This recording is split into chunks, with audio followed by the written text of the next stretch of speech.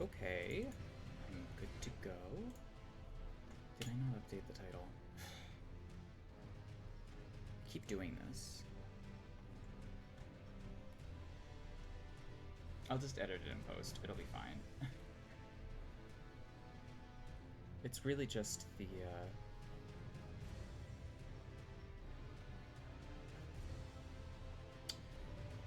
really just the title. The number of the part.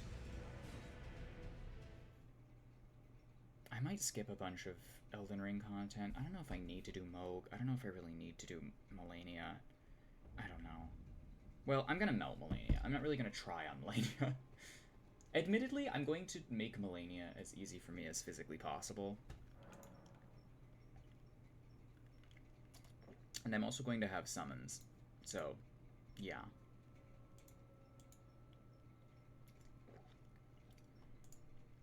I'm taking a break from making the game, like, excruciatingly hard.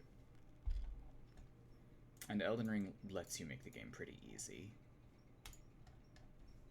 Actually, all of them do, if you know what you're doing. All of them do if you know what you're doing. Okay. Let me close this, because that could be a problem. And we'll get back to that later.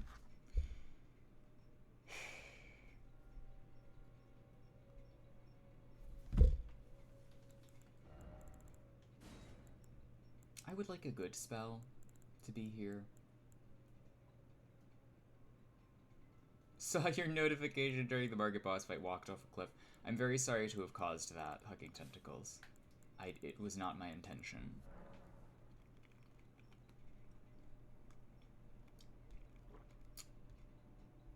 I need to do Raya Lucaria Part 2. Well, I don't really need to, but I am going to.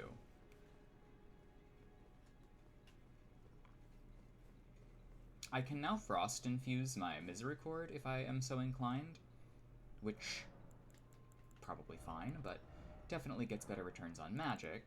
And seeing as how this is a crit weapon, you know.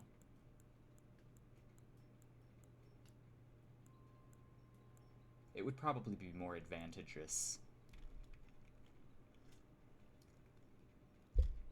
to do magic and say fuck Frostbite, because Frostbite is for losers with strength builds. Me. Also, I've done cold builds. Cold builds are good.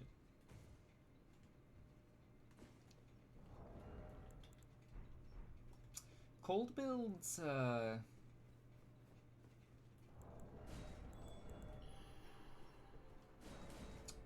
they got a lot going for them. You don't really have to invest too deep into physical stats. You can have a bunch of vigor. You inflict, like, one of the best status effects in the game. Your status effect increases your damage. Your status effect does a burst of damage. I guess having magic damage as your primary type is probably not super great.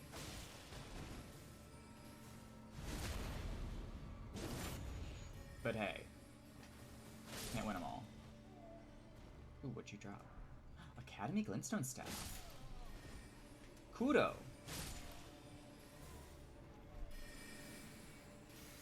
Like from Sekiro?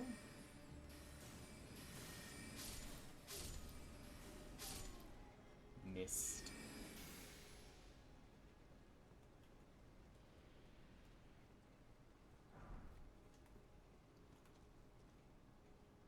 I see you. Hello.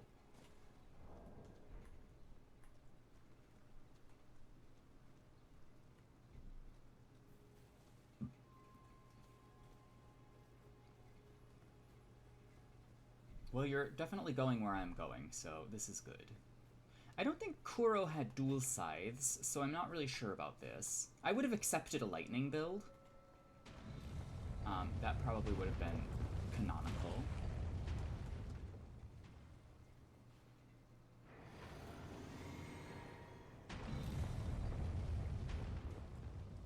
I don't know where they went, though. I'm deathly confused by this.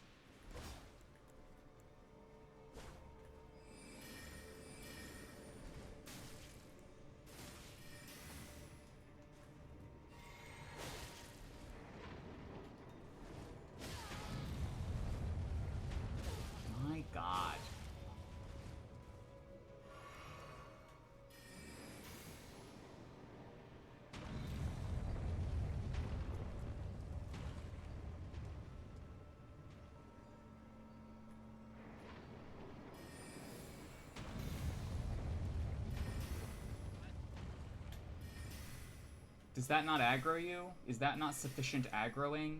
Oh my god. Good, now I get to waste more blue so I can move this out of the way. Ah!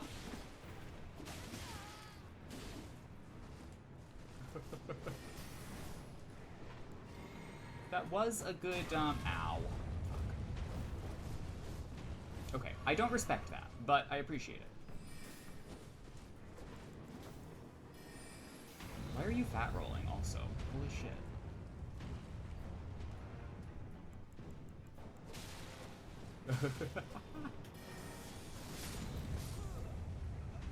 What just happened? Kuro, I'm terribly sorry. I think you were misinformed about the game mode.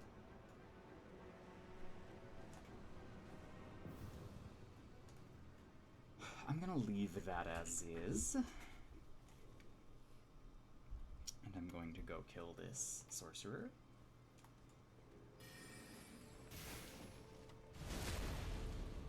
Backstab damage is still pretty good. And it'll only get better. It will only improve.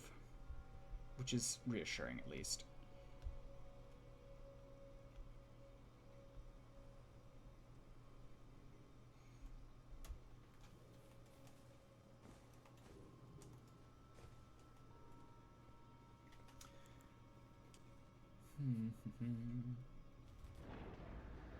Now, can I do my sealing trick here? Is the question.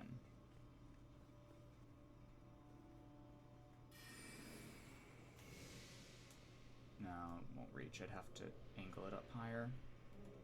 That's fine. That is okay. I can simply kill him myself. It's not a big deal.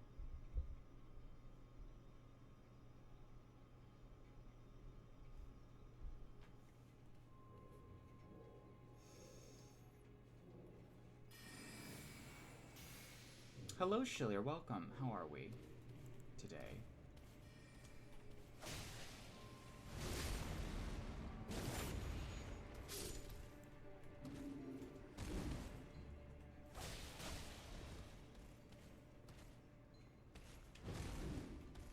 Oh. Okay. Well, that's fine too. Can he drop down here? I think he can, but I don't know if he will. How am I? I'm well enough.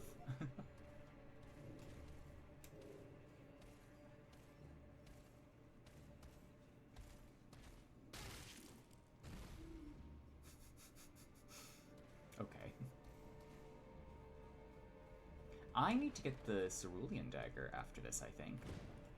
As, seeing as how we're critting everything, it would only make sense to have this FP regen option.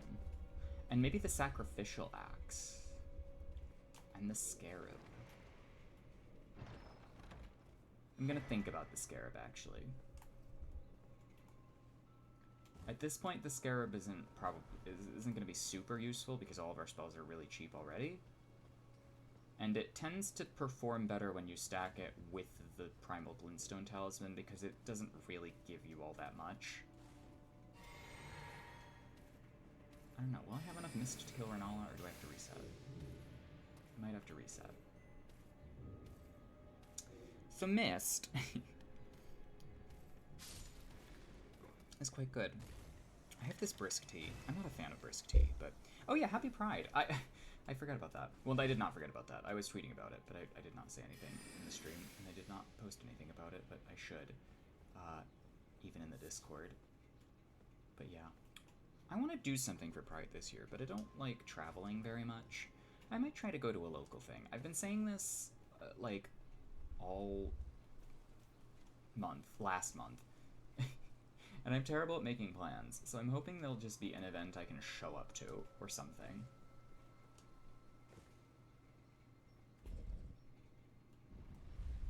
I don't want to drive to a fucking city nearby. Which will be a task. But also, it does take a bit of a drive to get to... I mean, they're not far. They're not, like, super far. They're, like, 30, 40 minutes out. But yeah. I don't know. I don't really like going to events alone, so I might have to get a +1 or something. You broke up with a friend today? I'm sorry, Hugging Tentacles. That's okay. You don't feel pressured to invade, but I'm sorry to hear that.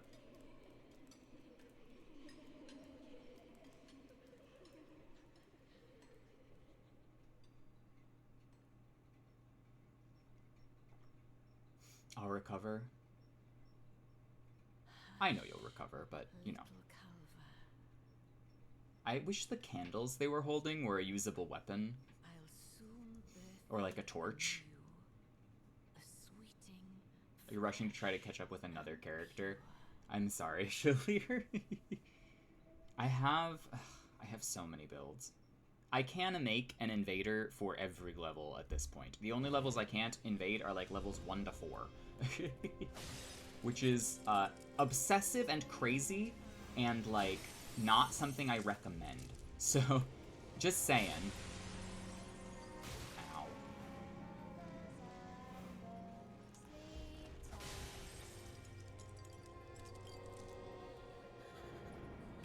I'm just gonna R2 her and then I'll mist her.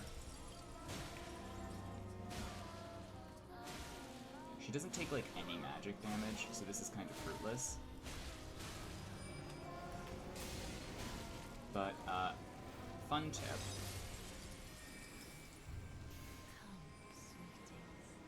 You can just do this.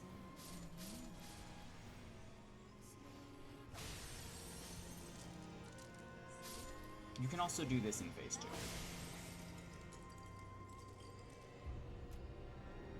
I like how they have a chest here in the middle of this boss fight that does not come into play until later.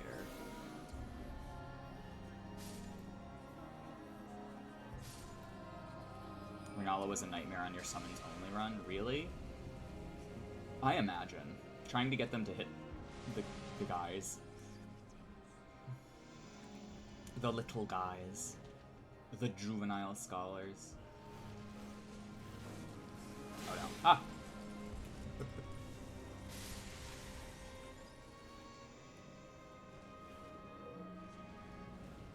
Ow. I don't really want to use any more mist for this fight.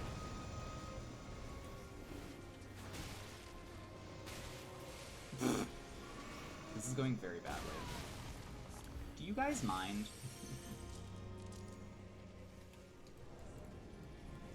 Oh, is there another one? There is another one.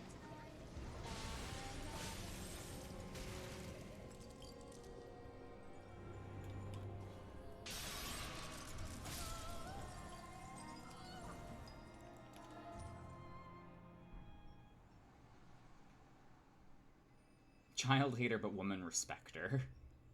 The Mimic is a huge woman respecter. Will target the Scholar I'm standing next to, but won't target Renala. That does sound bad.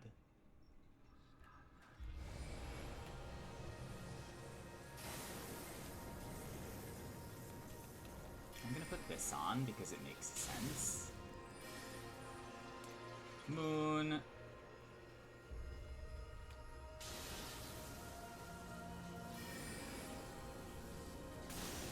If you simply strafe, basically nothing Renala does matters, which is very funny to me, but also very bad.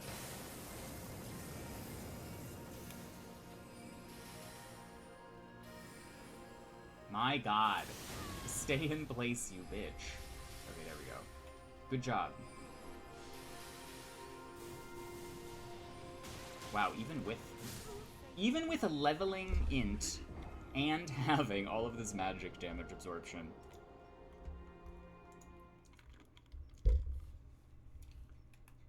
I still take a lot of damage from her. This is actually a good level to do the Renala fight at, I think. Not rooting for you. Well, that's okay.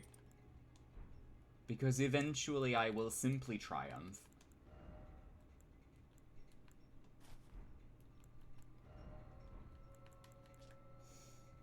32% magic absorption.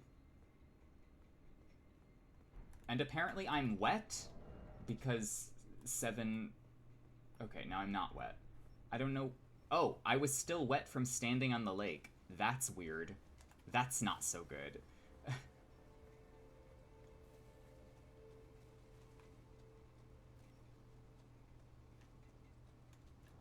I will host on my way up, but I will probably just fog wall if it's not someone we know.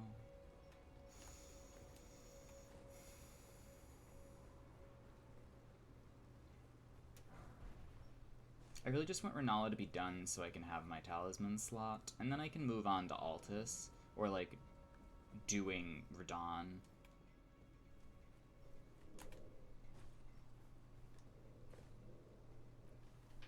Doing Radahn / Ronnie's quest, which is going to have to happen. We'll probably just do the Ronnie ending. I love the Ronnie ending.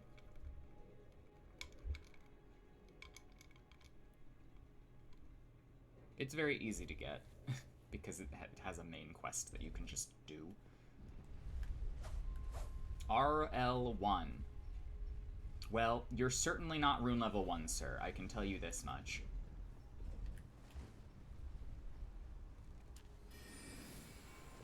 You've got Bull Goat's Greaves and Knight's Cavalry armor. I'm vastly unimpressed.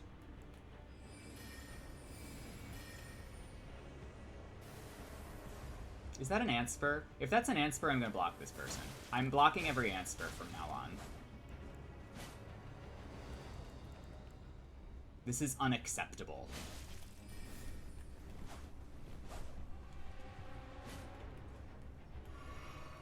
This is unacceptable. I'm a genius. Get fucked, you piece of shit. Joe Kettle. Joe Kettle, if you're watching, go to hell. Go to hell. Go directly to hell. Do not pass go. Do not collect $200.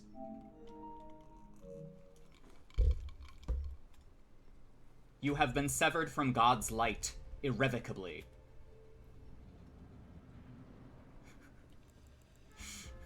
I really need to be harsher. Actually outplayed. I think I need to have, like, full disdain for people who play with the Antspur. I think I really need to... I really need to start being a lot meaner. These people do not deserve grace.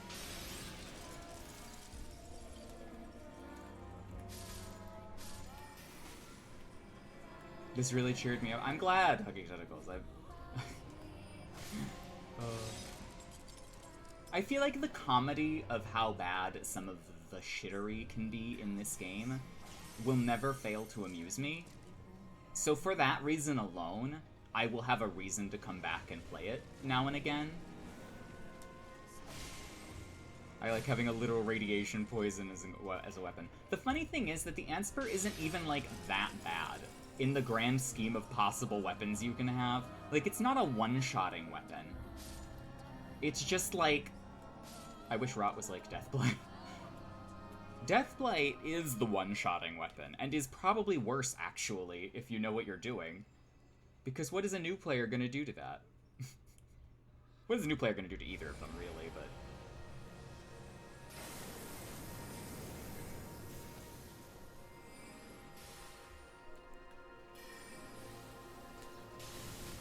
Ow. Oh, I did not do this. I should do this.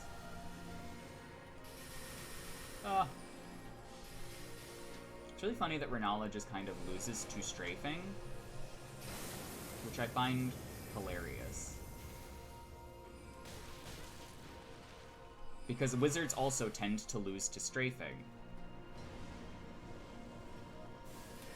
Oh no, not Darrowwill.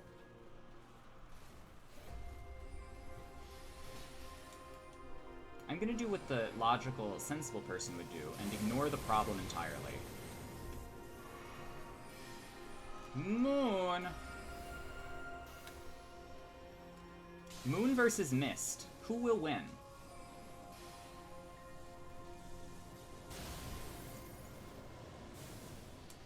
Oh, those wolves are done. They're done. You're done, Renala.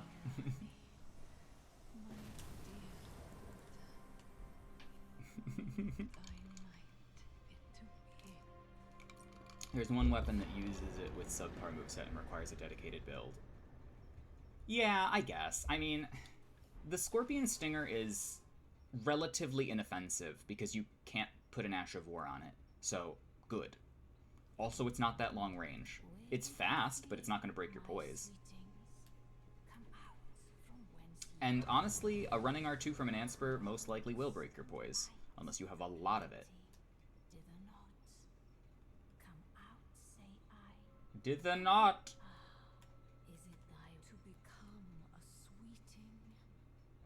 I don't have any tears, and I don't need them, so.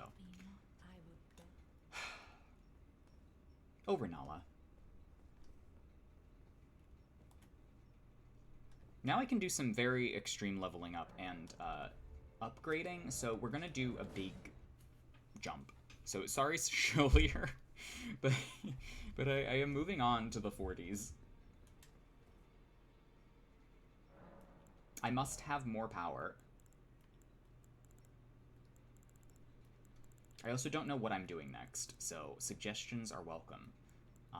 Other than like doing grocery shopping in Liurnia, you just got to Renala. Actually, okay, it's not too bad.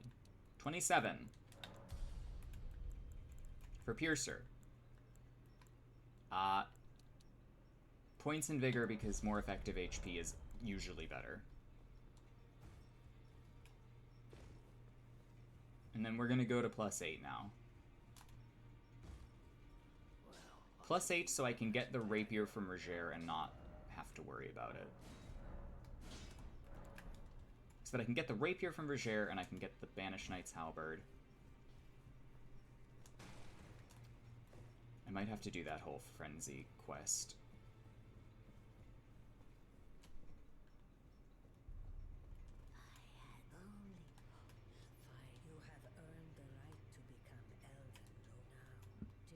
Join the Pride group password. Oh, cool.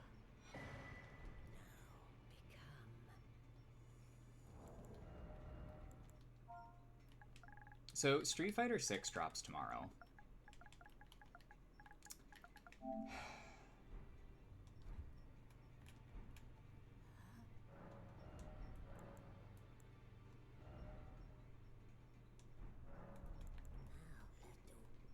I can have the silly hat now, though.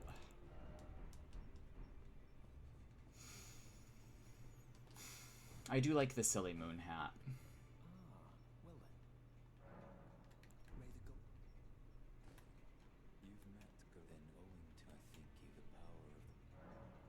Yeah, these suck. D, your incantations are really bad.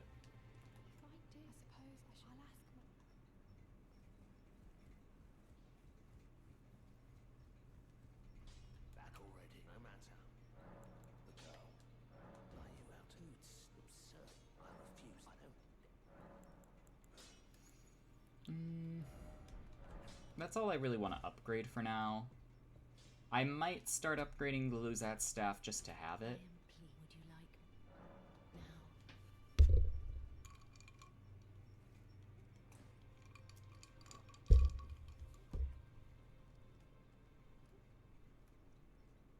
Okay, we are now 40 +8, which is a good level to be at.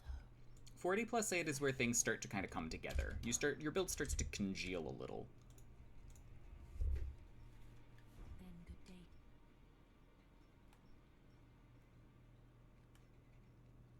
There's some cohesion between elements now.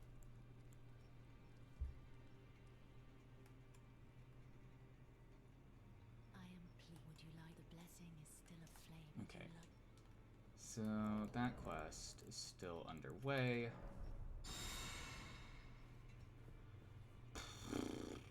What to do? What to do? Okay, well, first order of business, I'm gonna go get the Cerulean Tier in Bellum Highway. I'm going to get this grace.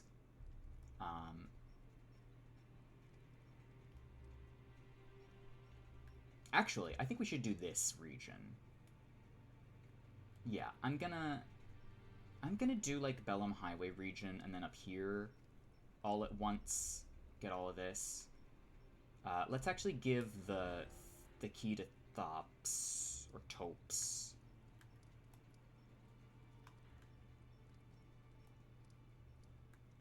So that I can get his spell. Spell and Ash of War and his emote, even though I don't really need it. I think my last 2 memory slots are the one that's in the tower and the one that's behind the demi-human Queen Maggie. Or is it Margot? I think it's Maggie. Why not without one? And you never. And if you find an extra glintstone key, once you've tied up all your, would you consider? I know it.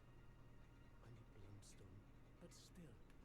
Are you certain you're willing to give my? Thank you. Now I can go back to the academy to resume my study. Back to the why, of course. I don't actually have this spell, so I will buy your shitty spell. Teach me how to make Starlight, Topes.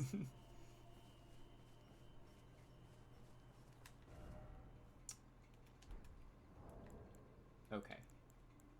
So now we have the erudition, which we will use in that tower, and I am gonna go here. Do you think Starlight Shards taste good? Well, no one eats them, so they just kind of crush them. I would assume they taste like radiation. Or glintstone. Which, as we know, is basically crystal meth, so I would assume no. I think they taste like ice, actually. They could, if the Dark Moon Greatsword is anything to go off of. Comets are made out of ice? Yeah.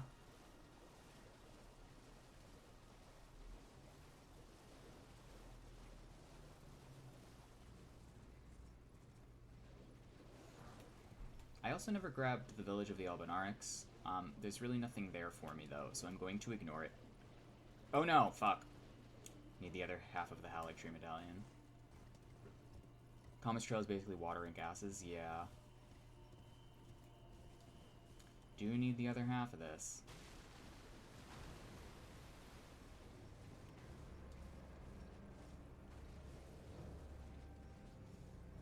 Which is fortunately not a very difficult thing to do, so I'm just going to do it quick. Very quick. And then I will move on to what I intended to do, which was getting the Memory Stone shard, or the Memory Stone.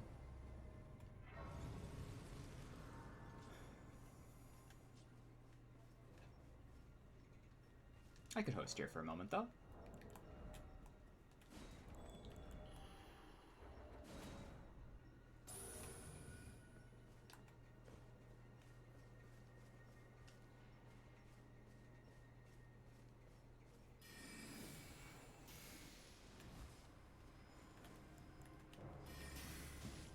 Oh, I forgot to attune, Piercer, which I'm going to have to do. Missed. Missed.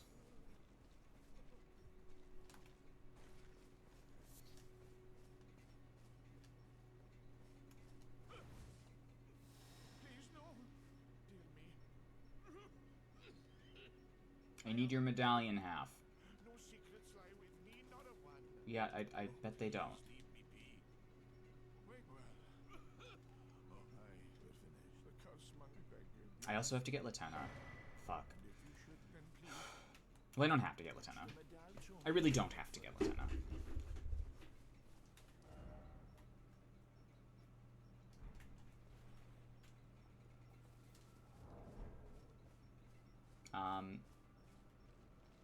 I don't know what that could be censored to. which is really cool. I wish I had Piercer. I wish I had remembered to put on Piercer. Alright, fuck fire, probably. Where you at? Who up playing with the glintstone?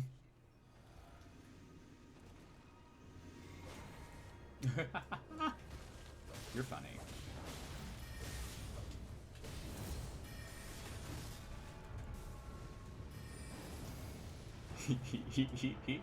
Flaming strike.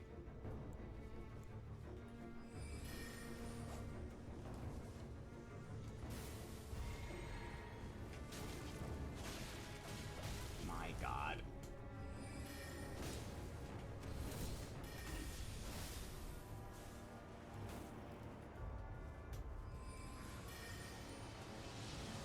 You were the most exciting player I've seen ever.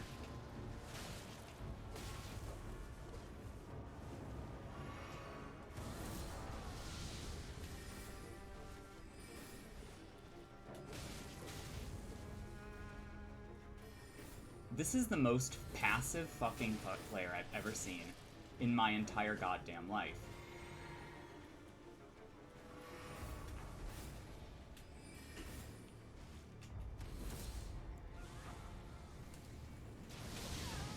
I almost strafed it.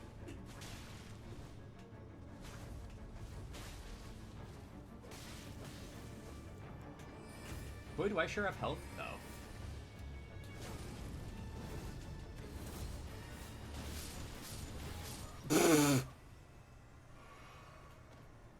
GG's. I don't know what to tell you, my dude. You can't do it with Flaming Strike and Faith buff and a fire damage buff. I don't think you're doing it. I think you need to go back to the drawing board. Retouch that one. I wonder what's censored. I wish I knew. I wish I had an app to tell me or something. Oh. Probably just shit fire, because that's what the build did. I don't want to put Carrier Piercer in slot 3, but I think I have to.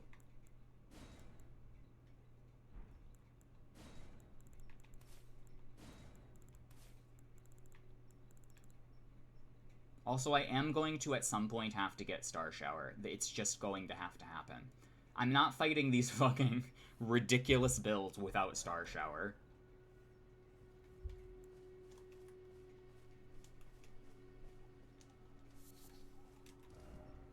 Well, that was fun. Let's do it again sometime.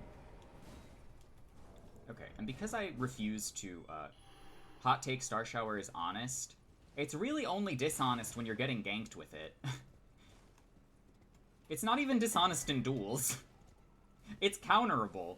It has a very easy strategy that you could use to bypass it. Problem is when you're dodging it when a Magic Limp Blade is also up, or you're, like, trying to dodge something else that's also asynchronous, like a homing Soul Mass type spell, like the Glint Blade Phalanxes. Those are very dangerous with them. But on its own. It's not Star Shower being dishonest, it's ganking. Yeah. Yeah. I mean, I know what the counter to Star Shower is, because I've been pelted with it many times, and I know how to get there. We're gonna go to Bellum Highway, I think. I am gonna go up here and get this, and then I will host in this region, because that makes sense to me. Basically, I'm using Torrent to bypass the sections that are very silly. You got a guy really upset with it the other day. People will quit out on, like, people will finger sever if I use it sometimes, which I find hilarious. Because it's like, what did you expect? I am a sorcerer, and this is one of the spells that I can use to counter strafing. Of course I'm going to use it. It's like the only spell that counters strafing. Now you have to do something other than strafing. I'm sorry. I'm so sorry that I've made this more complicated than strafe infinitely until I run out of blue. Like, could you fucking imagine?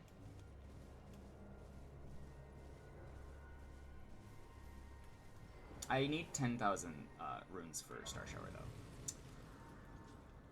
Also, you can bypass this tower with Torrent, which is something I didn't know until, like, a few months ago. And I was always getting the emote. Oops, wait, wrong spot. I was not close enough. You're gonna have a stroke? Why are you gonna have a stroke? Tell me this, Sto. Tell me why.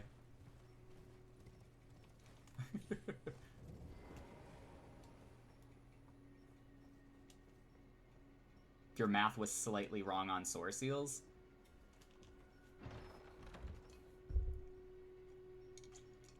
They are even more disgusting? Well, I figured that out from just using it. I mean, I say 99 soft humanity as a joke, but, like, it is pretty strong.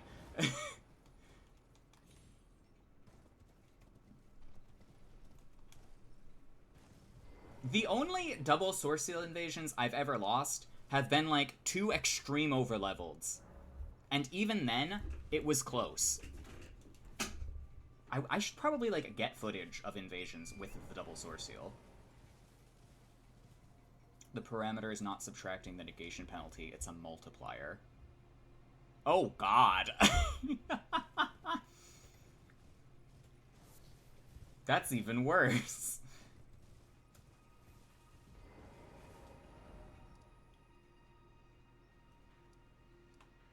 It's because, like, stacking defenses... Isn't it because, like, stacking defenses is worse than stacking damage? Because of how that shakes out? It's not 50% times 50%. I wish. I wish. I dream a dream.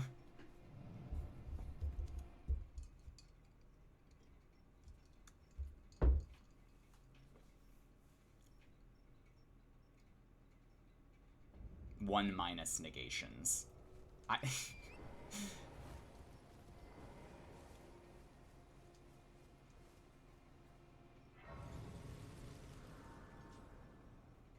The defense math always makes me laugh, but, like, it obviously had to be tested to some degree on something. I would hope. You get, like, negative 32% damage negation. Yeah. Sort of.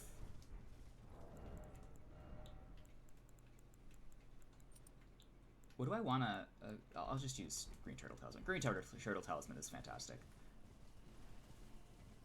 Part of the reason I haven't been using Source Heals this run is because of that. It would make more sense if it was minus. Oh my god. So it's just displaying that it's minus, but it's actually just making a fraction of it? Is that what I'm hearing?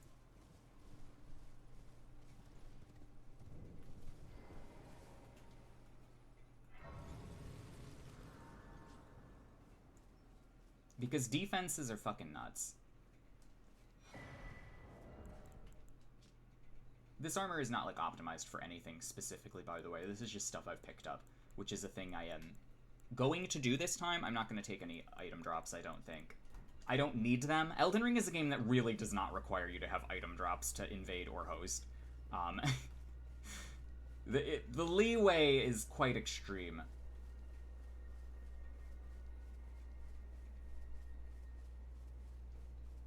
What do you need? I don't want any trouble. Granted, invading, maybe you would probably be remiss not to have some Starlight Shards if you're doing casting. Chain Set gives like 20% negations, but almost completely removes the double source seal penalty. Holy shit. Chain Set.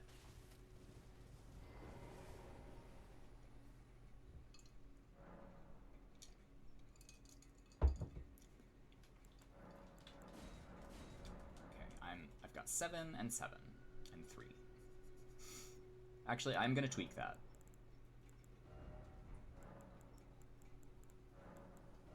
Now I know what you're thinking. Why 6 and 4? And it's because I have no fucking mind, because I'm an idiot.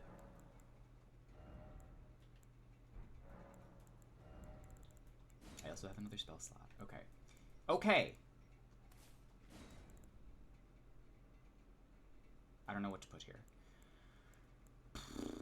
24% negations almost entirely cancels out 1.15 times 1.15. Yeah. I don't know how widespread the double source ceiling is at the moment.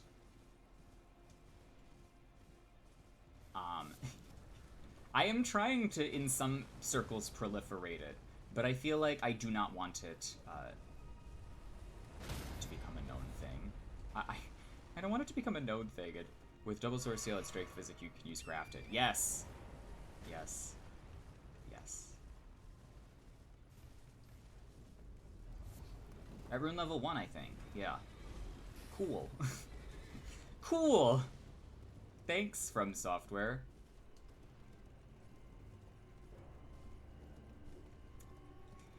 Sometimes I'm like, I really don't want to do this because it feels like too much. But if it's just defenses. And defenses are a lot less egregious to me than one-shotting. One-shotting and high defenses is a little egregious, though. Which you can do, but neither here nor there. I don't have this medallion yet, so I can't go here. I'm going to Frenzied Flame Village, and I'm going to host in that region because it's kind of a level. This is my only stipulation. I'm not hosting on highways. I'm not hosting in open fields. I have to be, like, in a space where there is, like, a boss. This is what I get for trusting literally anyone to tell me how a computation works. You gotta do all the work yourself.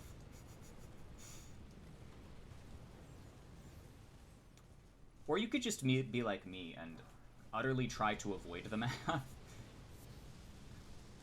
Which always fails.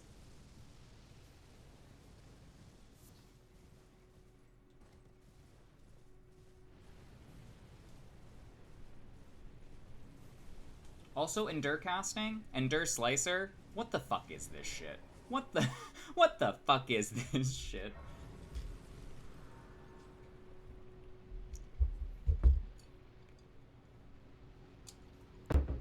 I've got Endure Slicer and Endure Piercer now. It's Jover.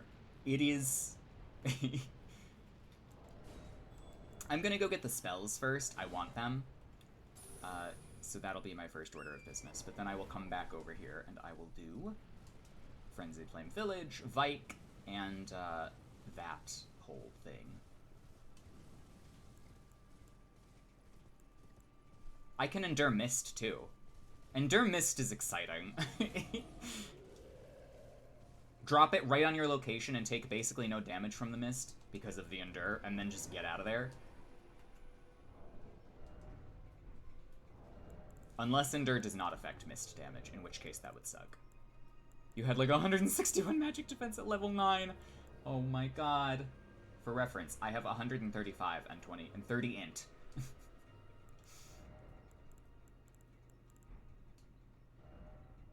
Oh, I can take this off too. I don't need this anymore.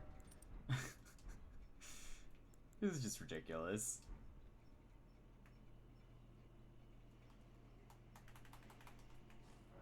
I think the stat boosting everything was a mistake.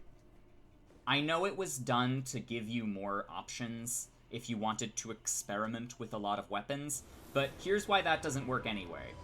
Oh good, it's shitfire again. Hey shitfire, don't you want to come into my wizard tower? Okay, I'm sorry. I was watching the Nakey Jakey video last night about Elden Ring and how he enjoyed it so much. Unfortunately, he referenced the Joseph Anderson review and spoke kindly on it. But the good point he did make was that you can't respec your smithing stones. And it's like fucking impossible to get them early. But then again, by the time you get to like Joseph Anderson review is so bad. It's unbelievably bad. Ah! Hello.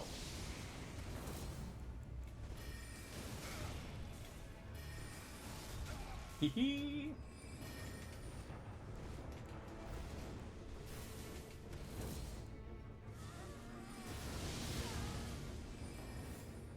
Come back, shitfire! Are you not amused? Oh. Okay, I was over-aggressive there, admittedly. I could have backed up. I didn't want him to heal. I wanted to just take him out.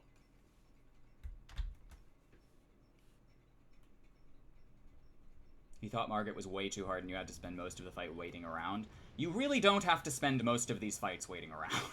I promise. He didn't like Melania. I mean, I don't like Melania, but for different reasons.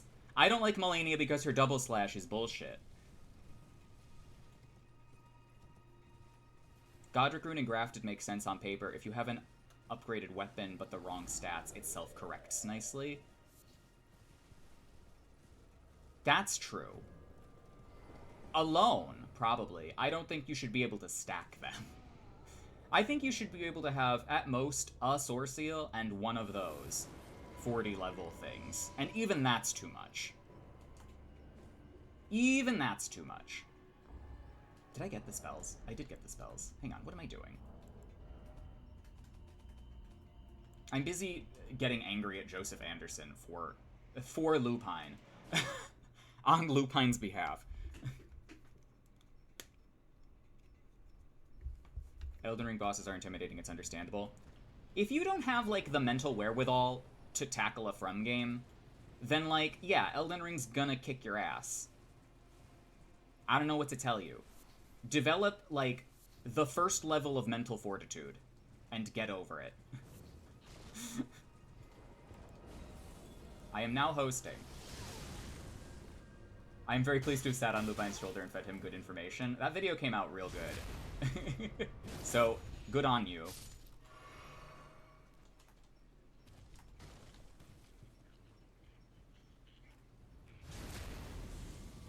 That's just get good with more words? Yes, do it. It's not that difficult. You can beat it. If you don't enjoy it, that's a different thing. I just don't think the game is for you then. My indictment of Melania is that Waterfowl is a questionable move. Waterfowl is questionable. It is objectionable. And the double slash is too fucking fast.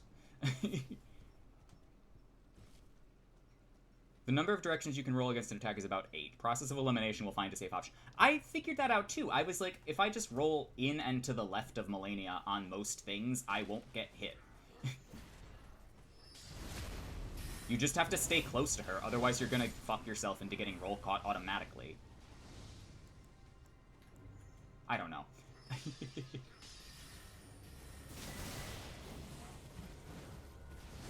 Hello, everyone. Oh, I'm bad. I'm sorry, everyone. I'm bad at the video game, and also I didn't Taunter's Tongue, so this is fine. This is fine.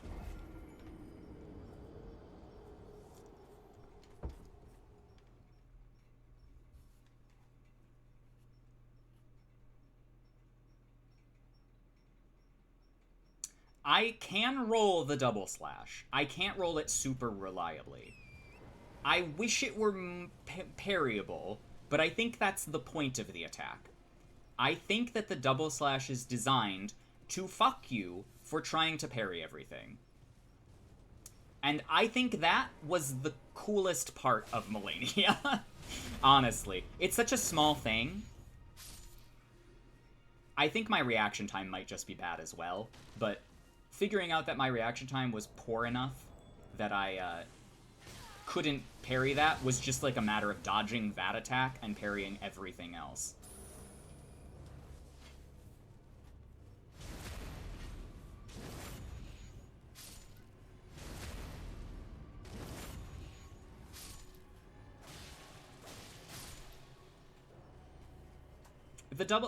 Just her, like, her most basic attack. Just the quick double slash she does. It's just super fast. It's very difficult to reaction parry. She just, like, swings down and swings up. It's real fast. It's super hard to parry. For me. For me. I never run into that one. She does it literally all the goddamn time.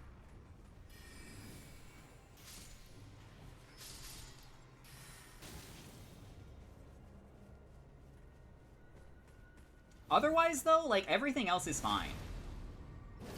Yeah, it clips you on the backswing if you roll back or, like, back to the right.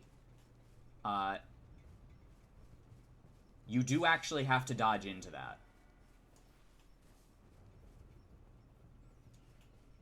And I like to try to do it by doing my usual spacing for the golden parry.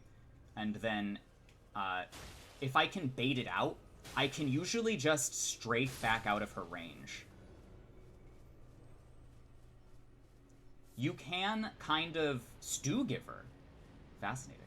You can kind of kite her in such a way that she will do it, and you can reaction roll out of the way of it. You can do it. It's possible. Also, am I gonna have to fight Melania again to experience this?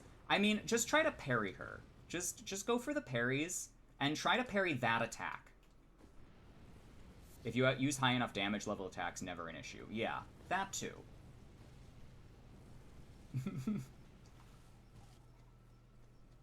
The answer is always yes. I would like to rune level 1 Melania at some point. Not now. I don't think I have the energy to get to Melania on a rune level 1. I don't think it's actually going to be that bad getting there, because, you know, there are numerous cheeses to employ.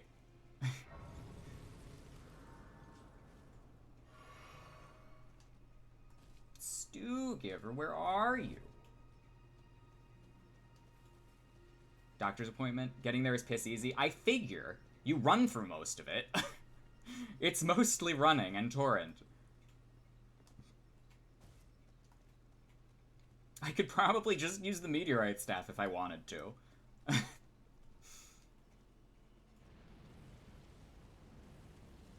Meteorite and mist. Rune level 1 Melania took me 250 attempts with dual frost straight swords and dual bleed curved swords. But I would want to parry her. I might do the plus 25 dagger, which would kind of trivialize the point of doing the rune level 1, but I think the danger of that is that she just kind of two-shots you with the shield talisman. Okay, so I don't know where this dude is.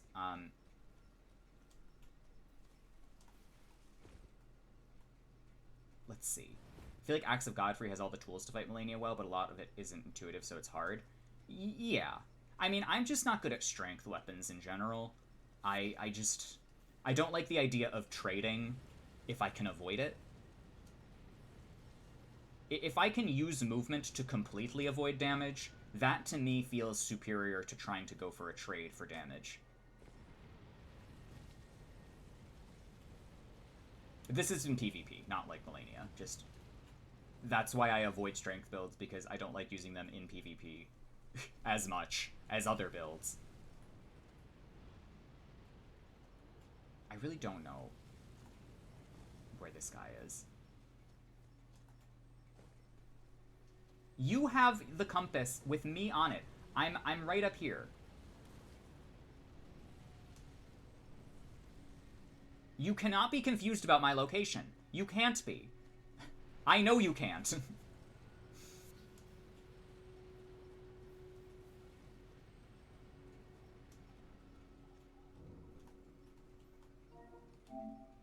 Oh, well. What tasteful individuals we have here.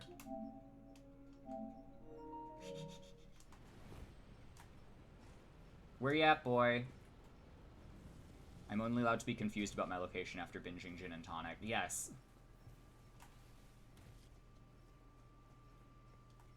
I really wanted to give up alcohol, and it's Pride Month. Which is going to be fucking impossible. Well, not really.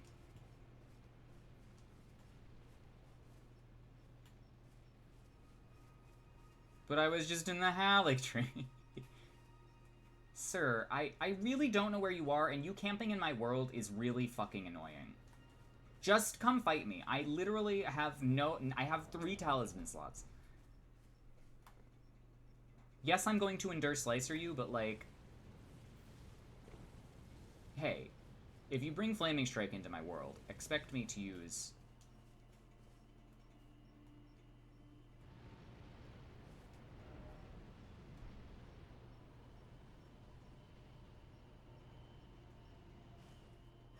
Okay, so the answer to this is blues. I regret to inform us that the answer to this is blues. I unfortunately need to call the cops on this person. Which is a horrible feeling, but, like, they're not anywhere to be seen.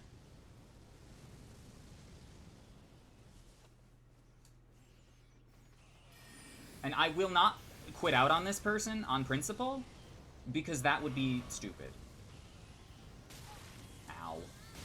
I love that Madness drains my FP. I love that there are 2 status effects in the game that drain my FP. That's really good. Why am I still in the line of sight of this?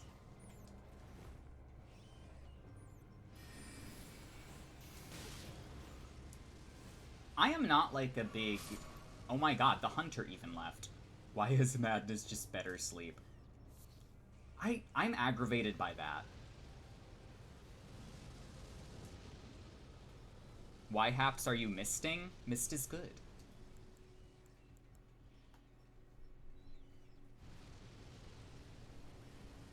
We can't make casters too playable now, can we?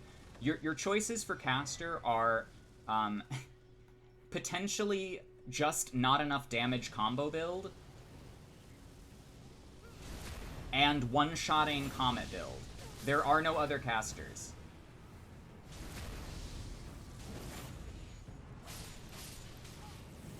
Ow. Oh my god! You camped up here? I'm glad I blocked you. Jesus fucking Christ, what a cunt.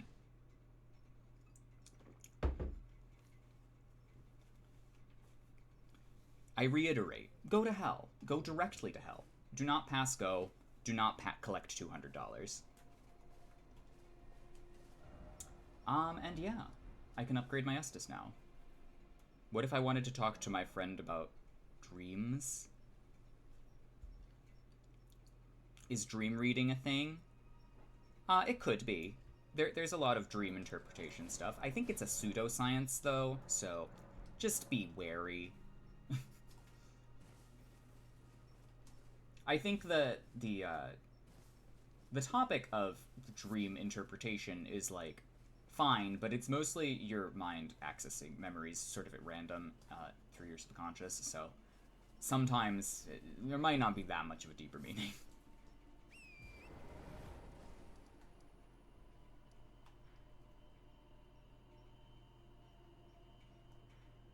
Okay, now I will do this region so that I can get the Black Knife Catacombs. Black Knife Catacombs is next, basically.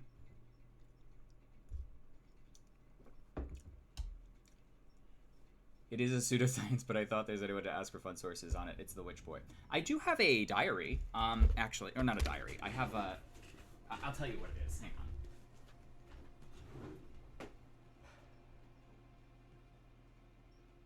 Oh, maybe I don't have it here.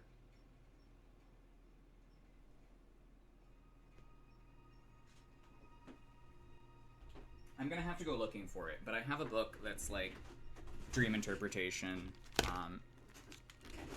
It's like a Zolar's guide of dream interpretation, and it just gives you, like, topics of things that can appear in dreams, and it'll tell you what it means.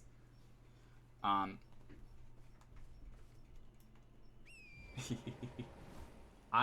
could make a channel point redemption for that or something. I don't have a diary, per se. I did used to do dream journaling, just because it was fun. But for the most part, I don't really have many dreams anymore, because I just don't try to remember them. And I only really dream if I try to remember it.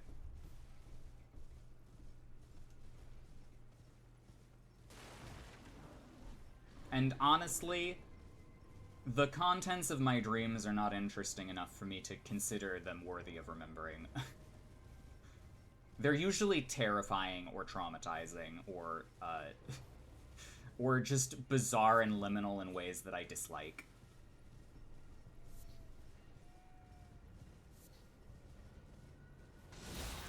Oh, right, Widowmaker is here. I just have horrible, awful dreams. I've had good dreams in my life. It's just very infrequent. Extremely infrequent. Hello, Widowmaker. How are you? And that was before Zoloft. You have a recurring nightmare? Sure.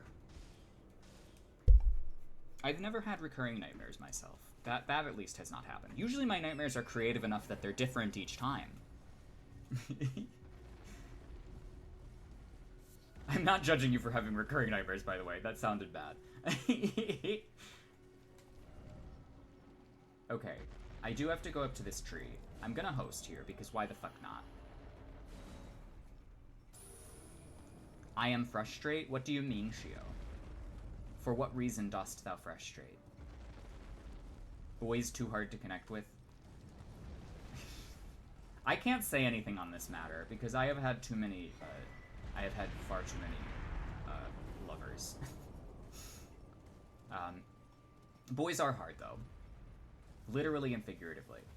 But usually, knowing that, you can employ that tactic to your advantage.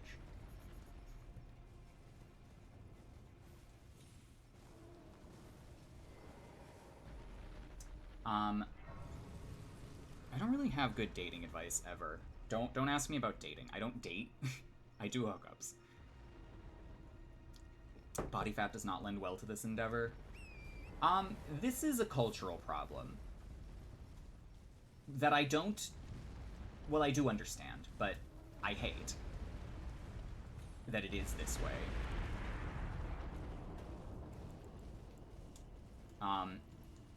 But yeah, I think that if you're having trouble and you think that is the issue, I think what you need to do is you need to consider a career in photography. Not image doctoring. I'm just saying that, like, certain angles and poses and expressions will lend themselves better to dating apps than others. Ooh, hugging tentacles, recurring nightmare. 1 second. I will read this in its entirety after I am not misting.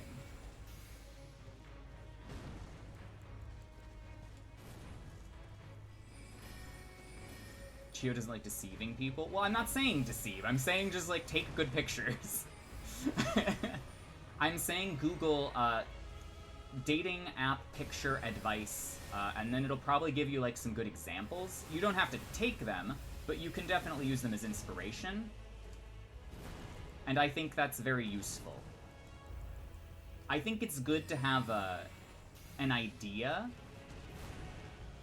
of what you're doing. Yeah, just like flattering pictures. Good angles and lighting, specifically lighting, will make a world of difference. Bad lighting is like the devil.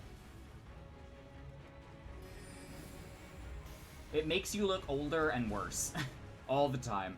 Unless you have a specific kind of shadow idea in mind, and you're sort of highlighting a specific part of your face or body. That is something else you could consider as well.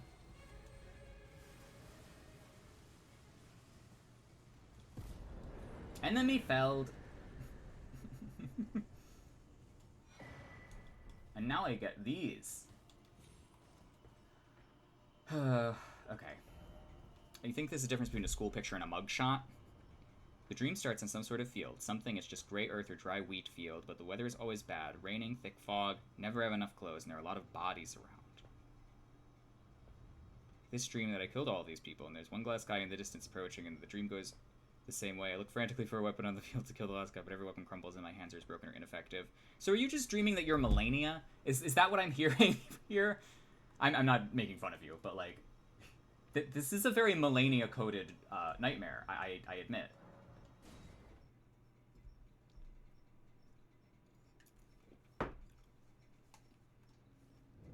It also mirrors her opening dialogue. You've been dreaming this since you were 15. You had a premonition of Melania.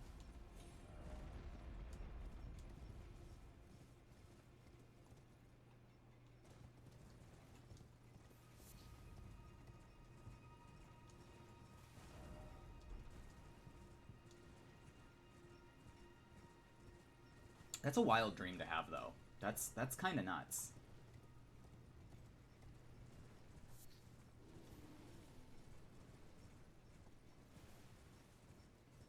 And also very Fromsoftwareian.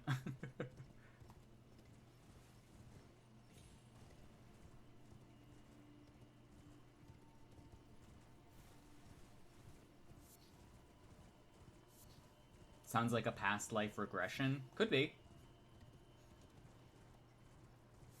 That does fit the bill, to some extent.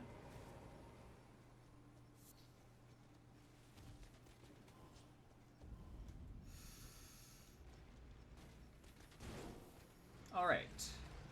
BKC, Black Knife Catacombs.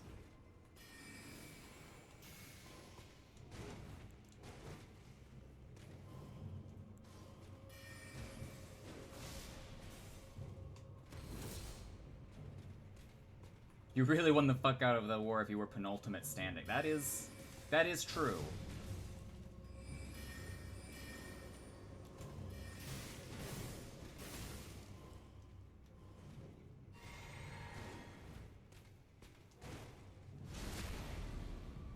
Knight's Greatsword? I'm not gonna use it, but... No, nothing. Nothing at all.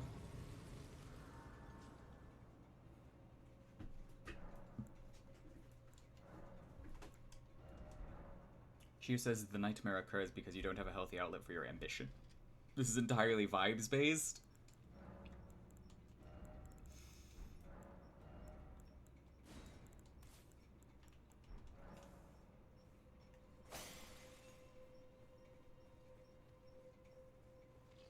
It just sounds like you have, I don't know, some kind of shame over something.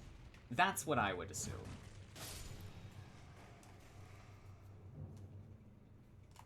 Because if my subconscious was just like, hey, you killed a bunch of guys, and the penance is that somebody else kills you is, you know, you sort of appear on this scene, not having known the context of what happened prior, and then another person is coming along to basically pass judgment. It sounds like you have some kind of, I don't know. If I were a pseudoscientist interpreting a dream... I would say that's some kind of unresolved shame or guilt.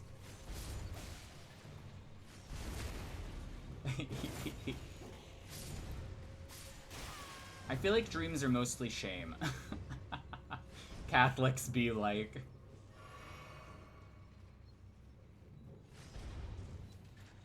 It's sort of like the being wrongfully imprisoned dream, but different. That's psychology. That's what all you psychologists sound like.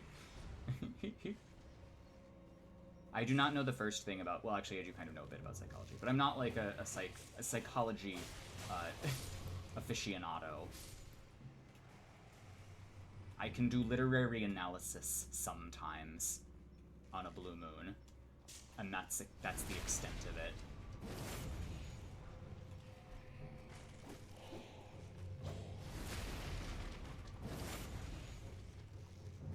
Well, I would actually recommend a more modern book, because this one's a little limited, and they've released better hokey dream guides since then.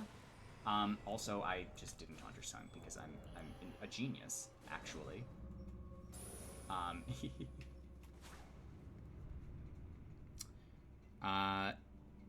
Let's see. I want this fucking dagger.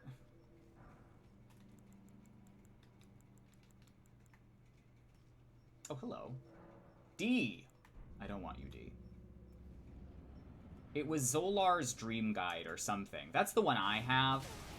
It's an old edition, because it was owned by my grandmother, so she probably bought it in like the 70s or something.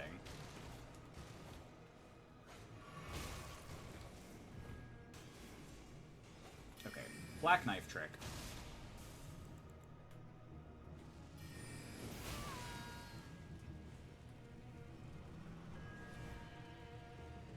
You'd love to have that book on hand. It's, let me see if I could find something better, or more academic.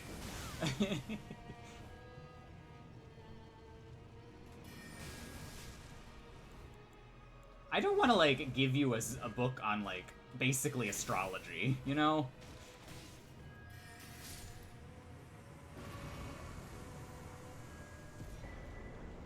Black Knife print.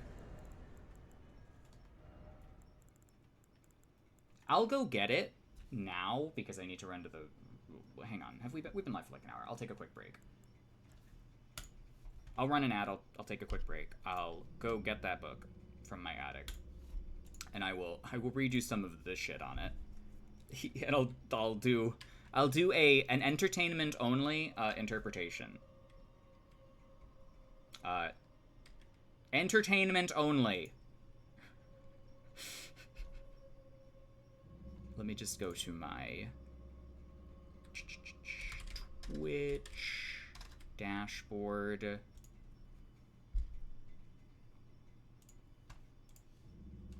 Don't need academic. I need interesting or fun. I don't think there are serious studies on dream meaning. No, there are. There definitely have been. I don't think they've been peer-reviewed properly, but yeah. Okay. So 100% real facts. You will not... I am not giving life advice. I am not giving financial advice. I am not giving any kind of advice. This is for entertainment only. In my recurring dream, I'm searching for marbles in the wood pit of a swing set. And there's a towering man there with a spoon in each hand, and I poke him in the eye, and he roars in anger, grabs me by the ankle, and hefts me upside down. I am 7 feet tall. That sounds like that sounds like... What would Freud say about this? That we're all right, probably. That sounds like you're being visited by a fairy. That sounds like you're being visited by a UK-only fairy. You guys got fairies over there, right? Okay, I'm gonna run to the restroom quick. I'll be right back. In like 2 minutes. I'll get the book. I'll read some shit from it. We'll have a good time. I'll continue Black Knife. BRB.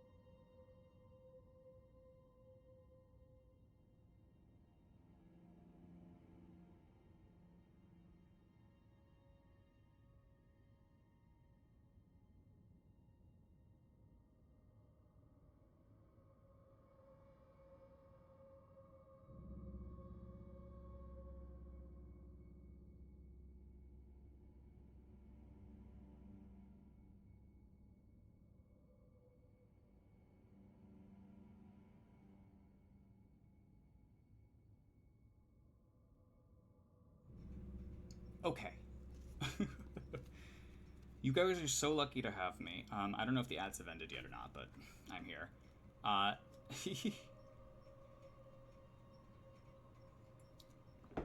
This is Zolar's. Hang on. We're gonna go full screen here. I went into my 1,000 degree attic. It was hot as shit. Let's talk about pseudoscience. This is Zolar's Encyclopedia and Dictionary of Dreams. More than 1 million copies of Zolar in print, apparently. It's the New Age occult section of books, as you can see from this. God damn it. Focus, bitch. Anyway. Published. Let's see. Copyright 1963 by Zolar. Prentice Hall Press. It's in the Library of Congress. So, someone thought it was important.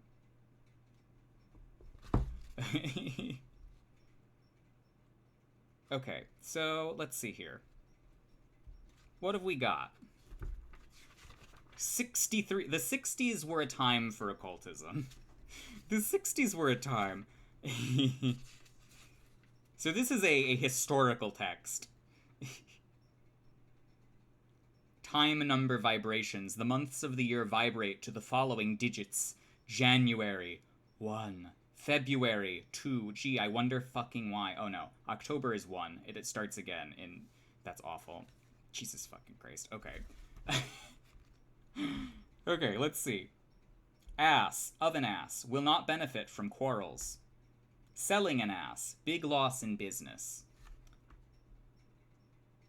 Okay. How about war, dying? Let's start there. So there's basically like a table of contents. And it's in alphabetical order.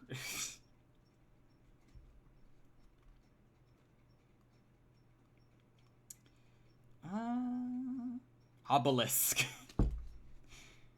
Several obelisks. Wealth. What about marbles? It's tarot readings. It's basically tarot readings. Hang on. Jesus Christ. There's so many S's. Mist of mist. Approaching money.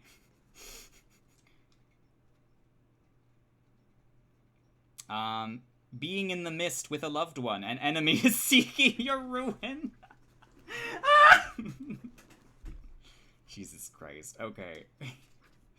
What about war? Oh. That's really funny, actually.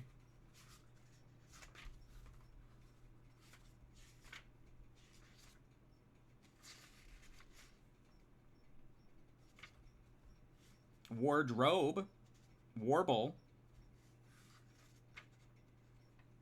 Losing a war. Loss of unimportant papers. How to sell a successful occultism book. You will become rich. Get rich quick. Well, some of these are like unhappiness. Will enjoy many pleasures in life. Not very specific or helpful. Which is the funny part. Where it's like, this doesn't really tell me anything of import. But yeah. Snail outside your door, buy a fucking lottery ticket. Let me try to see if I can get anything from books. Example. Yeah, easy way to grift people is to tell them that they'll make a bunch of money. It's been working for years and years.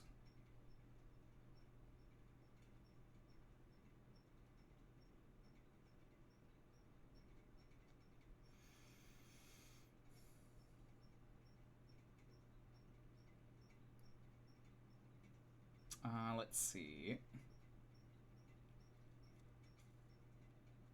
What about tall? What about T for tall? You haven't made any gambits with a tungsten sphere for profit.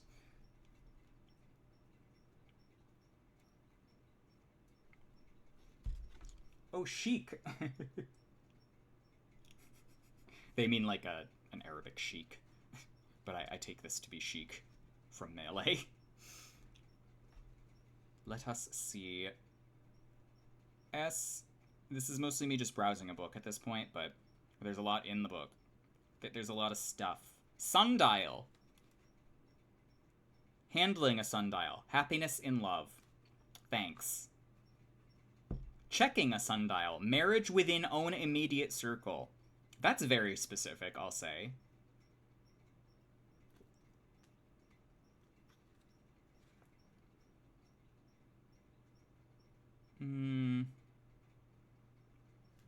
Sorry, no tall, just tallow. Marbles? Definitely marbles. It's like a noun. Probably pretty common. Dream situation.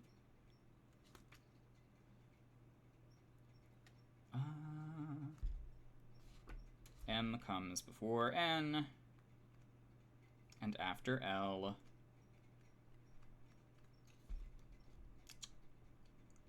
Man, a tall man. Good luck. You're gonna have good luck, book. 7 foot tall is actually a monomyth element, which occurs in a lot of stories and collective consciousness. I would argue it's kind of an uncanny valley effect, with 7 feet specifically as a recurring number. I think you're right about that. I haven't done any research on it, but that does sound right. A fat man. Bad ventures. Okay, now that's the 60s.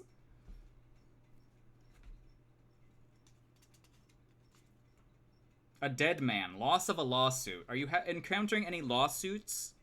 Hugging tentacles. Killing a man will have a long life. Make sure to kill a bunch of people in your dreams. Okay, I think that's enough of that. If anyone has any other suggestions, I'll take them and I'll look them up, but for now, Magethrough. Sure do kill a lot in my dreams. You're gonna have a long life. Don't you know, Zolar said so.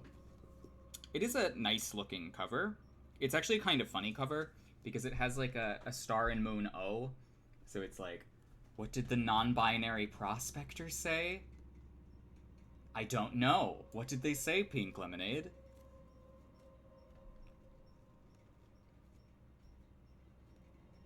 Gold in them fair hills. Fuck. I knew I had heard it before, but I could. That's really funny. That's very good. I appreciate that.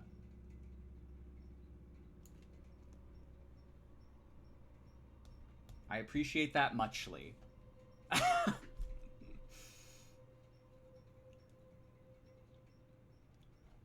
So yeah, I think you could write a cool story about people seeking immortality by killing others in their dreams. That's probably a thing.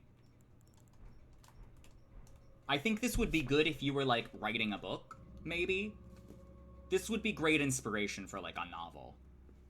This would probably be excellent. Like, if you were doing, maybe even if you were writing a fantasy game or something, doing a fantasy RPG, you could probably pull from this a bit.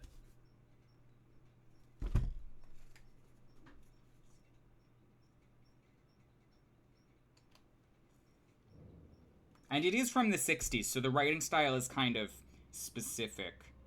All the great minds, from Cicero and Aristotle to Freud and Jung, have recognized the importance and significance of dreams. Except Freud is kind of a piece of shit, and I hate him. I hate Freud a lot.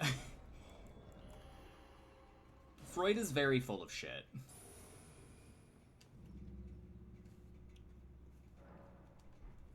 Telling a book how to learn how to spell.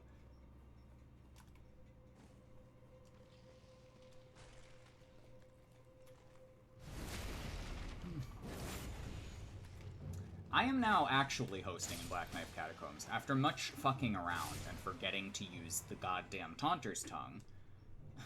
He's my favorite person to make fun of. He's just like the symbol of an academic propped up by, I don't know, a system that really should not have propped him up. Also, thank you for following Pink Lemonade. I appreciate it. Guessed a lot of stuff correctly? No, he didn't. He was fucking wrong about, like, everything.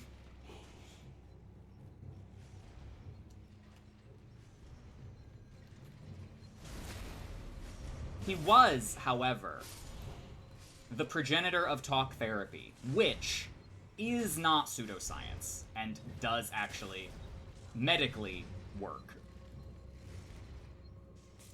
Oh wait, I'm going the wrong way.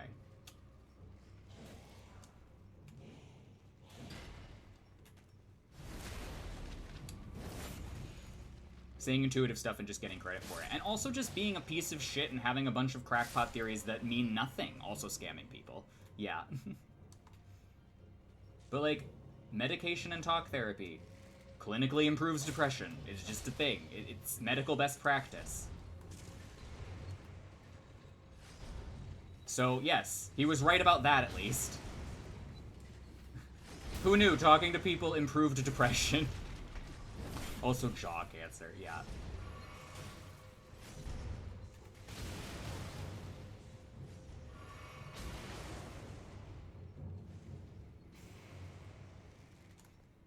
I like to think of occultism as, like, pre-medicine psychology in a lot of ways. And in that regard, it does somewhat succeed. I'm not saying that a tarot reading is a replacement for therapy, because that would be fucking stupid.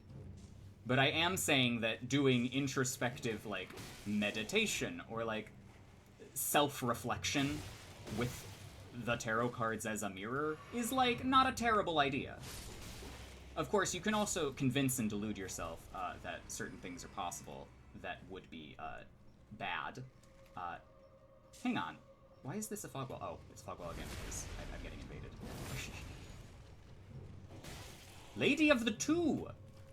I like that name. I like that it's 4 words, which is extremely uncommon. Ah! Ooh. Oh, wait. This is going to become problematic very quickly if I don't deal with the problem. Ooh! That's very clever.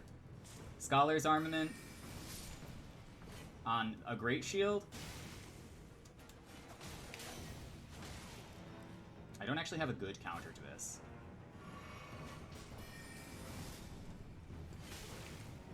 Hunter Freg. Oh no! Freg, I'm sorry for you to be here. I forgot to turn that off.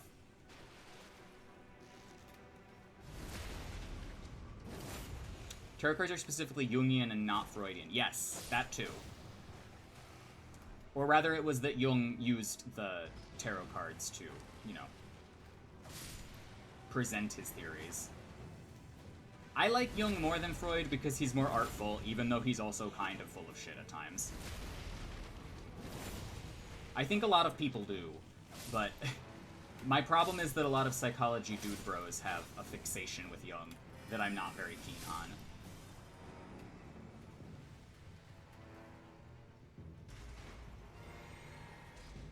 Kazi would be the person that actually knows about this, though. I'm barely surface level. I'm not a...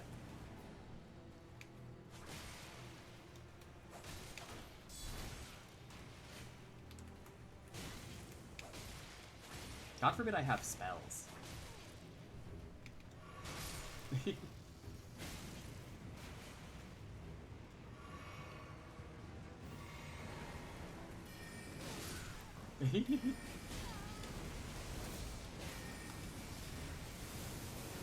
Oh my god.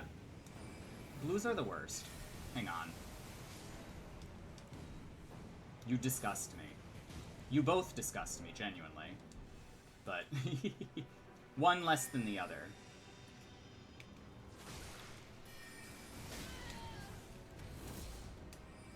Oh! That was good.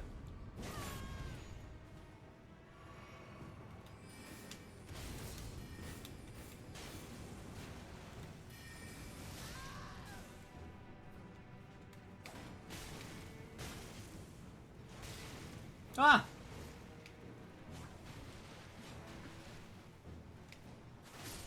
GG's. Oh, I'm out. Go home, Freg. You're drunk.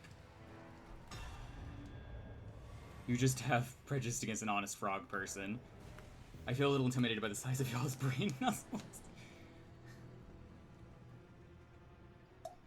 I wish I were more interested in reading academic stuff, but it's just annoying to go searching for it because all of the stuff is pay to view.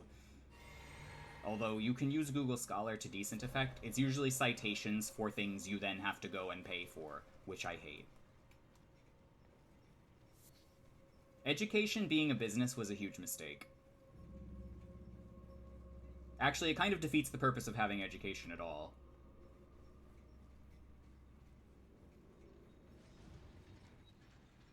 Education under capitalism is... I don't know. I don't know. It is bad. It's BAD bad.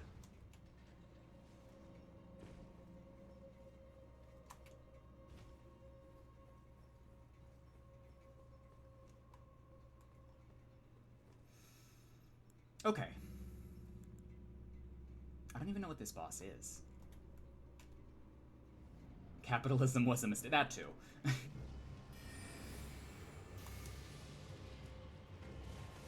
Oh no! Demon Souls! I've been Demon Soulsed! I thought I could strafe it. I could not. It didn't kill me though, which is shocking.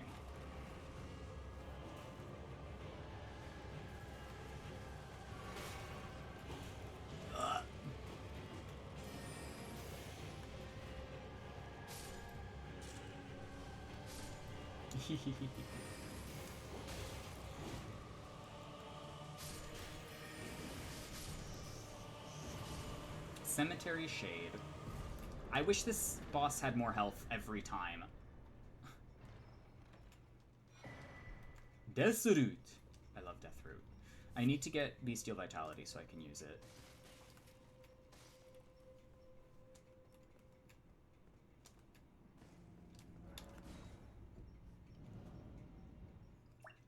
Bestial Vitality. I guess I do need the Frenzied Flame Seal to cast that. Let's just ignore it. Let's just not talk about Bestial Vitality. Cemetery Shade as opposed to Nursing Home Light.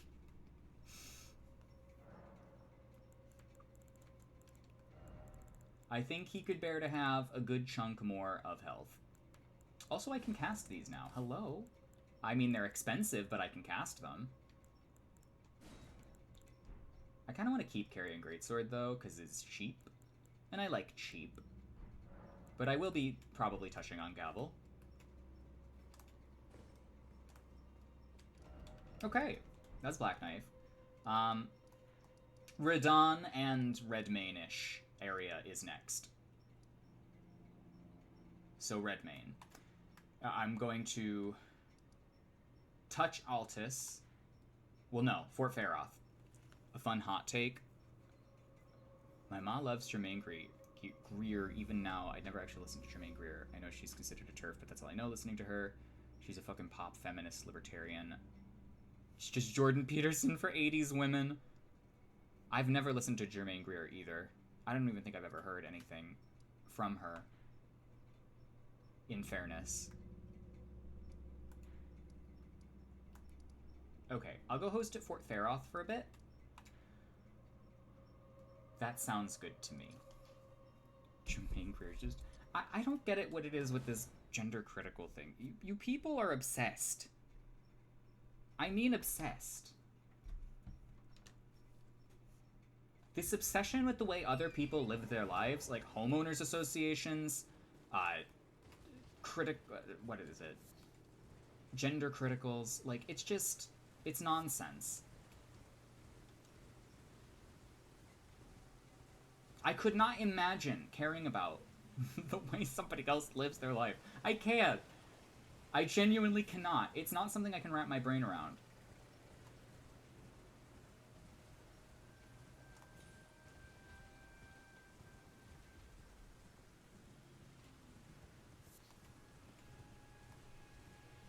I don't think that's phrased right. Okay. Bigotry is something that, to me, is difficult to understand. How about that?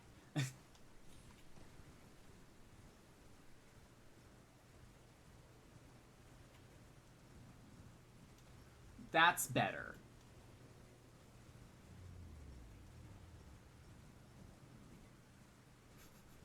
Although I don't think homeowners associations are technically bigots, they're just fascists.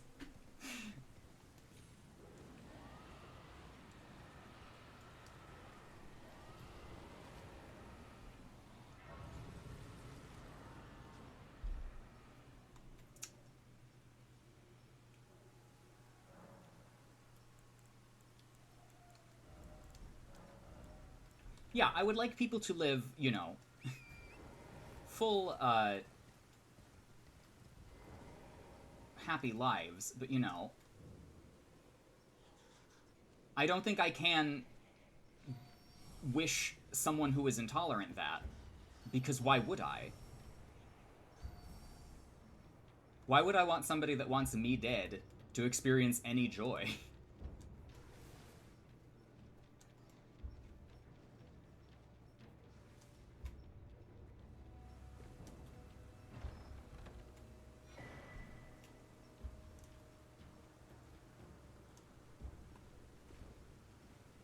There's like an onion of marginalized groups that gets peeled back as we concede. Yes!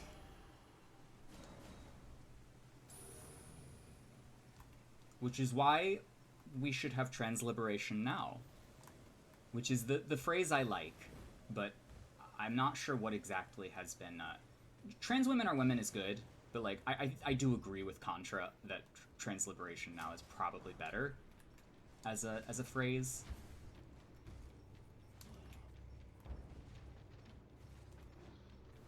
Because it centers the conversation on the politics of the matter. It's like, how are trans people being not liberated? Well, their rights are being stripped away because they can't, you know, get access to the care they need. And they're also being murdered at an extremely high rate. So, like, yes, it's a problem.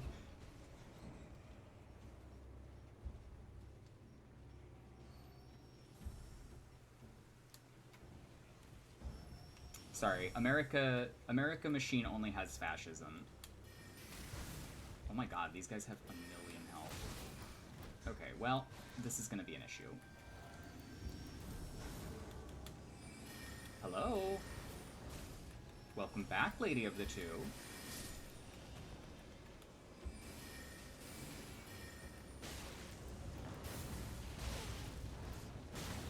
Oh my god.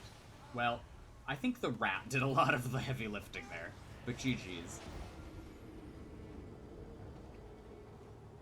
GG's. Dragon Barrow is scaled to Farum Azula Mountaintop. Okay, well that would do it. Well, now we're gonna go touch Altus, and we're gonna do Radon, and then we're gonna do Ronnie's quest. I think that's a good order of operations here. I don't think we're really missing anything major so far. We've really done the hits.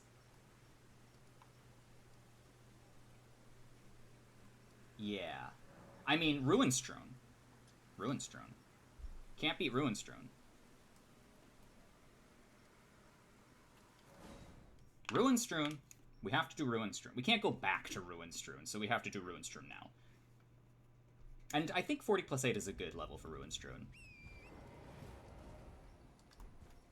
The Ruinstrewn Precipice / Ravine Veiled Village region is my current goal.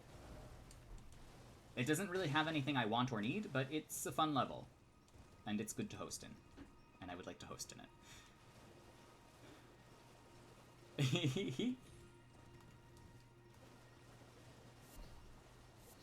Yeah, I was like, wow, that spear damage isn't like that bad. I can take a couple of those spear hits. And then all of my health got taken by the rat. But still, good games. Am I going the right way? I am not. Ruin-strewn Precipice might be one of the best levels in the game, if for no other reason than it is actually like a level. Which sounds bad, but it's an enclosed space. For the most part. It has some open areas, but they're not like field areas. And there's plenty of PvE and elevator shenanigans that can happen. Lots of gravity places, lots of places to pull people off with like, what is it? Gravity well. It has a lot of good features. Which I guess is why it was... Oh, ladders and elevators, no fun. Oh... You just don't like fun.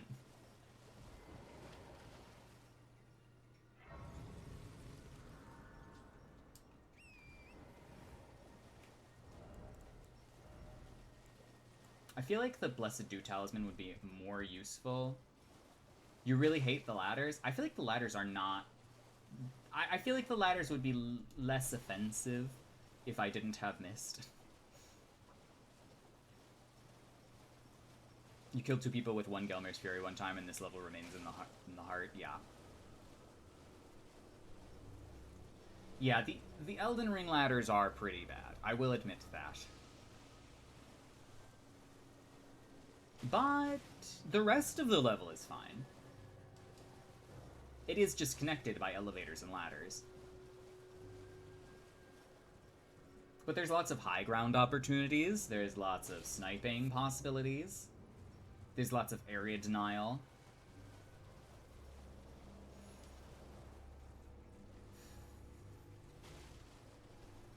I think of it like an Archives Light.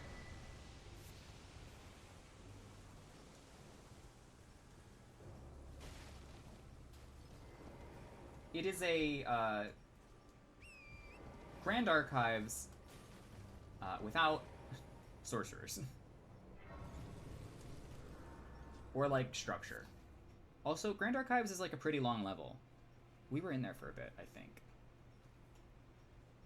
So Runestrune is basically an FPS map. FPS maps usually have loopability, whereas this is going in one direction. So I would say no. FPS maps are, like, pretty flat with, like, ramps.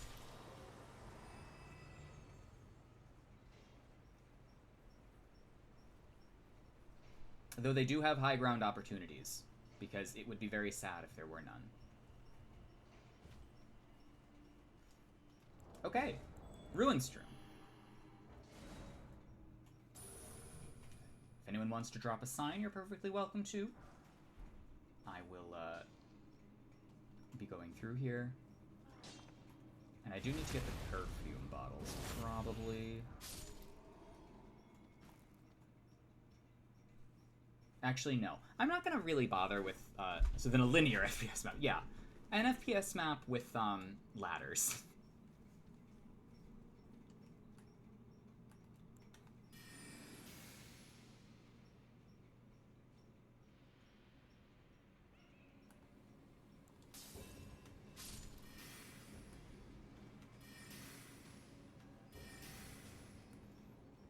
$125 on a Swift Shard is quite good. Ow.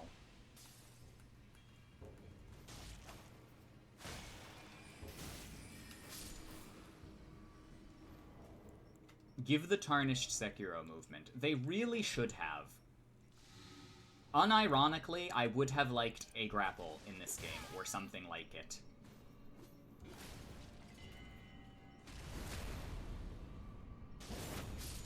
I think there is a distinct lack of movement options outside of jumping and torrent, which you can't use in an invasion. Oh, oops, I did not mean to send that up. Never knew you could send a mist in an arc like that? Yeah, you could throw it. And you can set it, like, in the mid-air if you want to. You can put it against walls. You can set it on ceilings. Imagine grappling to Elden Beast. Much better. A significant improvement.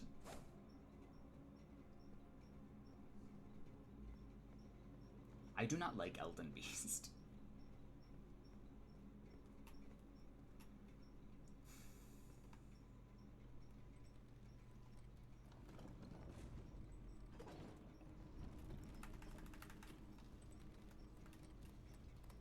I can't believe we got a... What's it called? Oh my god, I keep forgetting to do this. Okay. We'll take the one hunter. We'll take the one hunter so you can get a co-invader. I think that would be good. Ooh. What is that, Ashu? Is that Warcry?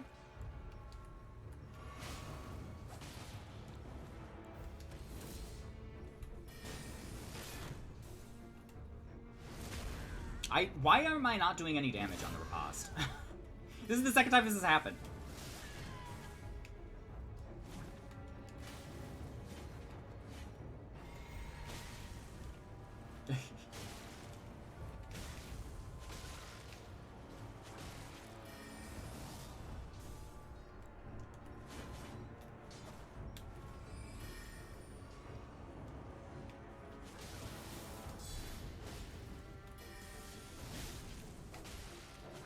was hoping that would at least trade.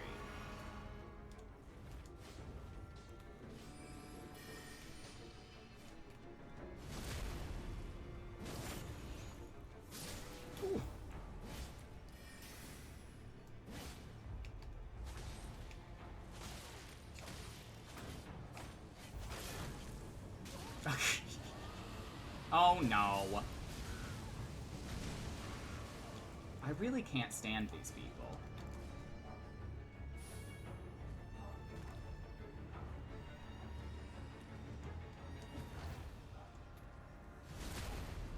If I send every blue home that I find distasteful, I'm going to be sending every blue home.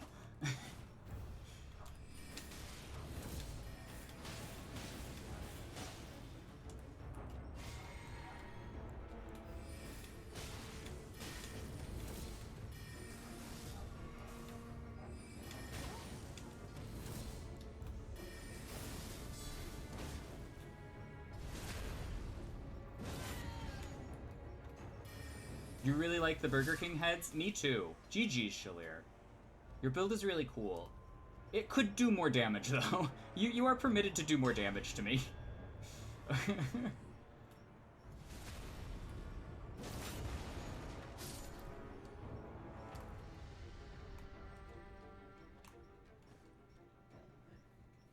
You don't have much to work with. That's fair.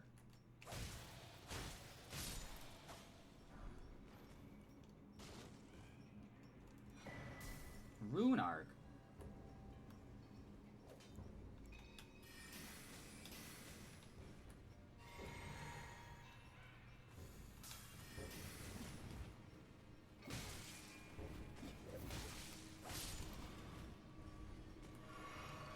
Here's the problem. I like the fashion of a robe and the stone hat, but all of the robes suck.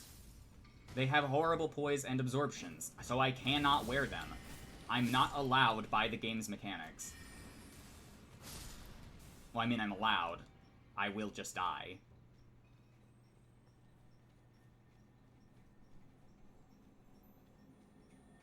I like how comically large they already are. There's something, they remind me of the statue profile pic Twitter people. The fucking cultural tutor or whatever his name is. They're like that to me. They're very silly. They're overly scholarly. You know? They're excessively scholarly.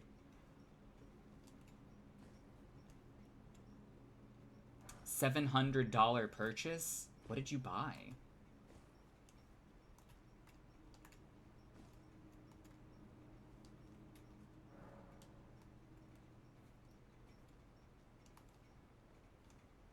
It's a secret tool to help Chio later.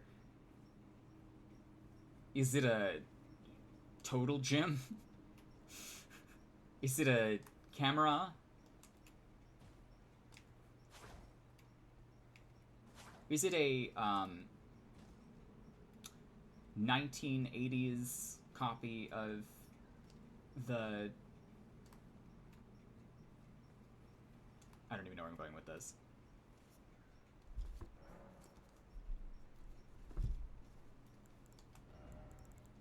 I'm gonna have to add a dream diary redemption. What does Zolar think?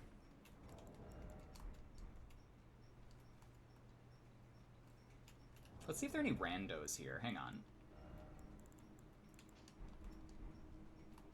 Anyone just co-oping? No.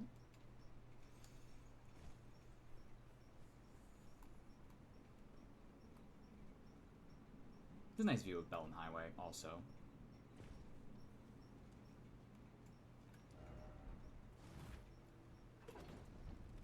Oh, there is someone.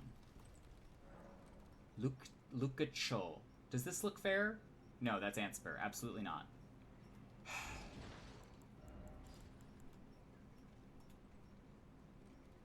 Fortunately, I don't think that should be too long, Hugging Tentacles, because killing Radon... Budget still says I've saved money this month with purchase. Good! That sounds good, then.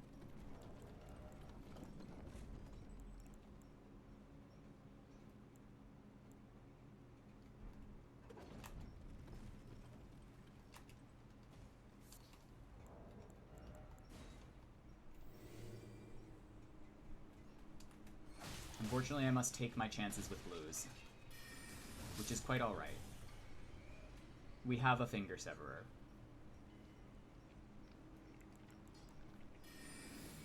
We can send them away at will.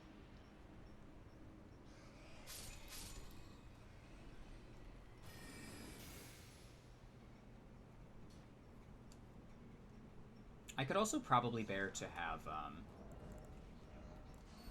the Scarab on.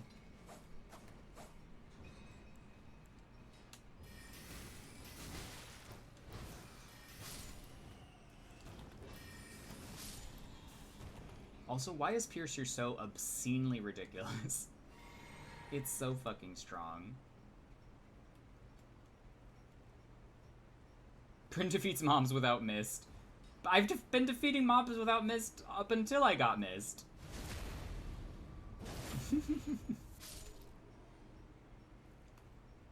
It's very cost effective. Mist addict. I should have gotten Greatblade Phalanx, but I didst not. Hello?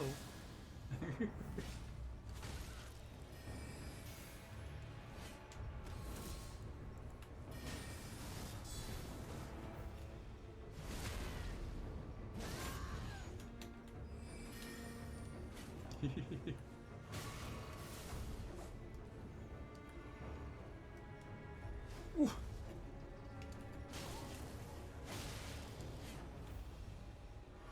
This would be really easy to parry. Well, not easy, but straightforward.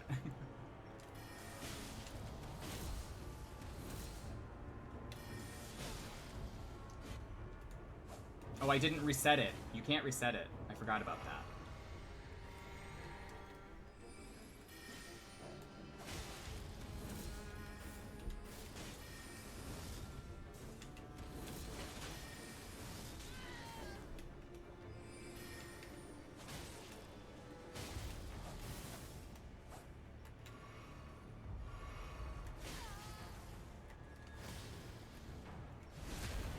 We have a very good connection, I must say. The ability to roll backstab that is not common.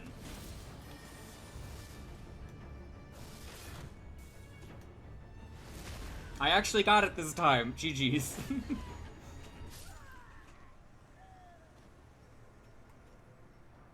And dirt casting is kind of stupid.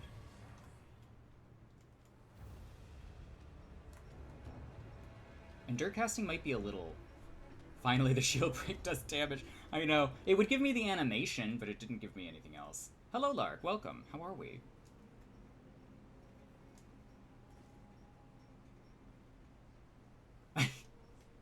I shouldn't have even tried. Really. Bats. Also, if I use it on this bat, it will be easier. I could also just go collect things now.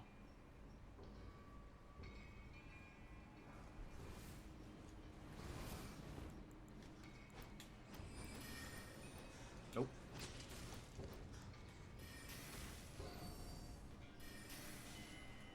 Very tired, ready to zone out.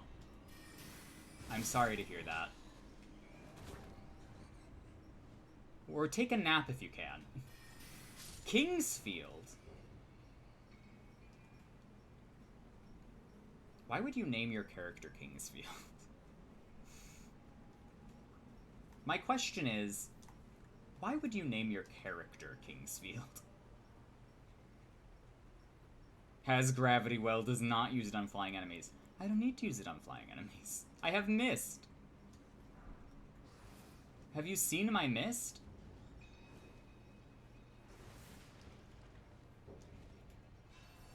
Lurk time. Well, thank you for being here, Pink Lemonade. Enjoy your lurk, and I hope you have an excellent day and life.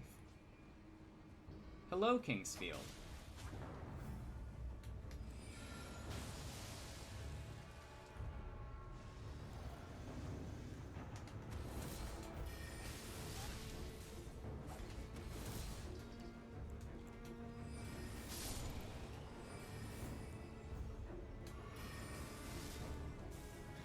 Good try.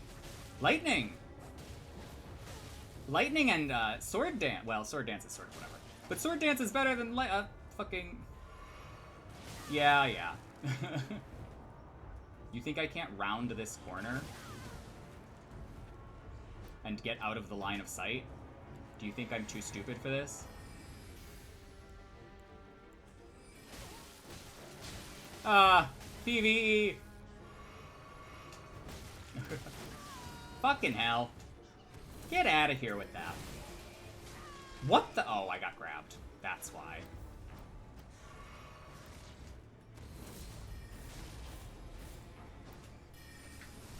GG's, Kingsfield. I like your build. This is not common. World's most unfortunate grab timing. Yeah, I went for the Endure and then I got grabbed.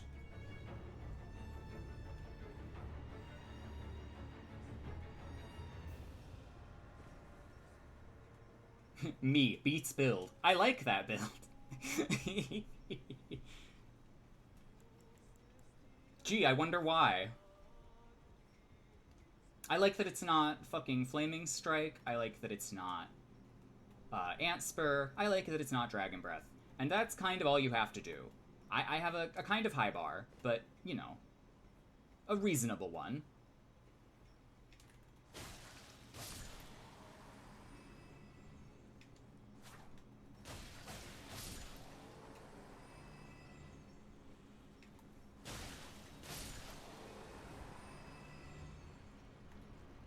You know it would save my damage right now, Flaming Strike. We are allowed to use Flaming Strike.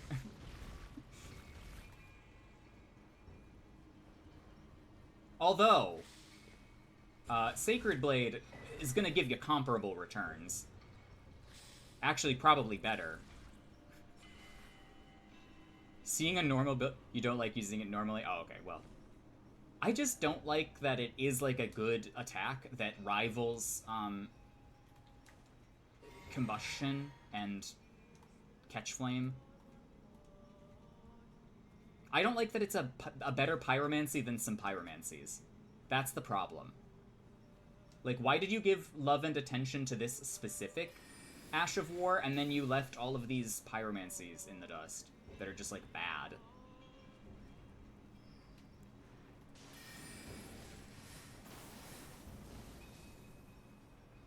Hello, Halo. How are we? Ow. What Ash? Flaming Strike.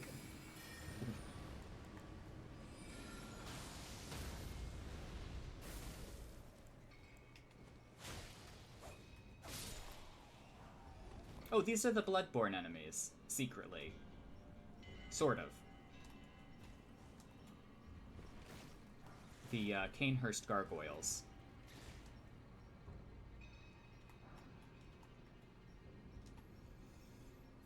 Me never using pyros is a crime. I have one. I have one that I just made, actually, at 60 plus 12. It's a little risky, but it does shit out Giant's Flame Take Thee.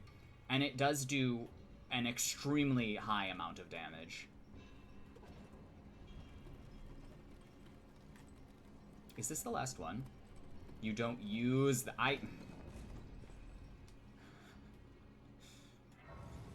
I find a lot of them to be too much. The ones that are too much, and the ones that are too little are too little. There's no good, like, Fireball to Ignite combo that I could do, and there's no, like, Black Flame combo I could do. Which, in fairness, probably do too much damage anyway. Just Pyros feels like you don't have much variety. You don't get a lot of asynchronous pressure unless you dip into Int as well. And I don't want to dip into Int if I can avoid it. If anyone wants to drop their sign, by the way, I'll wait a minute, and we can fight, Mr. Magma Worm.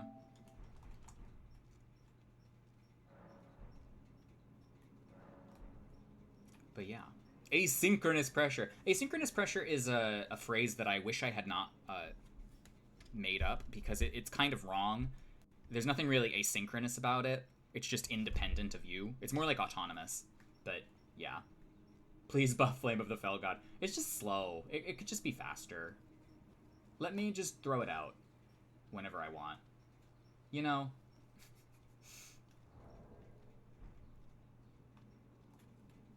Flame of the Fell God is good. It's fine. It does what it advertises.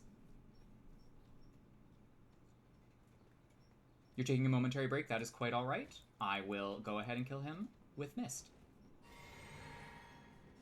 And I will reset my flasks because I can do that.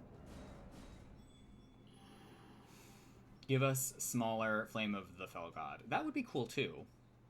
Yeah, the Lingering Flame. Ooh, we should have done a Pyro in DS2. Now I am regretting not doing a Hexer a little bit because there are really cool Pyros in DS2. But I think that's for the Pyro through, you know? That is for the Pyro through. No. We're going to go back, and next year, we're going to do a Pyro through.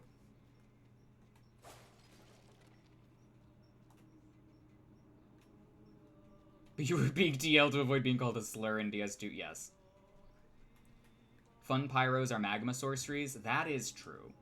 I think I could go back to the drawing board on the Magma Sorceries and try to see if there's not something that I can glue together that really works.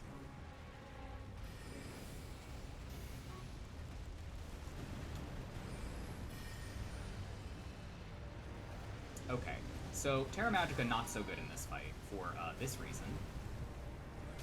Ow. What is best practice here?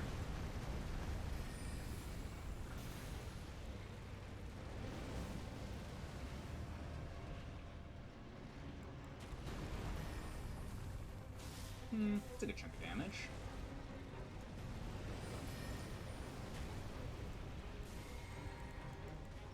Apparently missed.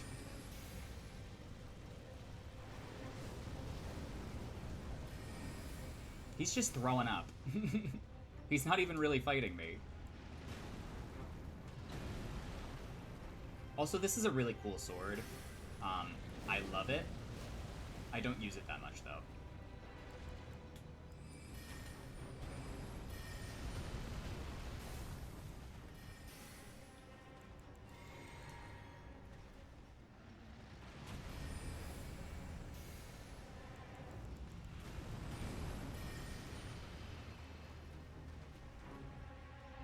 Throw Comet Shard? Comet Shard would probably work pretty good, too. Okay, that wasn't bad. That wasn't bad. Cocksling. For Pride Month, we've changed Rocksling to Cocksling. Fromsoftware. It's my first time. Dream!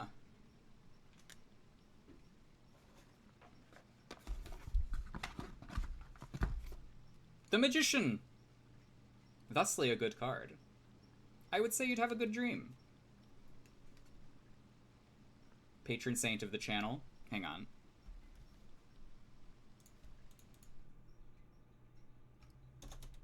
And I have him here too.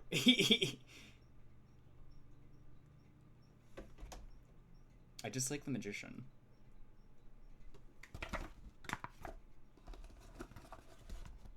I'm glad I cheered you up. I hope you sleep well. I hope things aren't really too bad for you. And I hope... Sorry, my scene transitioning is bad. And I hope you do well. For Pride Month, we made a paid DS3 update that lets you select Henri's gender and character creation. Simply, be a trans man and use the reversal ring.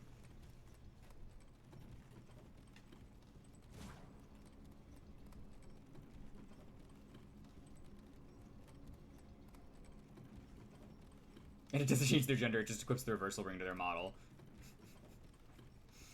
I'm not gonna say I'd buy it. Let me fuck Henri from Soft.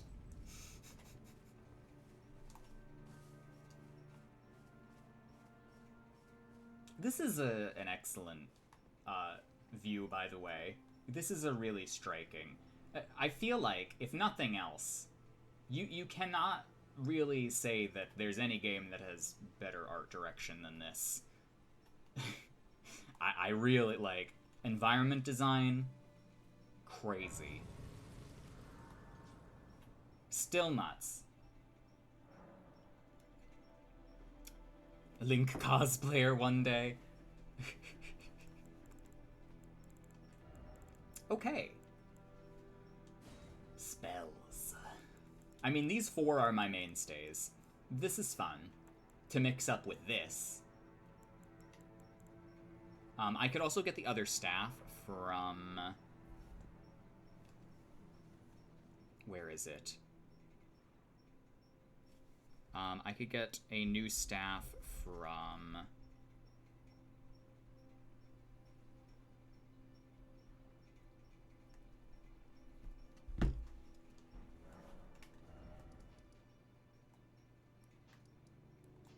Where is it? Actually, I need to buy some spells. You don't have Comet Shard or Star Shower? We are sorcerers are punished enough already. No, I'm getting there. I'm just like, I've been doing well enough without them, so I can't really complain. I've been doing well enough without them against randos, so, you know.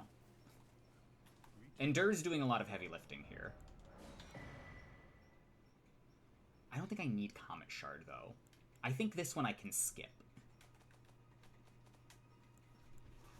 Especially since we'll be using the Chris. Right? That's another thing. We have to get to,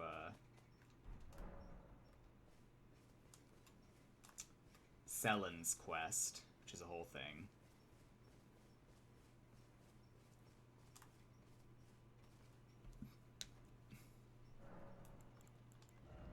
I'm not gonna cast it. Why would I cast it when the Chris is better?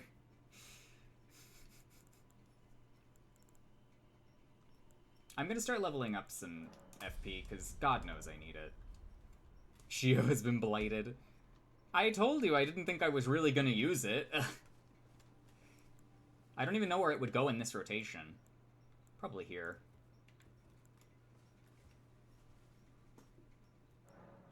I'm gonna put it in the back. I'm gonna put Star Shower in the back, because I don't want to use it a lot.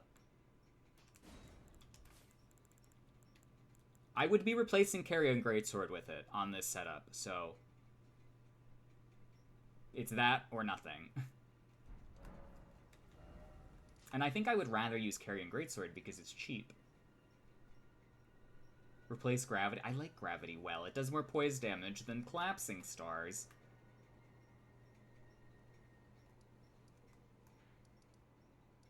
But you don't use it. Yes, well, I guess I don't. It is a little slow. But it's use... What if I need to pull someone off a ledge? I need to have it. What if I need to pull an unsuspecting victim off a ledge?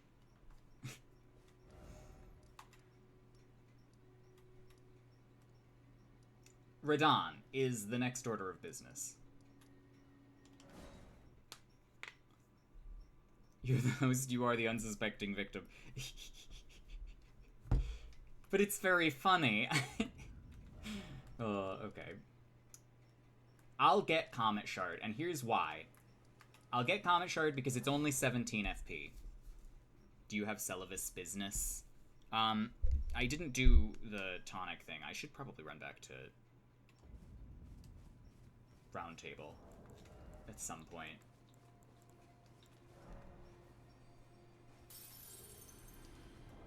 How much is it? 12K? That's a lot.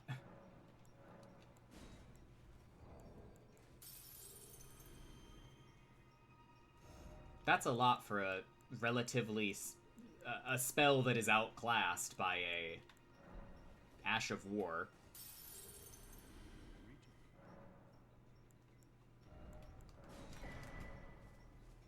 Also, I don't even have the int for it yet. I don't even have the int for it yet.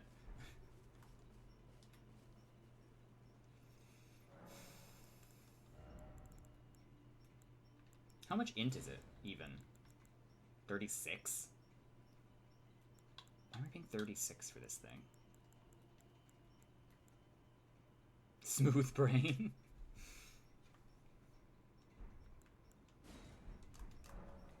Okay, let's do some quick round tabling. We'll chill out there for a minute. Then I will move on to Radahn's castle. We'll do Redmane. Oh yes, I have to do this as well. I have not been to Roundtable in a very long time.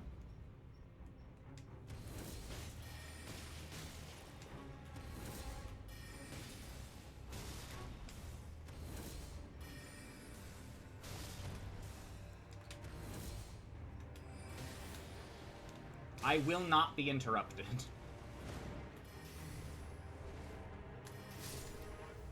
And I was interrupted, but still.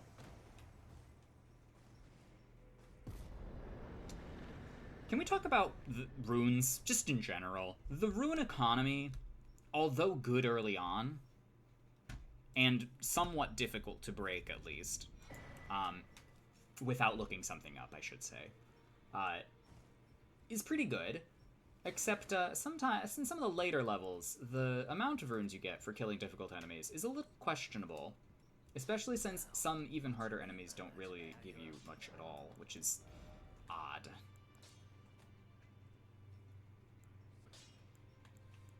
Do we want to do 60 int? And just use the academy? I don't know if we need to do 80 int. We could do both. Por qué no los dos?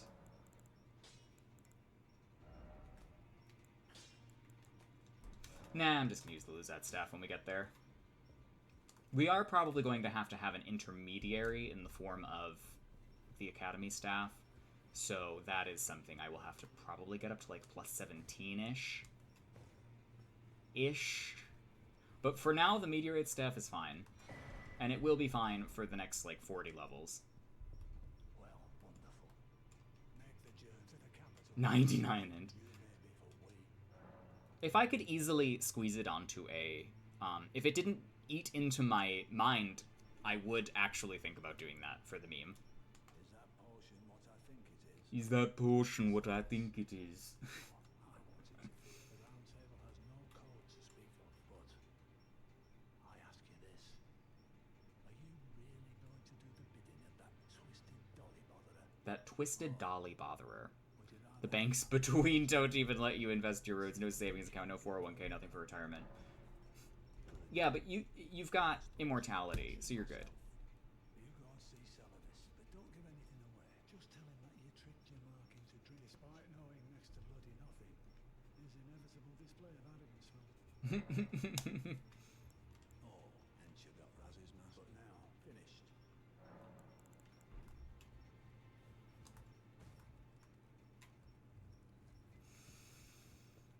It's a little worse than a roofie, but,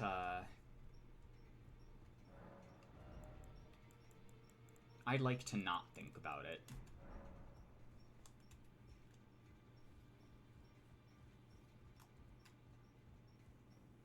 What good is immortality if you've got no money to spend? We've got to go out and get the money.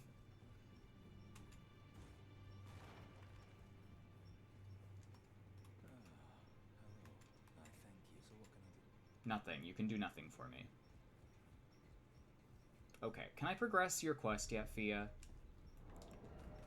Is this a thing that can be done? No. I am pleased. Would you like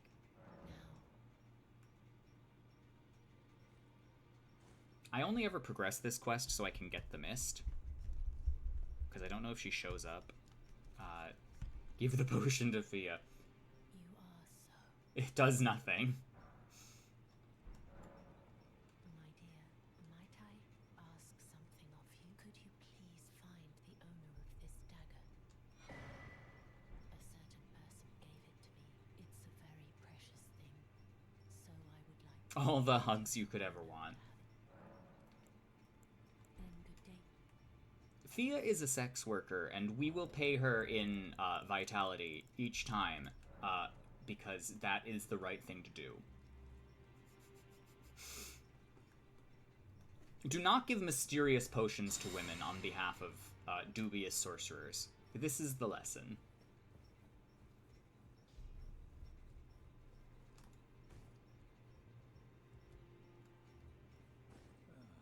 I thank you, so what can I do?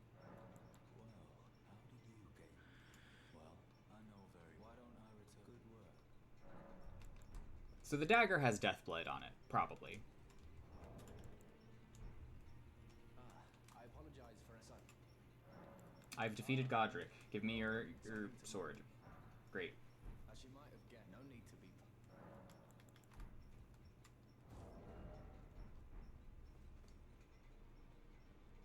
What is this Segs you speak of? I just know of hugs.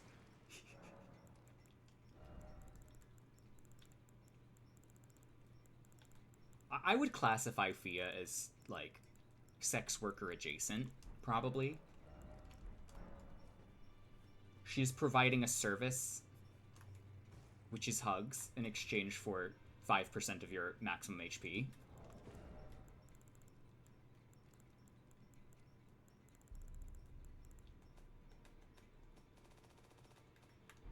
Okay, I think we're good. I think we can move on now. Okay, so... Hold on. Hear me out. I don't know what you're about to say. Barbers are now officially sex workers. I don't know if barbers give you hugs, though. I feel like hugging Fia is a more intimate process.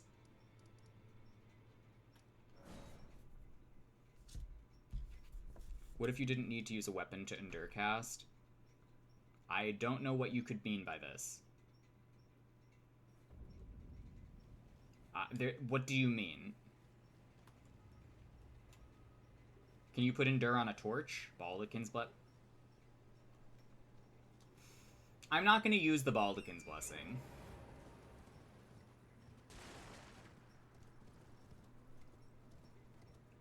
Are you asking for DS3 endure casting back? DS3 endure casting wasn't too bad. Oh, I could skip the level. I kind of want to do the level, though.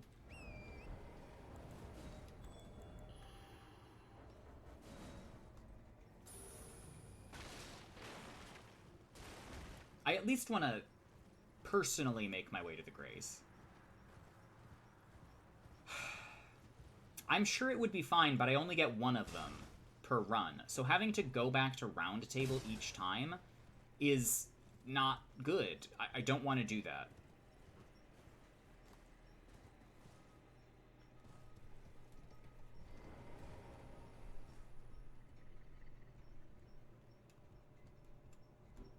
You just get one every time you round table, not force get? Well, I could do that too. But then again, I hate the idea of walking around with 5% of my already very bad HP missing.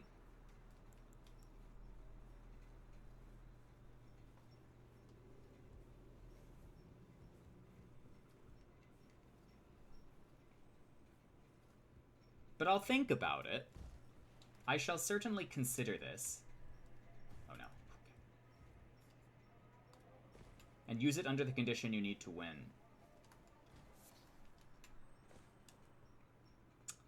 I guess. Fuck. There is a gap here I need to remember. Oh my god. I want to get out of this guy's level range. Is 5% really that bad, though? Yes!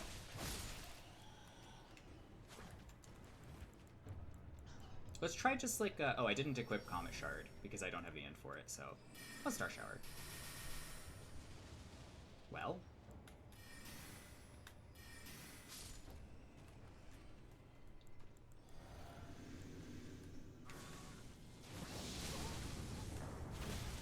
Okay, fine and fair.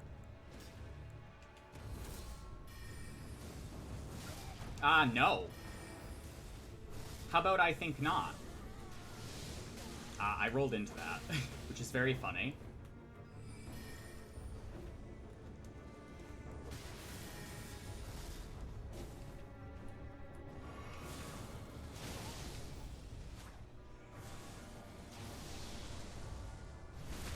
GG's shitfire.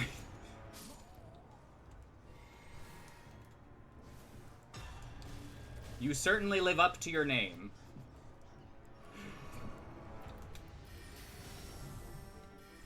If you knew my max HP, it wouldn't change my thought process at all. It's 1081, which I guess now is probably not as bad as it will be later, but still.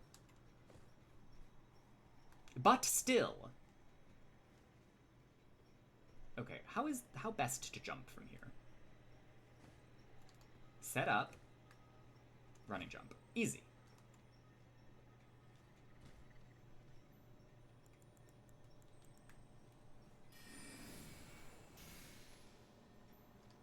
$54 HP.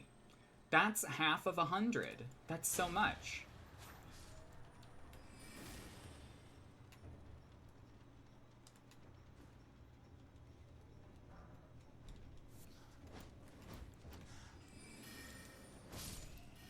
That's jump change. That could be the difference between life and death.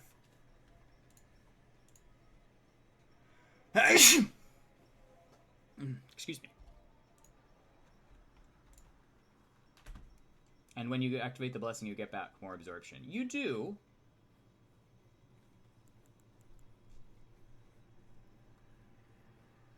I will say that 500 damage on a piercer is very impressive. I also have a trick here, if I can figure it out. Oh no.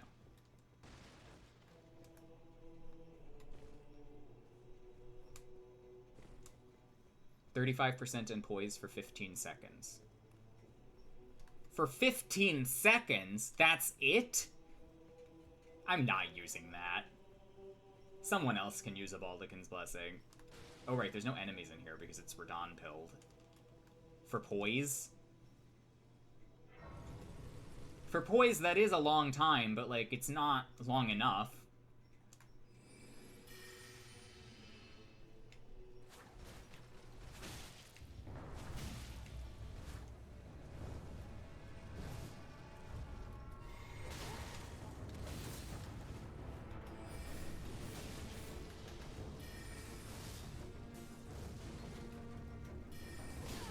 Okay, good call.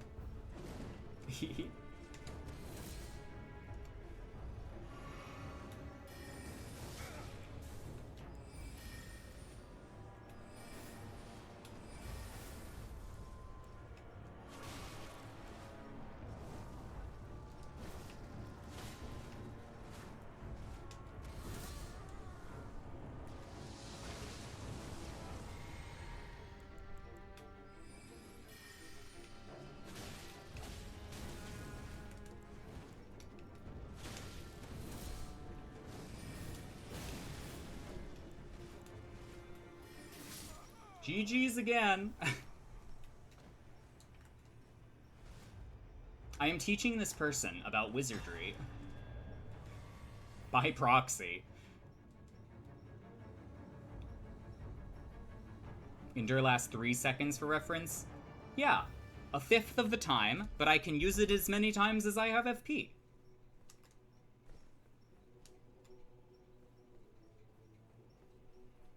And also, I can more specifically choose the time that I need poise. Instead of having to do some weird 15-second rushdown that doesn't really fit my playstyle or my goals in a given fight.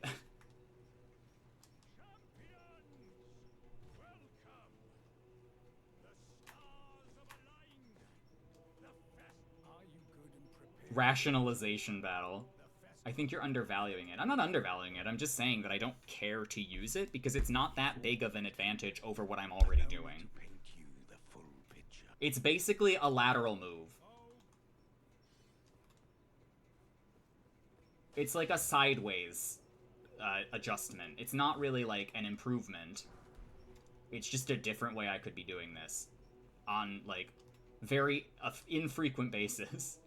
When I have it, yeah, sure, I'll use it, but like I don't even know if carrying it around is worthwhile. I'll have to think about it.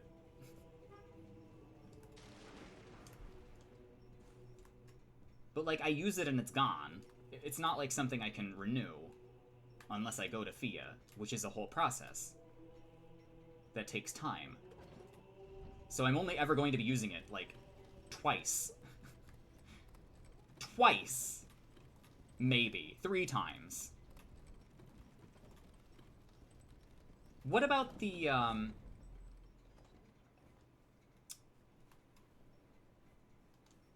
Do you want to try summoning for Radahn, or would you prefer Torrent? If you want to join, I've never summoned for Radahn, so sure.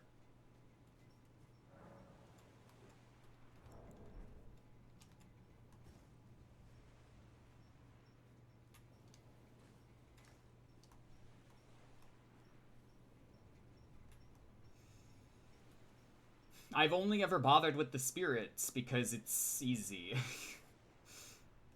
Now. Lady of the Two. Indeed. I should also probably take the Taunter Song off because The Radiant Baldaquin's Blessings, can't you infinitely renew those at Fia?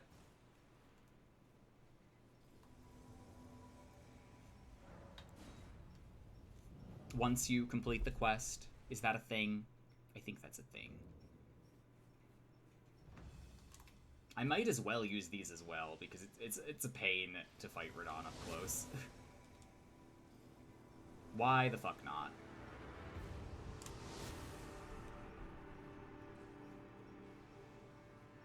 It's Radahn. It's a raid bot. Oh my god.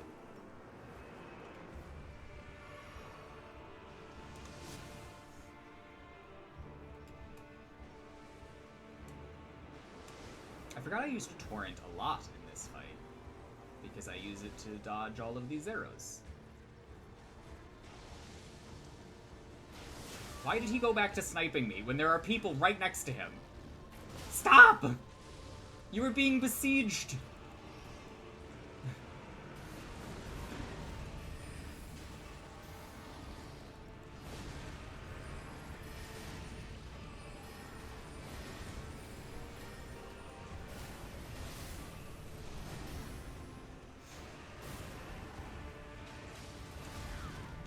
One per playthrough. Oh, well. Yeah.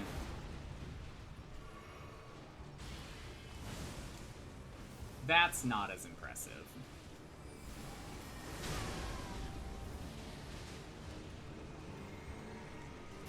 Radahn has a personal vendetta against you, it seems. Radahn hated me on release.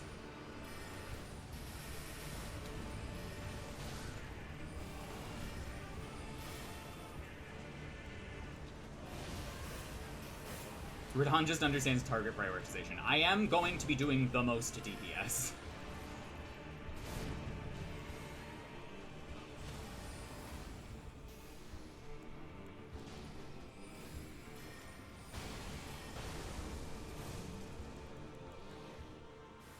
Okay, I'm not really sure how I'm going to dodge this without Torrent, so I'm going to run in a circle. A very wide circle. There we go. No! It wasn't for me! It wasn't for me!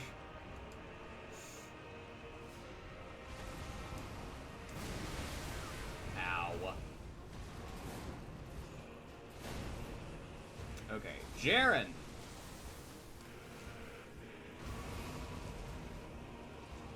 Intercontinental Ballistic Radahn.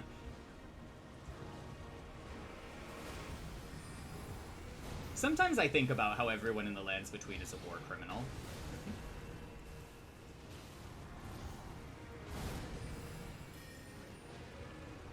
I mean, basically magic is just like the white phosphorus of Elden Ring. Unfortunately. In all of these games, really. It would be very unethical to use in war.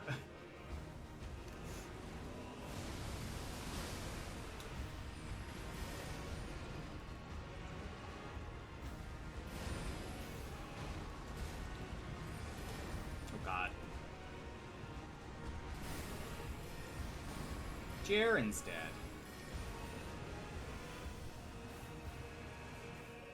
And Blythe is dead. Okay. Well, I can use my horse now. You had 700 and some health.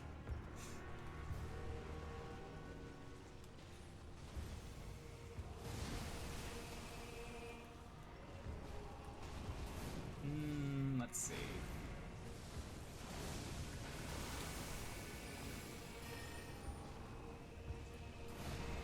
There you are.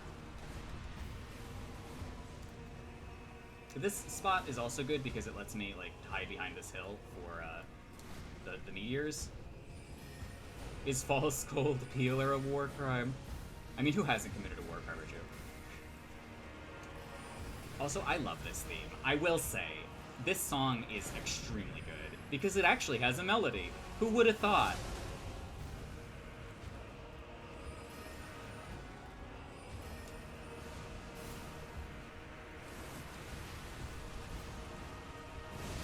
Oh, too early.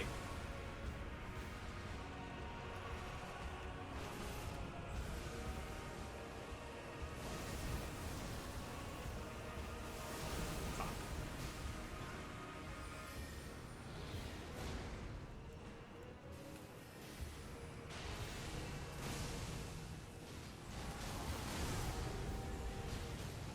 Nah, I'm good.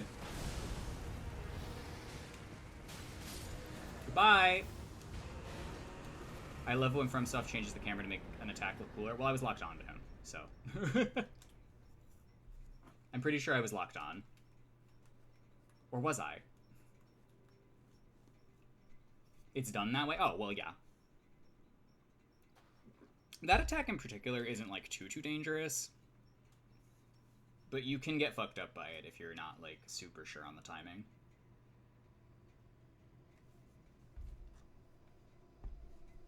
I don't know if it looks metal. It looks pretty anime, but it's good. It's probably the most DS3 thing about this game.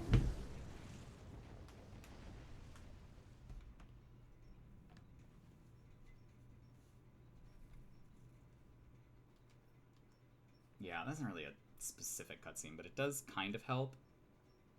It doesn't really point you in the right direction, though, so I'm glad they added the crater marker, because this was not in the game on release. I think this is a good choice. I don't know where the fuck this is. I never knew where the fuck this is. But it's not, like, on your map. I mean, it's not in your view. It's not in the game. It's only on your map. All of this is only on your map. Yeah, but the compass isn't in the cutscene.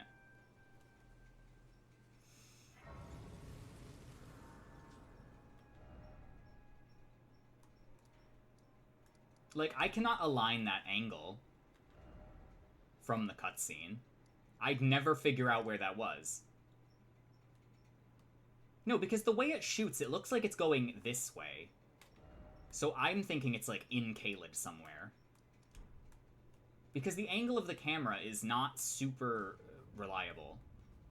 I am gonna go get collapsing stars, though. That is kind of important. Okay, but all you have to do is go west. There's a lot of west! It's all west of here! The whole game is west! Oh my god. This is, like, one of the most eastern parts of the map. The only thing more eastern is Farron and Missoula. Oh my god.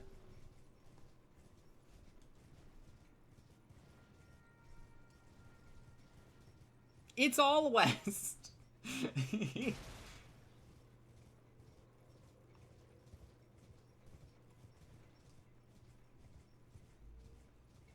If you for a second think it fell in Liurnia, I'm sorry you need help. I don't... This spot is not, like, the first place I'm thinking of. It just isn't. I don't even know where I would begin the search. Here? Or here? Because I would go here. You are directionally challenged. I am directionally challenged in real life. I'm very bad with directions, so... This is true.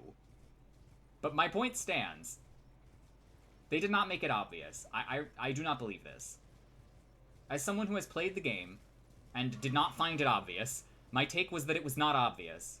With the giant fucking floating rocks. Okay, well, you have to be in that region, and what if I've already explored there and didn't really think there was anything else to do? I would just have to be wandering around aimlessly forever. And maybe stumble across it. I would rather just know where it is and go there and do it. Then no, because this is a Dark Souls 1 issue, too, that I don't like. There are keys to places, and you don't know which doors they're for, and you're not sure what order things happen in. Disasters are gone after the defeat of the Gravelord Servant. No, clarity is good. Clarity is good. Objective markers are bad.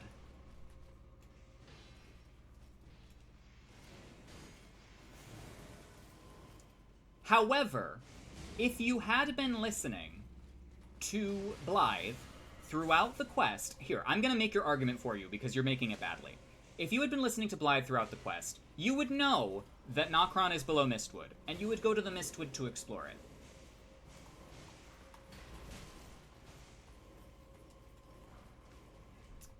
Collapsing stars.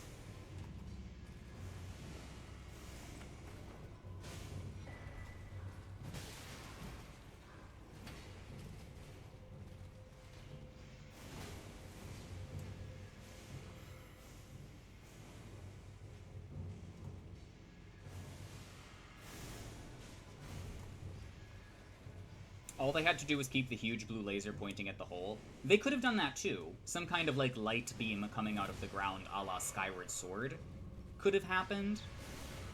But I'm not going to pretend like the cutscene was super clear as to where it was going, because it's not.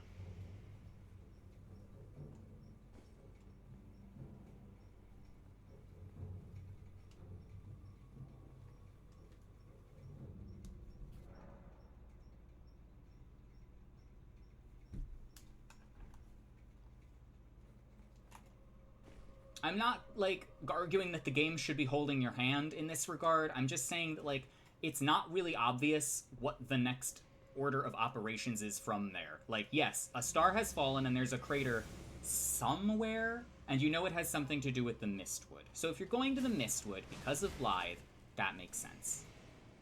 If you're like me, though, and you're a fool, and you're trying to do mental geometry based on, like, why am I doing this level right now? I do not need to be doing this level right now. I'm gonna level up. That's what's going to happen.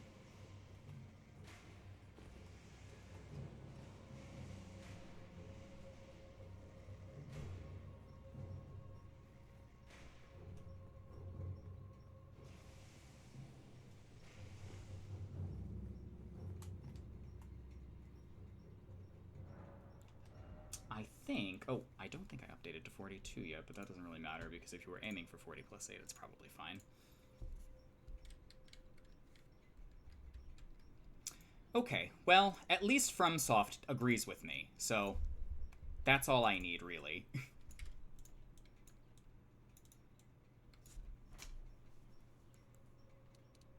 $31. Although, FromSoft doesn't agree with me on a lot of things, so this is a rare occurrence in which we are aligned.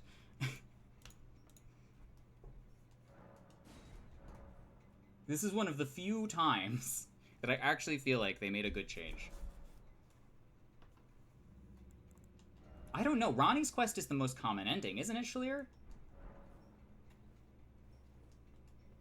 Yeah, I mean, the hole is fine. I'm gonna go do the hole now, actually. I think this is the right thing to... Oh, I'm in a dungeon I've not completed. I don't know if I'll come back to this dungeon. It doesn't really have anything I need other than a golden seed, and I can... There are plenty of those. If not explore, then not content?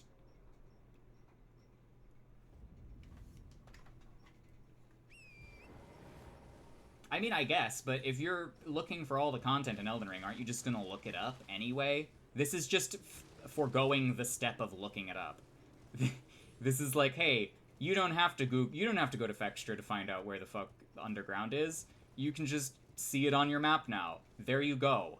Have a good time. Enjoy the game that we made for you.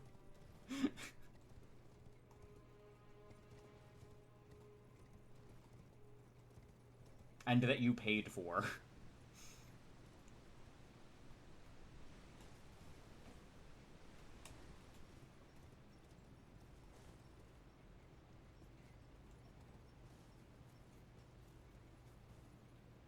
I hope you enjoy your meal, Chio. I will be doing Nocron. You have strong opinions on this one specifically? I'm sorry. I'm sorry that this is a deal breaker.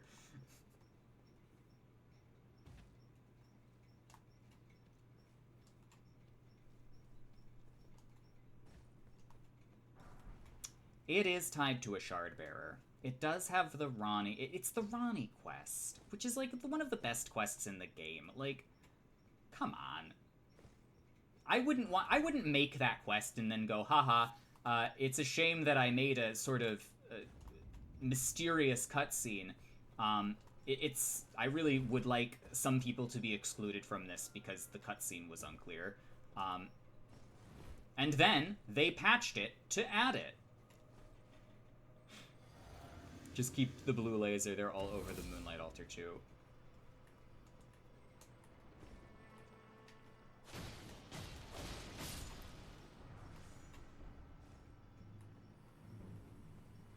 Is this a... no. Some of these chests are actual chests, though.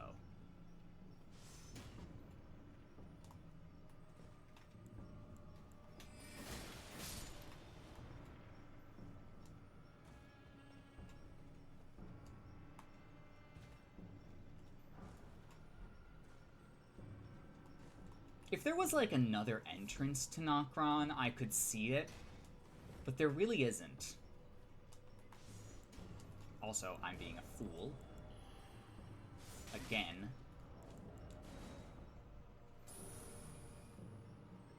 The elevators being something to stumble on is a good thing. I like that. I like the elevators. Also, it's very unlikely that if you're exploring the Mistwood that you will miss that elevator.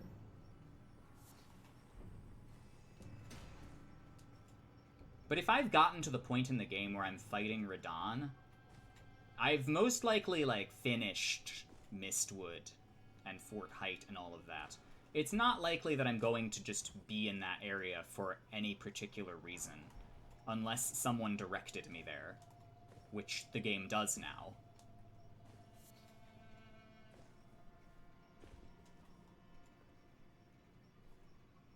But it's not even like... it's not even like a quest marker or anything. It's just like a piece on your map that says Starfall Crater, which is incredibly clear.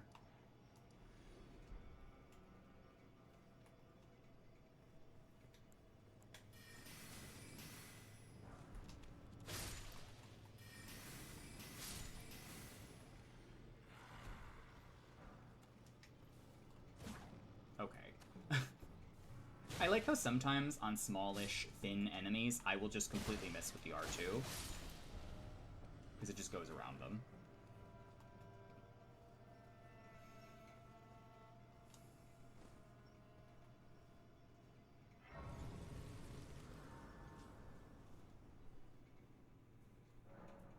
Gonna drop a point in Vigor. That looks good.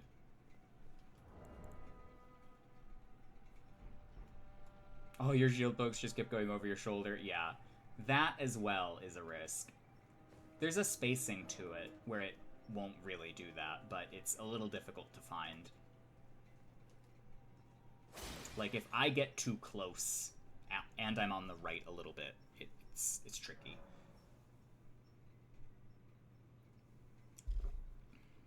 Okay, I gotta run to the restroom again. I will be right back. I'm gonna go get some more ice for a drink, and then we will continue. And I will do Nocron, and I will do Noxtella when we get there. I might stop in the middle of Noxtella and then do something else and then come back. I'll have to decide. I have to see what the most pressing things that I can reach for sorcerer builds are at the moment, because now we've got Altus, and Altus is good. There are a couple of spells up there. Alright, I'll be RB.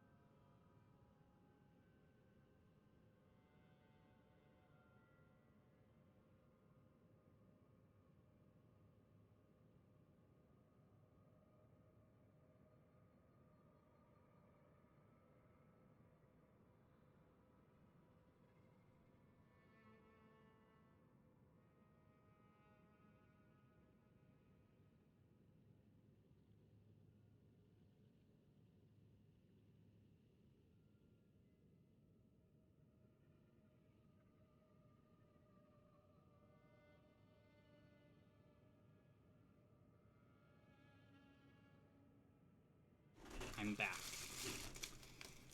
Okay, so my melatonin gummies were sitting out in the sun for a bit, and I hope they didn't all melt together, because that would be very unfortunate.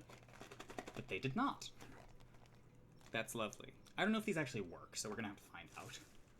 I'll give my honest review of the natural 10 milligram melatonin gummies next stream.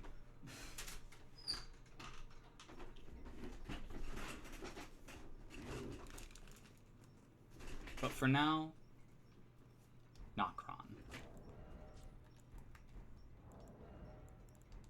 Oh.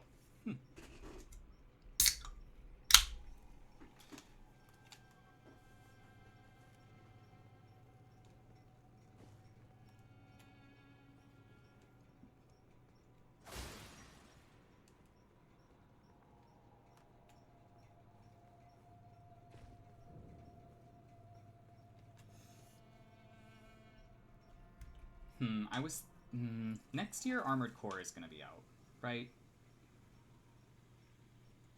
Most likely. Yes. The answer is yes. So Armored Core is going to be out.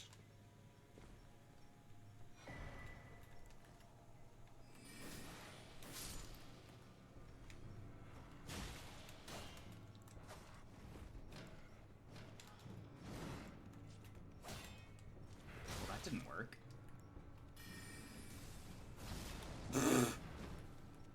I love when Piercer gets aim punched. It's so silly.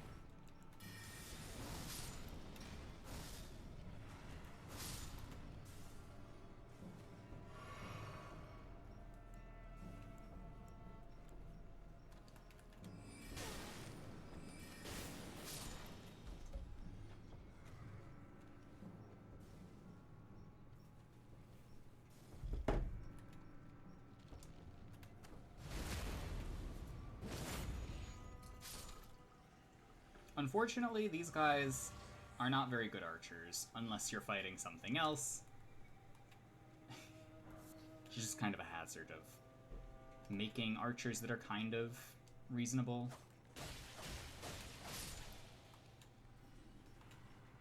I also have Glintblade Phalanx, the Ash of War now.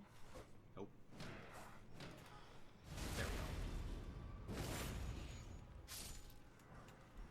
Smithing Stone 4.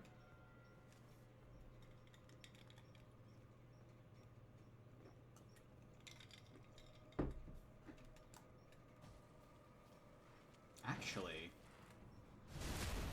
you know what?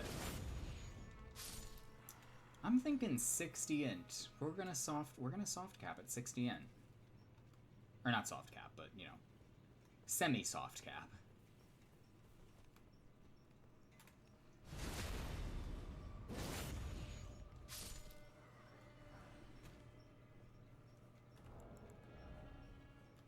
I'm sorry, I need to adjust this.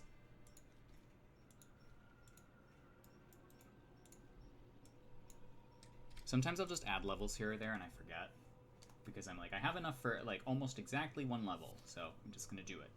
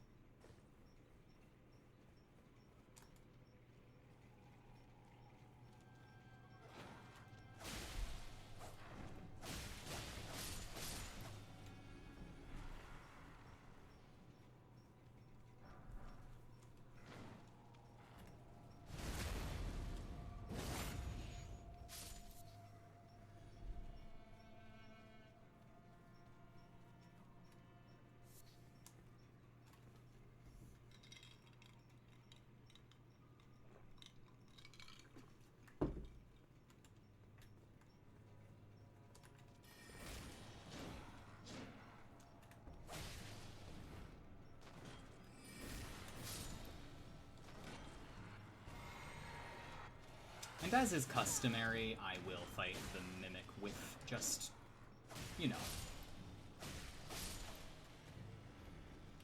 whatever I wish.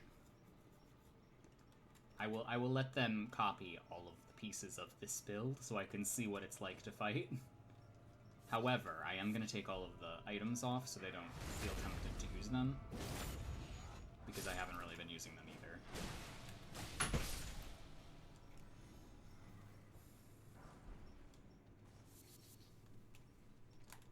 I also have not been crafting much of anything, and I might be missing some quests. But I might do some of that off stream. I might, like, do hyenas. I caved in him using Flaming Strike. You're allowed to use Flaming Strike. Your build is interesting enough to warrant Flaming Strike.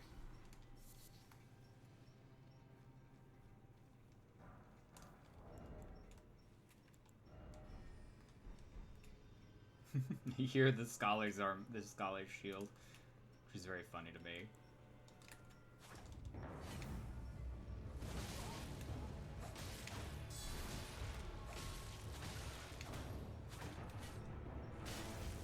Hehehe.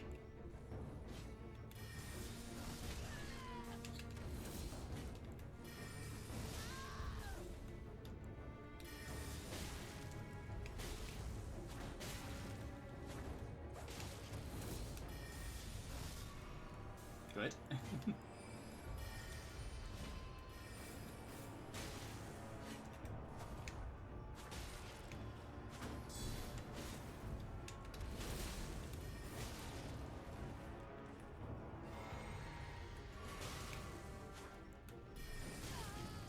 Ah, good call. See, that's a good amount of burst damage. That's reasonable. That's how much damage it should do.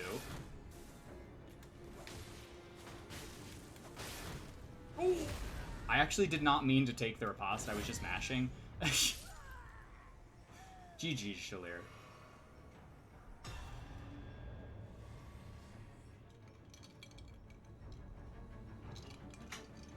What spear is that, by the way? Is that the short spear?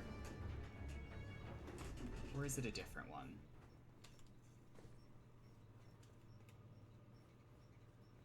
Short spear? It looks nice. I like the Scholar's Shield. How much int does Scholar's Shield even need? I've never used it. It's sort of out of my wheelhouse.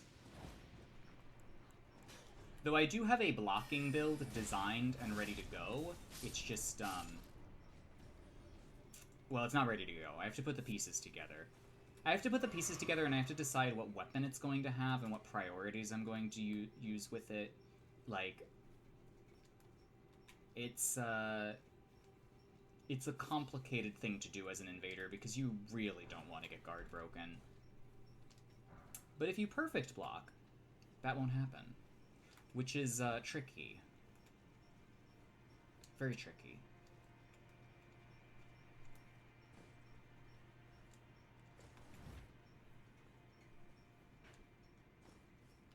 Okay, so quickly, before I do this, I need to make sure we all have the right talismans. Yeah.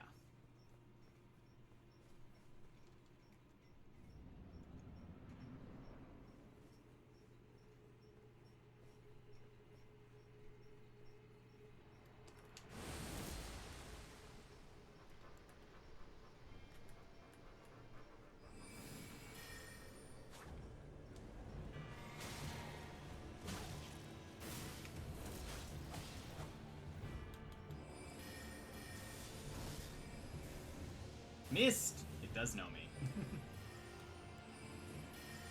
me. Jesus. Ah! Okay. I want my physic. This build is terrifying.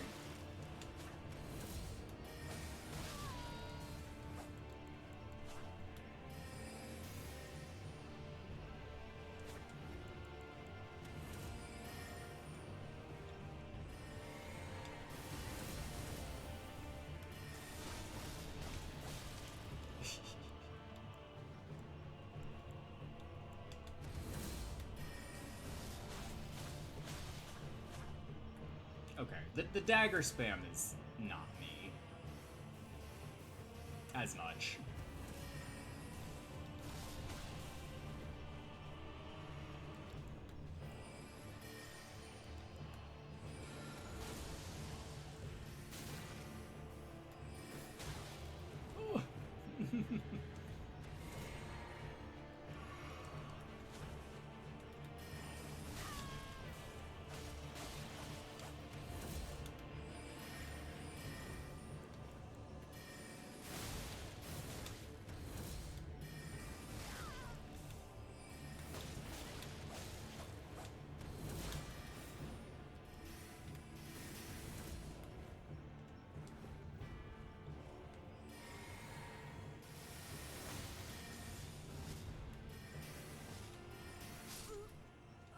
GG's me.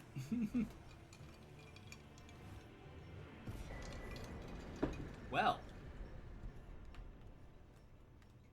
that is actually somewhat menacing.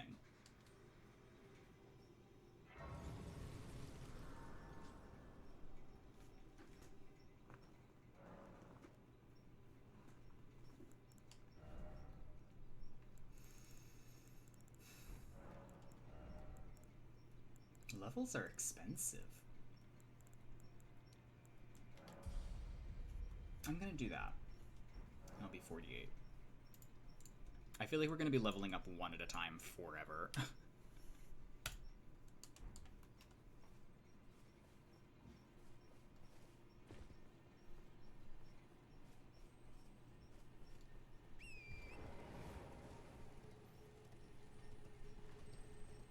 Oh, right.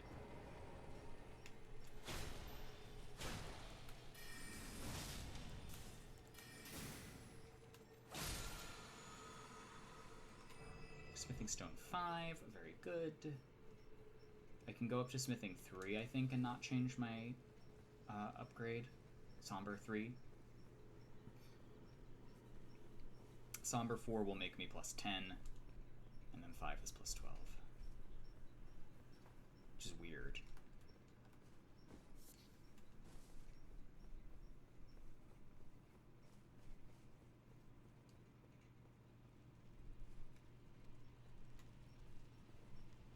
I really want to see what this Dark Moon looked like in Noxtella, but I think we're just supposed to assume it's Ronnie's. Dark Moon. Why are there two moons? I feel like there are two outer gods that are, like, the moon. Why is this?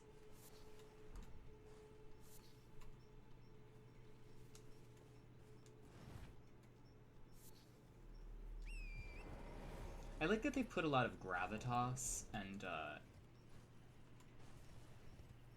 mystery towards the moon in this game specifically. Whereas in Dark Souls, it's just kind of like not really considered out of the ordinary. There's almost like a religious connotation in Elden Ring. Well, I guess there's a religious connotation in Dark Souls as well, because the Blades of the Dark Moon. But Dark Moon is, like, explicitly a faith thing. There. Okay, this is Gargoyles. I don't even need that. This is the Ancestral Infant's Head, which I could use. And actually we'll go try to get before I do Nokron.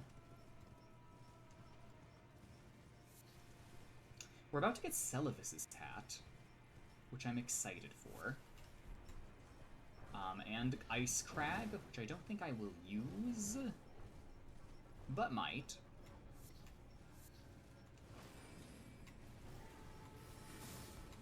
I will have to kill Morgoth for Zamor Ice Storm, but that's okay.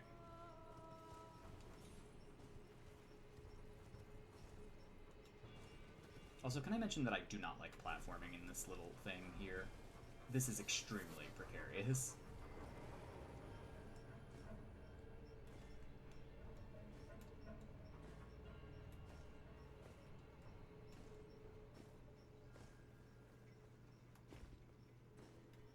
Although I guess for the most part it is run up to a thing, jump.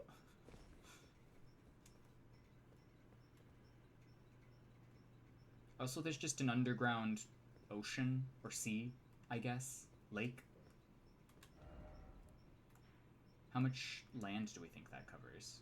Is that the edge of this area?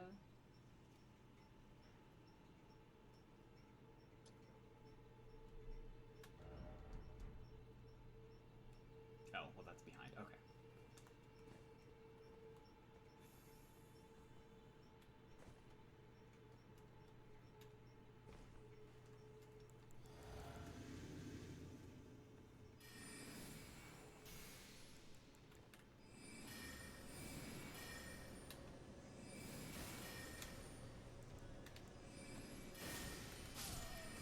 I didn't need all that. I thought that was going to be harder.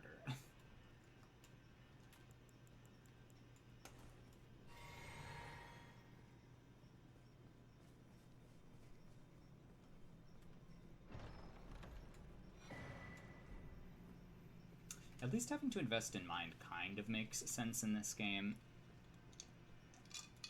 Because it's not like your spells aren't doing anything. They are doing something. You are most certainly getting returns. You should get a Clayman's Harpoon, absolutely. Clayman's Harpoon and get Pebble. The Ancestral Infant's Head uses a lot of FPS. 27 for a really bad effect.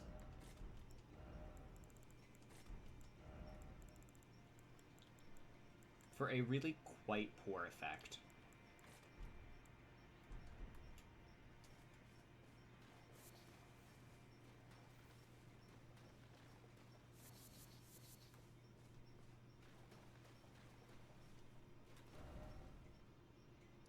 Okay. Now I will host in the Finger Slayer Blade area. I like this little area as an invading level. Everything past this cliff is great. This is all fantastic. It's got PvE, it's got verticality. Miyazaki doesn't like artificers when he DMs.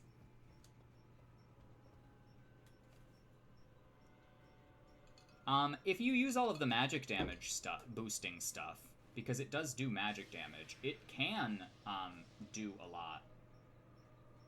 Additionally, it has the ability to reach very far below where you are, so you can, like, send it over edges like this. And you can hit people below. It is just a little difficult to maneuver. But you can, like, free aim it all sorts of ways. I don't know why I'm wasting all of my FP at the moment. I should have done it while I was still on the cliff by the Grace. Night Sacred Ground. I should also probably run around Altus to get all the seeds and everything. You know what else can reach pretty far? Cannon of Haima. Yes! And that does damage. That matters. Okay, so let me introduce to you the reason I kept gravity well on this build. Ledges.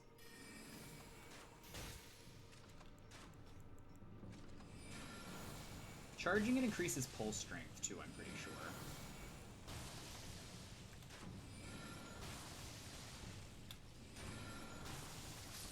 Okay, well, I guess I'll just outright kill them. I guess that works too. Can I reach you from here with anything? I don't think I can. Will a large glint? Oh, wait.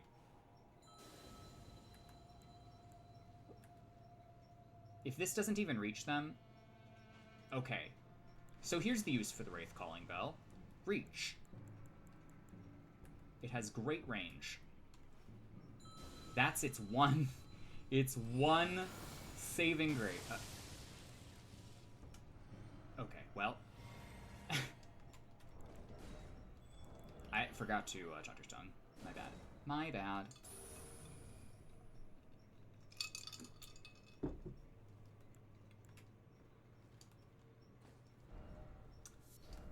I like problem solving with spells, if I can. Sometimes you really don't have to, but there are little PvE interactions around the map that you can sort of bypass with the right spell or item.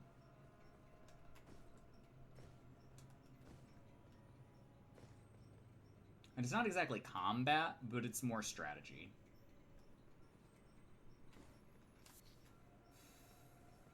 Okay, Occult Knife, or Black Wet Blade, I should say.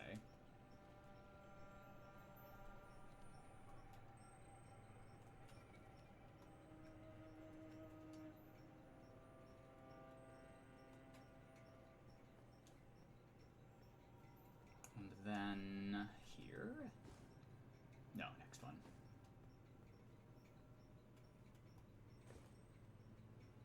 This is the whole thing.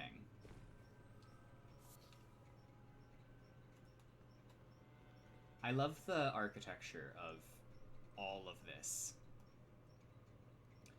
Just having tricks to them felt better than just roll better. Yeah.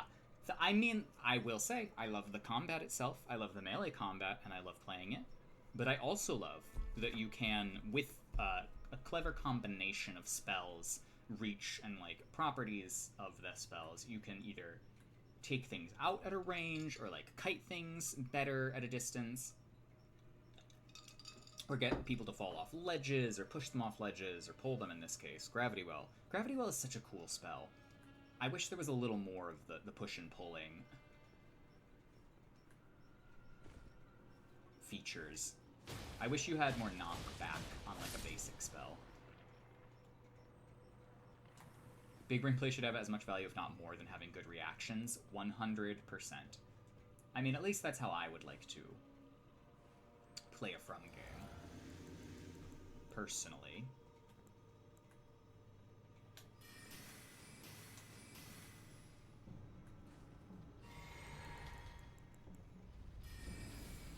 And in the same vein, you can also bypass things with Mist. Like, what is any of this going to do to me up here?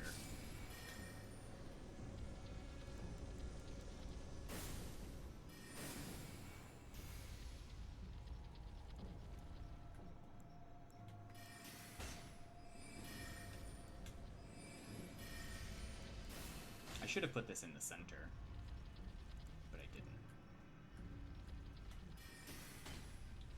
202. 202. This is the blue blood tinge. This is like a fucking Bloodborne bullet.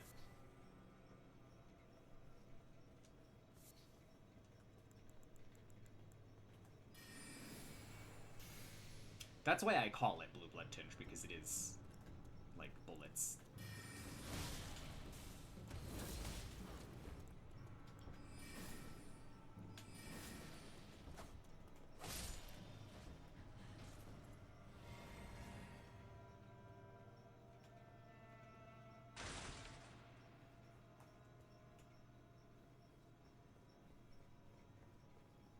Bloodborne bullets, even with hacked gems, aren't as good as magic in ER. No, they certainly... Well, I guess it depends. With a repeating pistol and bone marrow ash... Well, spells can't parry. And I consider the parry an integral part of the Blood Tinge experience. The parry into Chikage Unzip.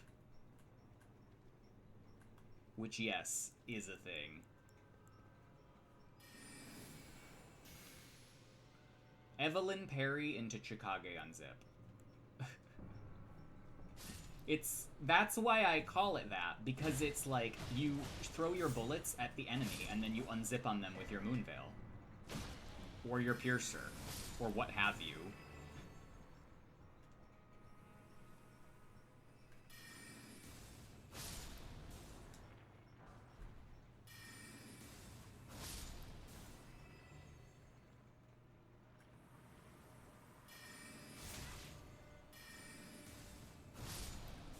You can also stop any of these from transforming by killing them before you get close enough.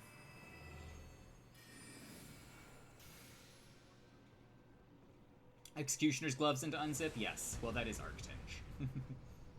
Which is, you know... Blue Arctinge doesn't roll off the tongue the same. Because you get the double B. You get the B alliteration.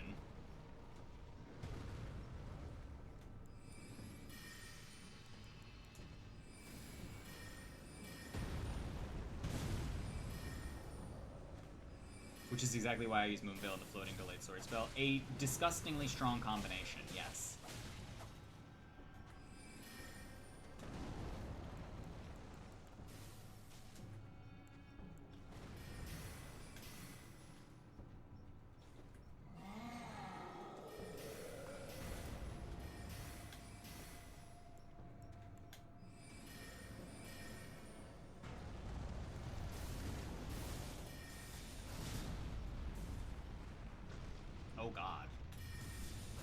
I've never seen that happen. There's also Great Oracular Bubble into Moonlight. There is.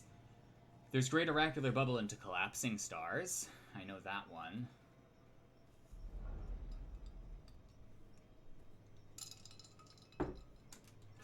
Finger's Slayer Blade. A thing that I wish was a weapon. I wish it was a dagger that I could use.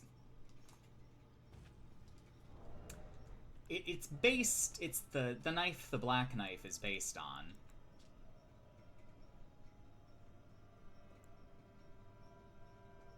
But still.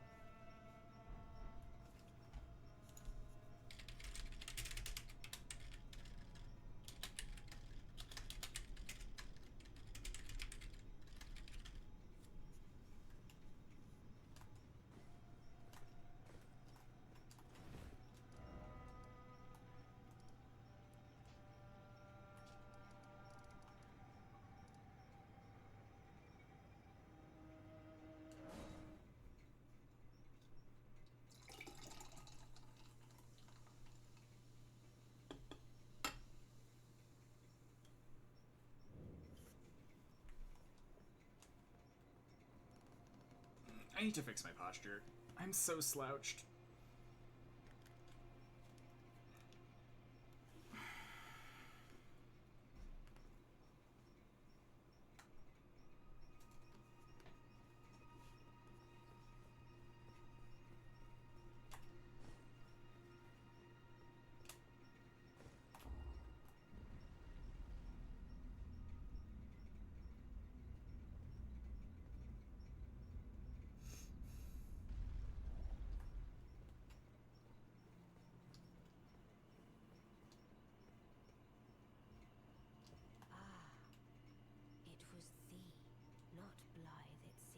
Even in my slumber I sensed it. It is in thy possession, is it not? My thanks. Finally all the pieces are in place. Soon must I begin my journey. The thing I do like is that for the most part, Ronnie sort of respects you as an associate in her endeavors. My thanks for thy sterling efforts. A strange gift, perhaps. But a rare sort such as thee would welcome it, I'm sure. Until, of course, she becomes a doll. But I feel like that's all because she's embarrassed. I must thank Torrent, too, for his part. You may leave now. It was but brief. But thou gavest me fine service. What is it? I, too, am to depart on a journey. Okay, and I'm gonna re-warp. Then I will take Torrent to the tower, and I will warp to the Nokron, or the Ainsel Grace. I'm not sure I'm crazy about Ainsel River Celivis Hat Time, also, because he's dead now, I'm pretty sure. I believe picking up the Fingerslayer Blade kills him. Which we love, of course. And I get his Bell Bearing, which means I get his spells.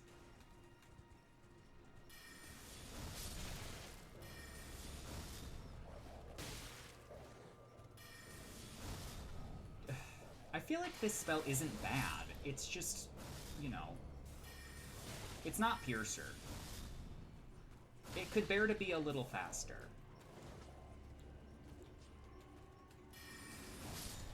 Like, Piercer is noticeably faster.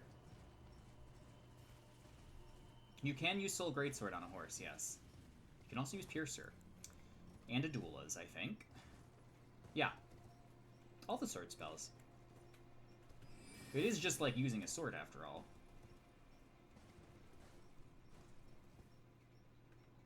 There are a couple weird ones you wouldn't expect. Like Beast Claw. You can use Beast Claw on a horse. I don't know if you can use Garank's Beast Claw.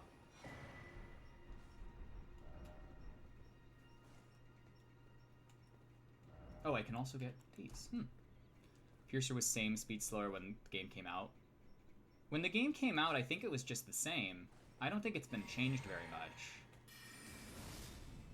It's always been good, to my knowledge. But it's very fast on half cast speed, just tapped. Same speed slower than carrying Greatsword. probably only changed the FP. I think they only changed the FP cost, and they gave it hyper armor at one point. I don't think it had hyper armor on release. That could be wrong, but I would have to look at the patch notes again to see, because I do not have this memorized. Okay, I'm gonna go get Pidia as well, because Pidia has Carrion Retaliation, and that is a thing. Ooh, okay, that's fine. Have some raisins, Torrent. Finally a use for this.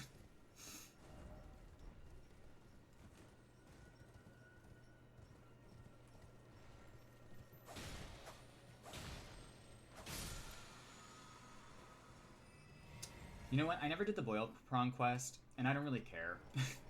I'm not going to be using crab, and if I need crab, I'll have someone drop me some. Crab is just another action economy thing I don't want to have to do.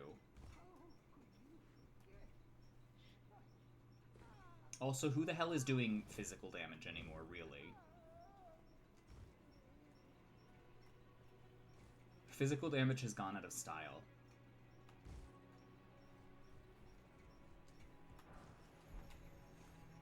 Though, basically every weapon does physical damage.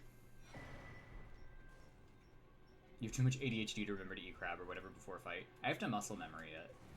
I have to be like, it's on this input.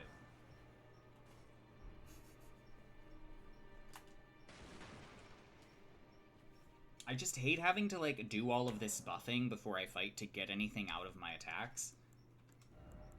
But there's really no way around it, because Elden Ring is about buffing your weapon a bunch and buffing yourself a bunch. Okay. I need to go to the top tower now. Rena's Rise.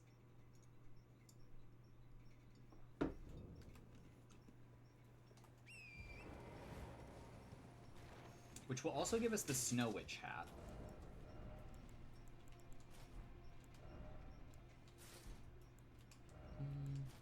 No. I could have better gloves, though. I only have 3 sets of gloves.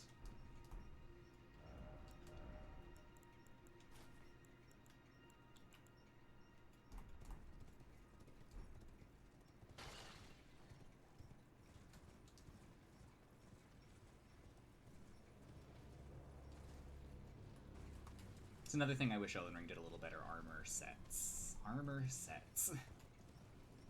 They are very sparsely... they're very sparsely placed, and then there's like 3 in some dungeons. Like full sets of good armor. And then sometimes they drop from enemies. Fortunately, everything in Limgrave drops their armor like pretty regularly, and there's a lot of enemies that drop it. Fuck, I went the wrong way. I'm not thinking about where I'm going.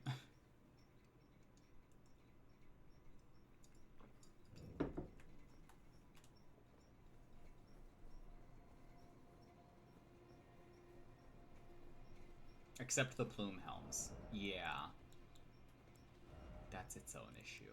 Oh, also I never put on my assassin's dagger, which would have been very helpful.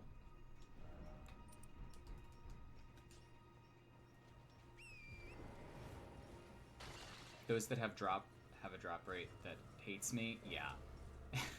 I don't think I get many of them either. They might actually just be lower. I know I get a lot of gloves and leggings, and the chest pieces less occasionally. And then, yeah, helms are a little rarer. Which doesn't make sense. I don't understand that. What is the logic?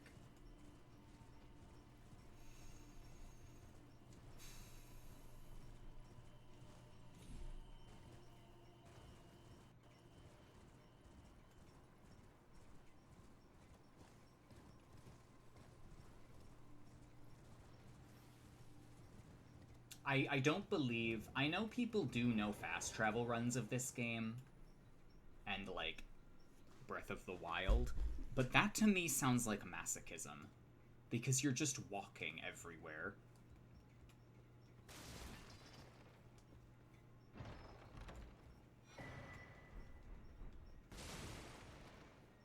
I would never be able to do a no fast travel run of this game, especially not as a sorcerer. That would be hell on earth. It's like a dex build? Yeah, sure, whatever. Walk up to a boss, kill it, level up. Walk up to a boss, kill it. If I have to go to round table though, so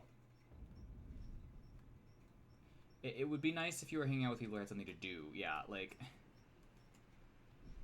I mean, even with torrent, it probably isn't that bad. That's another thing. Torrent is extremely necessary. What happens here? Like, what transfigures Ronnie into a doll? Is it that she is in, like, the domain of the fingers or something? From head to toe, every detail is perfect. This unresponsive doll seems pleasantly cool. Ronnie is pretty cool. She's already a doll before this? She is, but she's miniature now. Does she just shrink down and sit in a coffin for fun? Is she incognito? Oh, a dogged fellow, aren't we? Or is it merely thy habit to talk to dolls? Fine. Fine. I hadn't expected any soul to recognize me in this guise. But now the cat is out the bag. I cannot allow thee thy freedoms. Perform for me a service as recompense. Eliminate the baleful shadow. The name of Rani the Witch is all. I will not brook disobedience in this matter. I really don't understand what her plan is. She shrinks herself down into a doll to disguise herself? And then is she just gonna walk here, miniature, to go kill the baleful shadow? Like, at that size? Gamers in jars. Bad. Bad.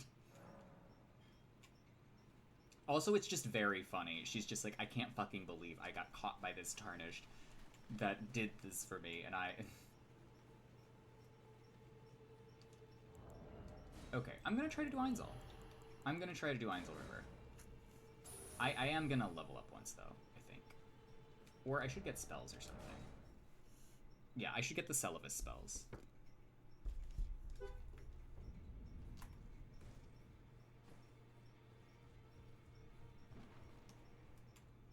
That would be good. Although, they are quite bad.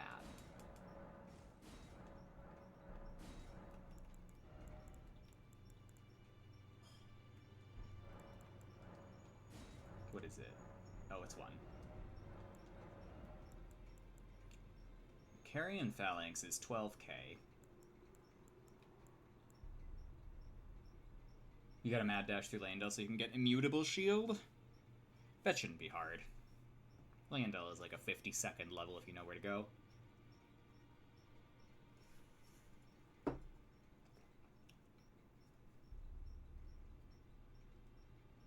Do I want more Mist? I could have more Mist.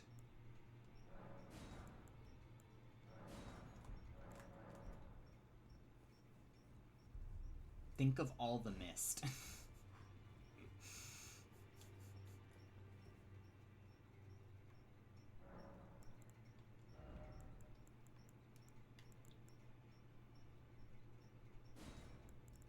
But sir, think of the Mist.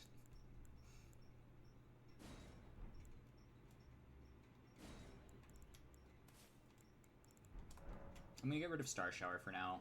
It's not super important, and it's kind of scummy, and I don't really feel like using it. It's not that I don't feel like using it, it's that Endure casting is already super powerful. How many mists can be active at once? Some of them are on, like, the same layer of usage. I don't really get how it works, but, like, a Fia's Mist will cancel out a Night Maiden's Mist sometimes, but, like, a Freezing Mist won't cancel out a Night Maiden's Mist. Well, I mean, it's player dependent. It's based on the player and what they've put out.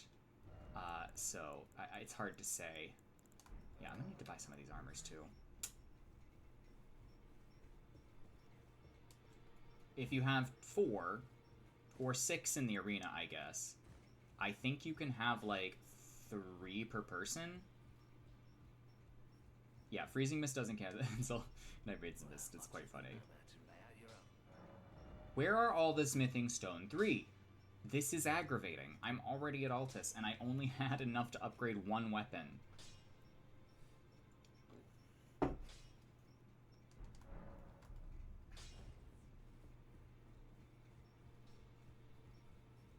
There isn't enough Smithing Stone 3, and also you can't respec Smithing Stone, so...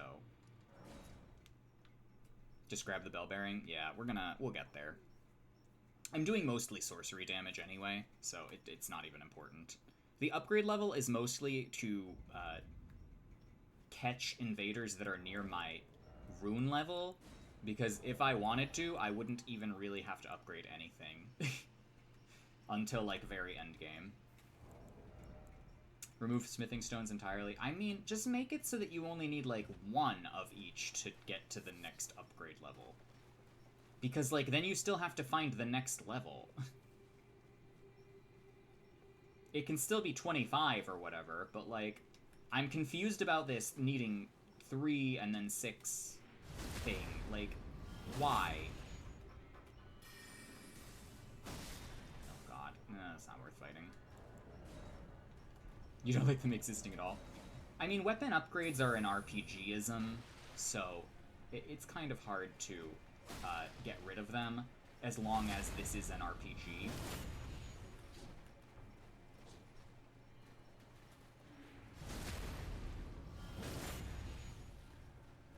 I can use backstabs to replenish my FP quite infinitely here. 159 free levels. Yeah, that's... Well, that's a different problem.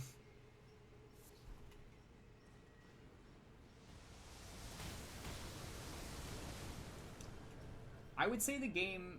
Oh, wait, I put the wrong ring on. Oh, no. Okay, well, I guess I'm a blue now.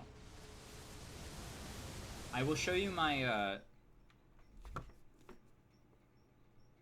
my blue strategy, which is whenever I'm not playing Elden Ring and I'm not using my PS5, sometimes I will just... Oh, a 2v2. Oh, no, you're a red. I'm sorry. Why do you have Ant Spur? God damn it. You do deserve to die. Should I kill him? I'm thinking about killing him.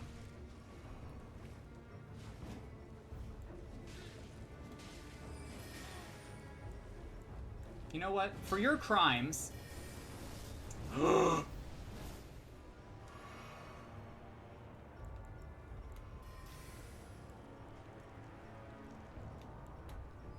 You disgust me.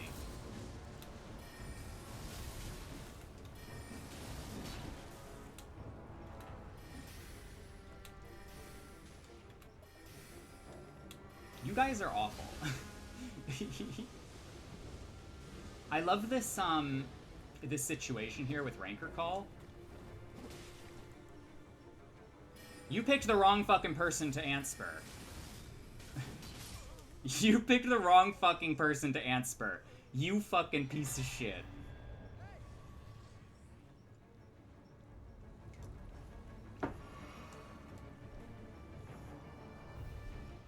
I mostly did that because I don't respect the Antspur. Why am I still rotted? Why am I still rotted? Are we serious? Antspur Invader, Rancor, spamming host. Yeah, but it was just Rancor Call. It wasn't Ancient Death Rancor. Rancor Call is fine. Truly a thankless task. Rancor Call is more or less inoffensive. The problem is the stun. Rancor Call doesn't have damage level 3 stun as far as I'm aware. I think it's fine. For the most part.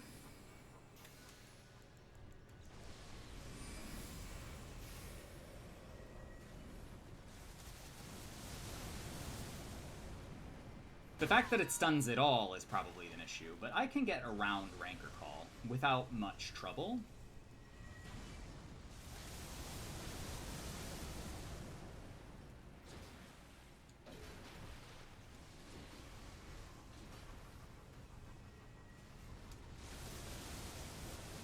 In 1v1, it's perfectly fine when you're against multiple people in small spaces. Yeah, in that case, probably bad. But you know what? It's on the invader to not be fighting 3 people on a walkway. That guy should have left the scenario long ago and not taken out that axe. The mistake on the invader's part was the axe.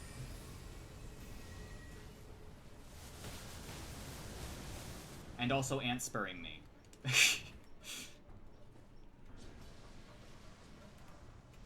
Ant Spur and Omen Smirk, by the way. And Bloodhound Step. Like, the most depraved possible. It's just very funny to me. It's very funny.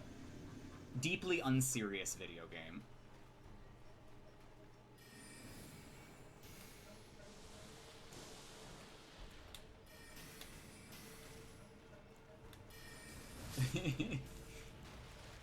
Oh, god damn it. What does Formic Rock make? I think it's like a perfume that's good.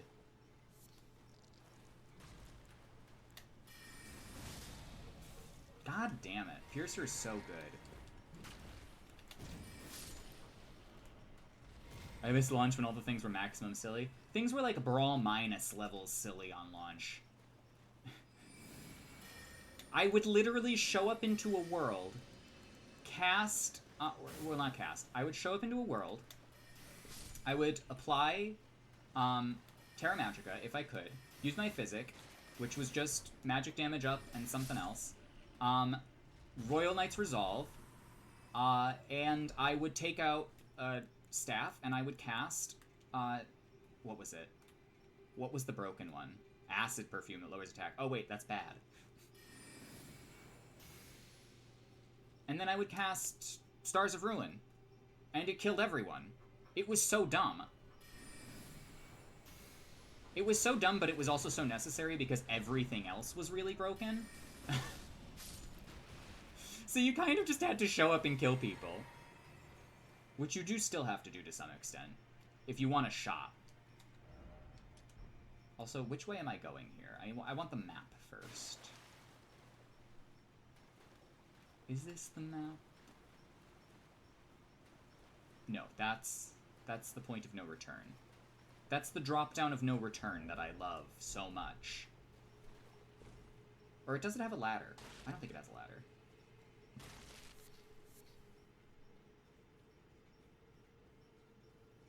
There's a ladder. Okay. I have to go this way anyway, so...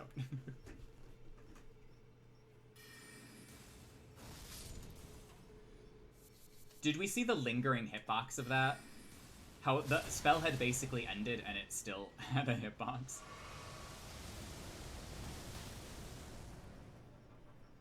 The lingering hitbox on Piercer is really nuts. Also, I've not been hosting since I got back because I'm a dumbass that still has blues on.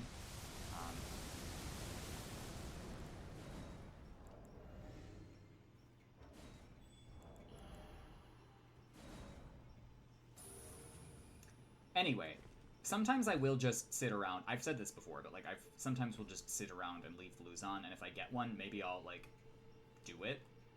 But if I'm like away from my PS5 or whatever, and I need to like go get something, it doesn't really matter if I die because I don't really lose anything, and also it gives the invader a much better chance because blues are fucking awful in this game.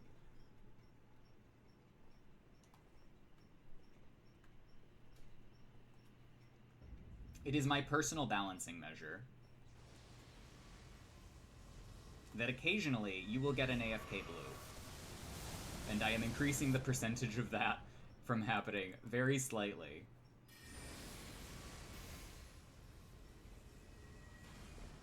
The amount of blues who just walk up and spam AoEs is sad. The amount of players that walk up and spam AoEs is sad. Missed.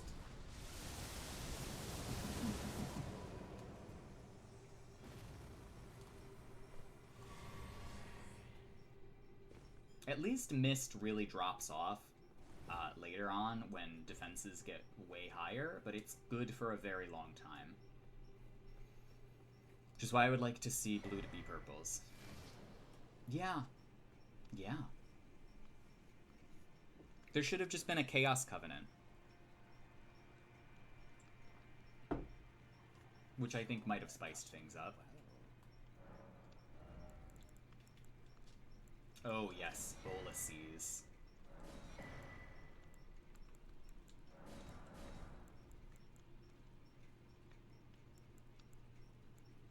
Do I need any of these, really?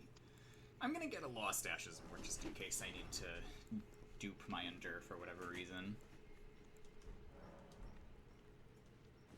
Often purples would just gank the red easy anyway because it was easier. Yeah, usually they would. Depending on the world and situation. If it's like kill 3 phantoms, then you don't want to kill the red because that's really not in your favor. But if the red is the last one you need to get out of the world, then yeah, you could do that too.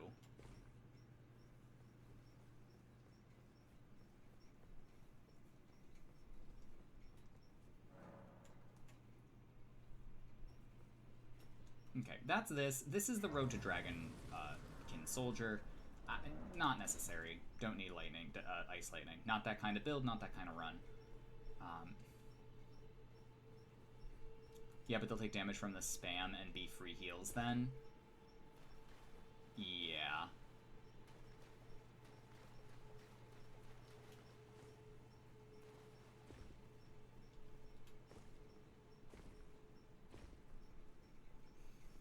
I don't know how purples could be balanced in the DS3 context, because giving an invader any more disadvantage is a slippery slope to just having invaders hate you and the game.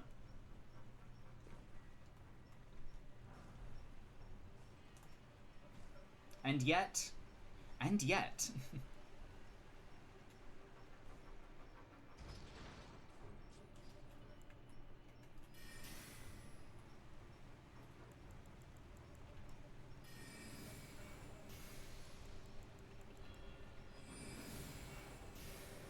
They're also very weak to Mist, by the way.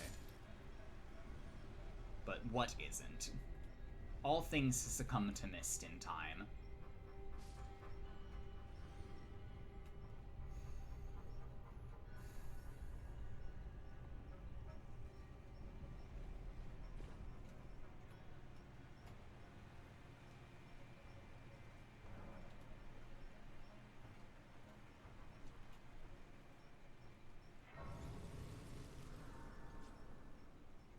Where is this at? Ah, I see. Oh, we made like a loop around. Cool.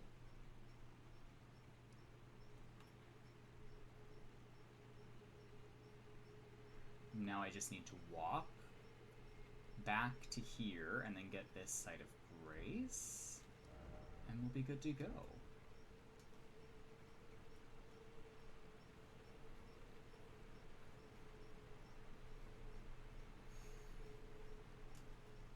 I don't know. I'm starting to think it's really not like a game culture thing or like a player mentality thing. I just think Elden Ring encourages you and offers you the opportunity to do a really ridiculous amount of damage to someone all at once. And that isn't inexcusable, but it is a little suspect that you're allowed to just kind of one-shot people indiscriminately. Which is, at least in my opinion, objectionable, because I don't find fighting games where you one-shot people to be fun. But this isn't really a fighting game. For an invader to walk in and be one-shotting people, it makes sense, but it doesn't feel good still. Like, I can't really complain too much about Twinks, because I do know what they're up against. Me. And that's kind of reasonable. There's a way to make it, like, way too gross, though. And that is the part I don't love.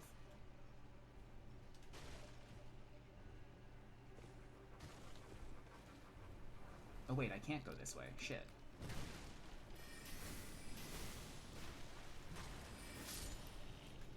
I like a challenge. I like a difficult experience. I like being able to take a hit to gain information. That specifically. That might sound strange,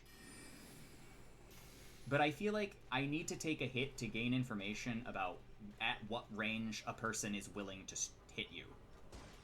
That's kind of valuable. Is there a grace up here? I didn't think there was, but there might be. Oh, there is.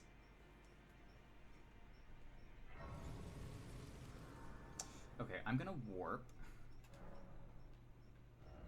back to... I think I have to warp all the way back to the beginning and then just walk in a straight line, but that's okay. I've taken out the bug. Shouldn't be too bad.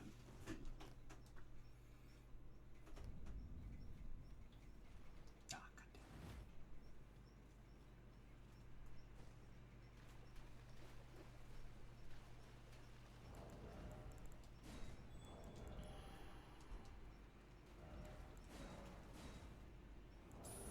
Let me also just turn off blues for now because, like, it doesn't matter.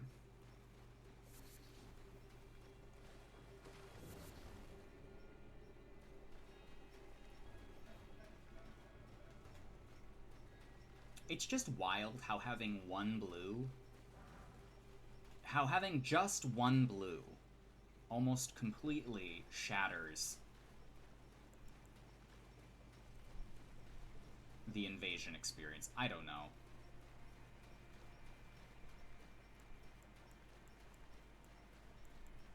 I like the idea of having blues because just like tearing through blue after blue is very fun.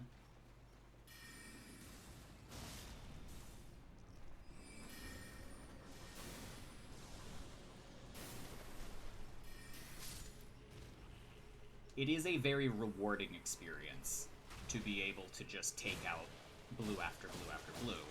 The problem is that when you're getting ganked, it doesn't feel like you can possibly do that. And in fact, it is not statistically possible.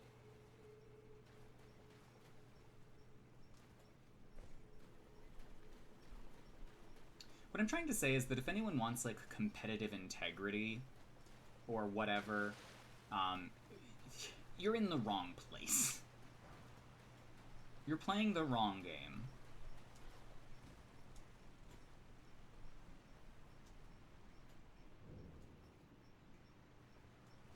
So I guess I can't get, like, too mad about twinking as a concept.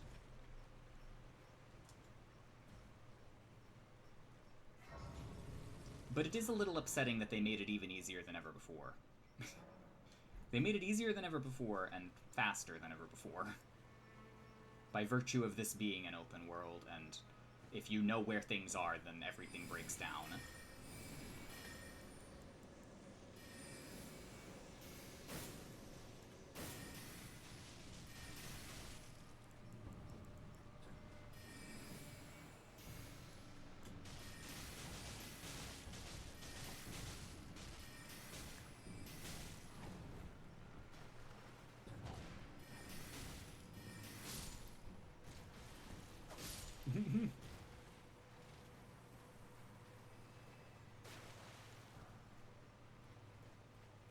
Okay, I'm gonna get the Moon of Noxtella.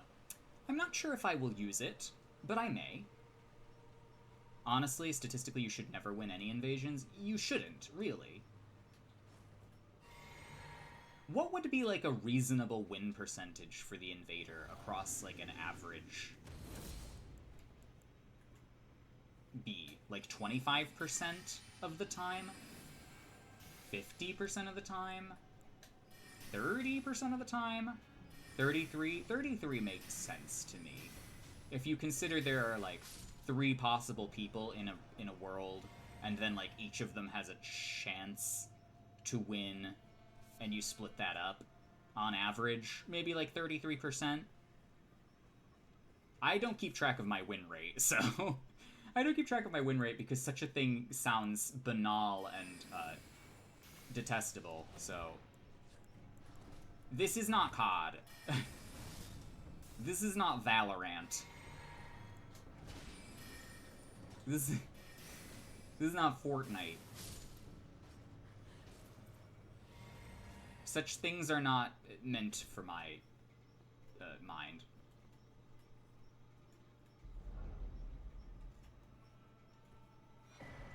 Probably closer to 10%. I don't know, maybe mine's even like that. I would say maybe 20%. I'd say I win 1 invasion for every 4 that I get fucked up in. Maybe. Maybe. I detest any and all attempts to make the weird multiplayer of Elden Ring fit into the modern PvP mold. I just hate live service games. This is a very satisfying thing to do, by the way.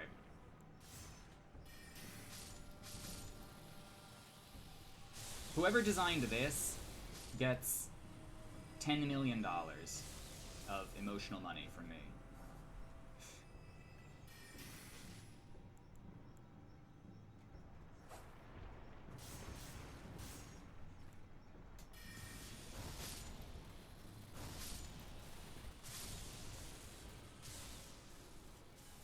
And I much prefer the game mode of the invasion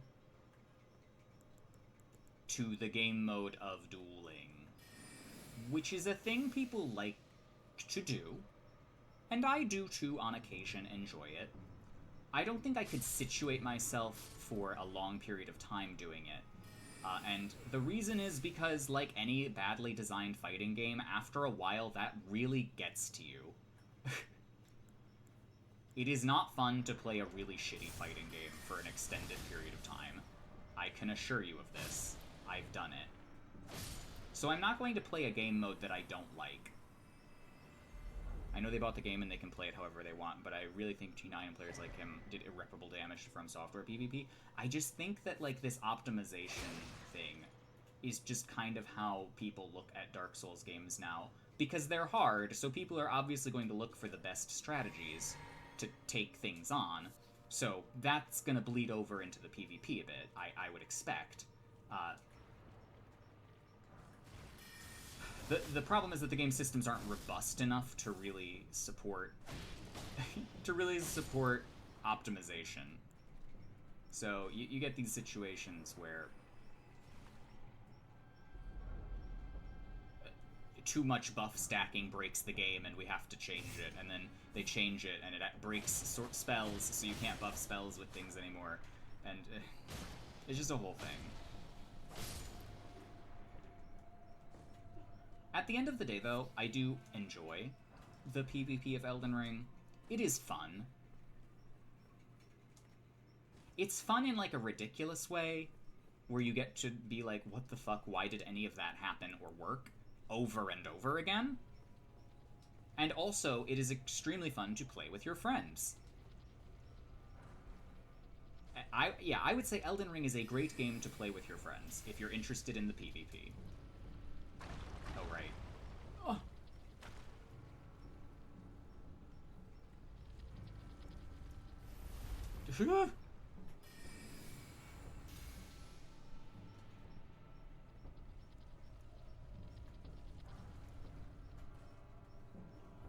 It just sucks knowing there's more than 300 weapons and you're guaranteed to only see a handful of it. Yeah.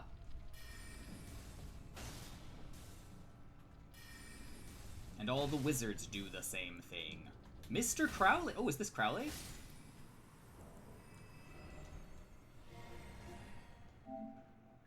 Unseamed future.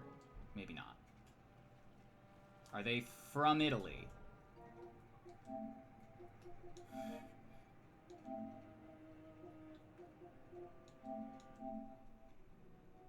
No. Maybe it's not. Maybe this is a reference to Supernatural.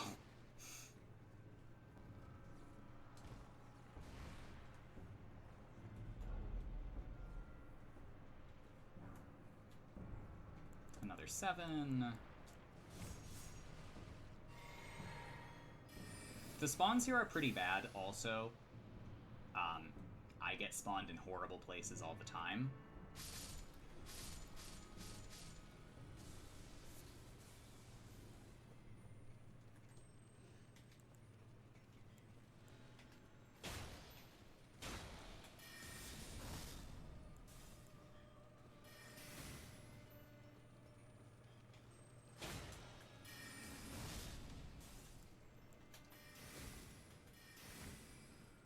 God, everything here is so tanky.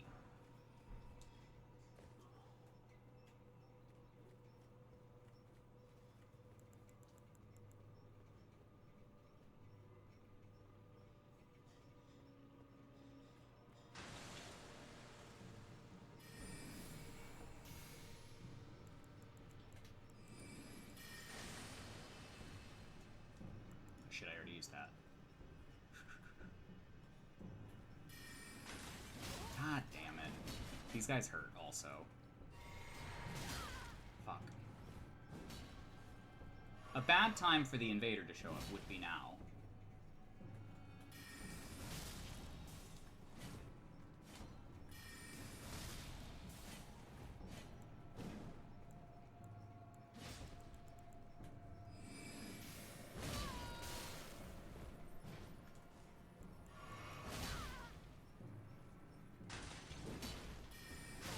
Oh! We're trying to hit each other through this pillar. Holy shit! Cragblade Dismounter. Well, yes. Omen Smirk again. Are there any other helmets in this game? I've never seen any other helmets in this game. I wonder where all the other helmets are.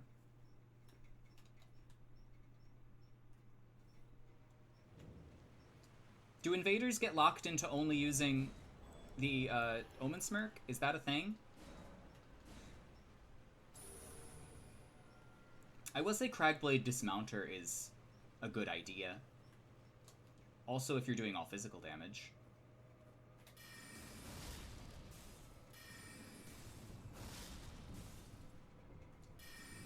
They just really like the way the helmet works.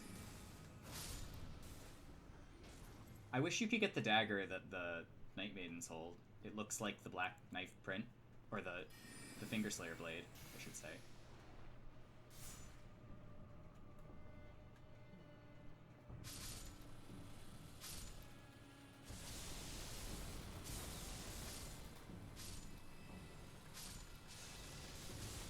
I really don't have to kill all of these, but it is in my best interest to at least clear it a bit.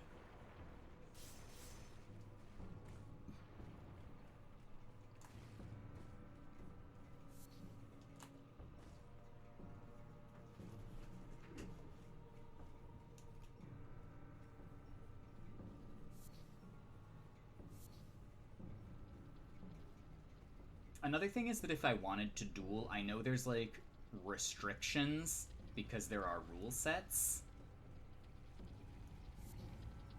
And there are, you know, there are spells you can't use. There are weight restrictions. There are poise restrictions. The dueling scene has their own, like, separate game that they've created. And I don't like that game. I like Elden Ring.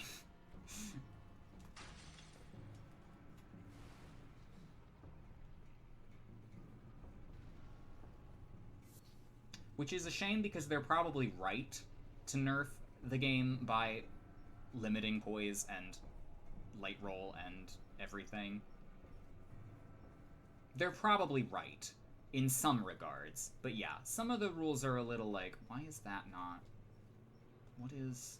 Someone had a vendetta against whatever, and you have to just look at it and be like, okay, so we're not taking this seriously, are we?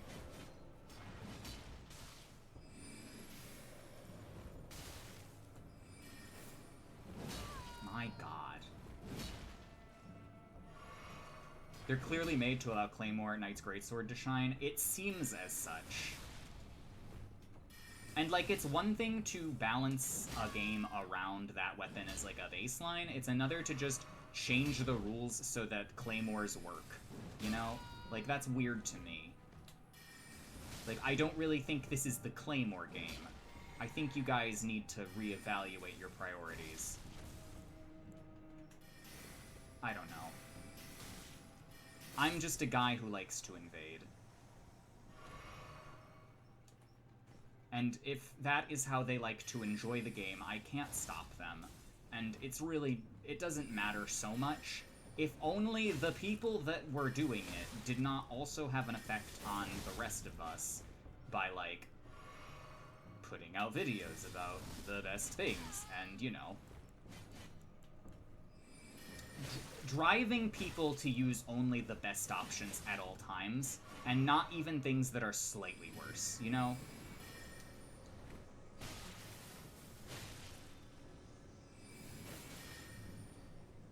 They're just rune-arced Grace Goblins with extra steps? Yes.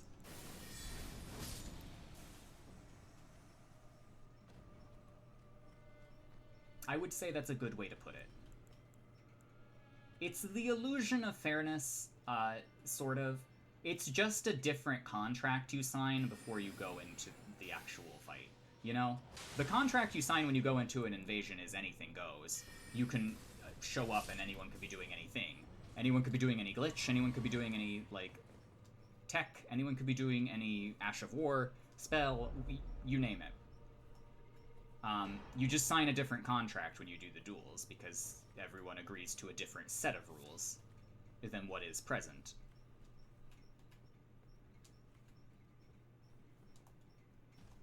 So basically, they looked at the rules that the game already presented them, and they said, that's pretty bad, which is something I could do.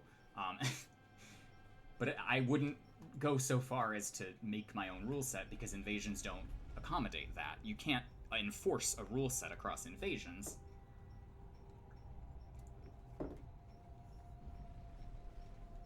Which is nice, because in a way it is immutable. It doesn't change. Whereas rule sets can change. Although there are patches, they're sort of infrequent. When was the last time we got an Elden Ring patch, actually? I feel like the game's in, like, a decent state. It's decent. It's gotten there. PvP only. PvE, don't... Whenever I talk about Elden Ring and I'm disparaging it in any way, I'm, like, exclusively talking about the PvP aspects, because the rest of the game is just golden and fun.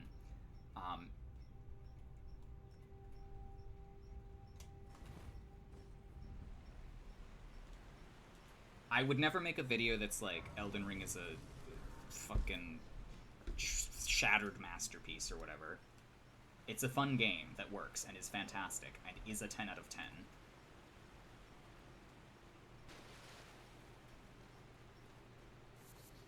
But the PvP.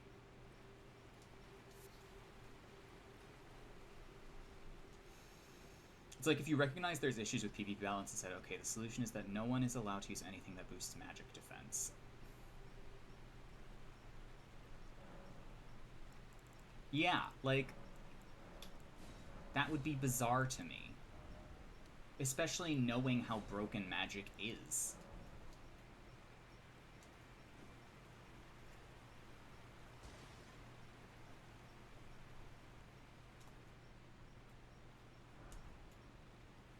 The fact that they banned the lightning, or was it the holy proof or the lightning proof?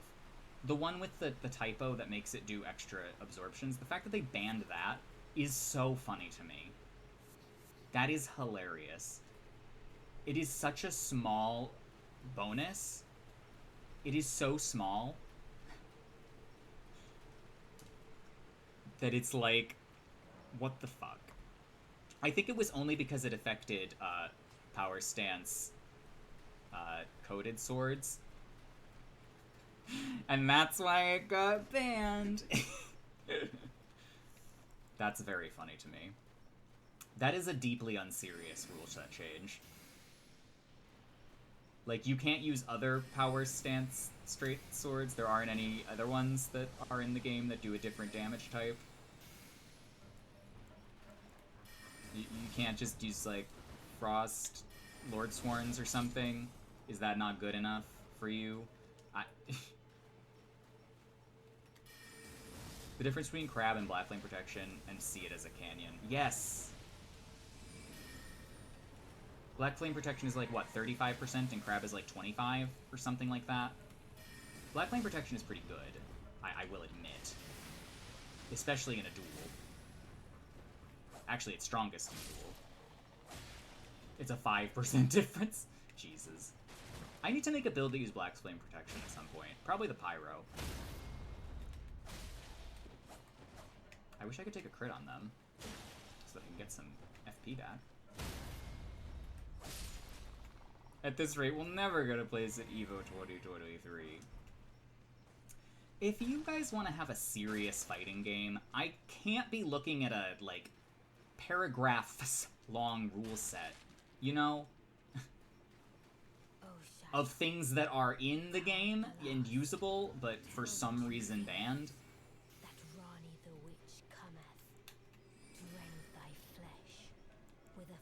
Also, why does he have the Destined Death buff exactly? Do we know?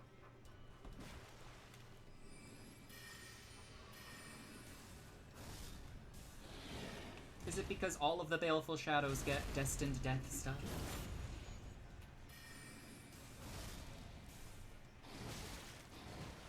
Or all of the Empyrean Shadows, as it were? They gotta make that an Ash of War. Why isn't that an Ash of War?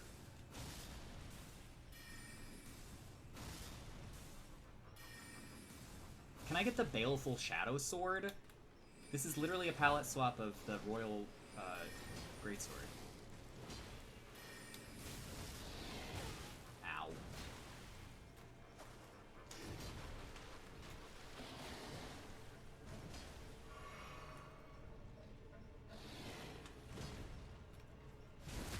Basically, look at how fighting games have had banned characters in the past versus these rule sets. That's actually a good comparison.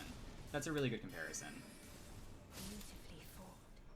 My thanks. Akuma in Street Fighter II Turbo was like soft banned because he's basically a stalling character in that sort of game where everything does a gazillion stun and air fireballs are busted. And they fixed it in Third Strike, and Akuma is balanced in Third Strike, and actually a really cool character that does a lot of damage fairly, but is like a glass cannon. A stance where you raise the sword and either do the spin move or launch would be really cool. I didn't even think of it as a stance. I just thought the jump and then the slash, like the Loretta's slash sort of animation. Okay, I'm not gonna host in the Lake of Rot. I hope no one cares about this. Although I think I've already been invaded, so yeah. This is great. This is exactly what I expected was gonna happen. Fuck.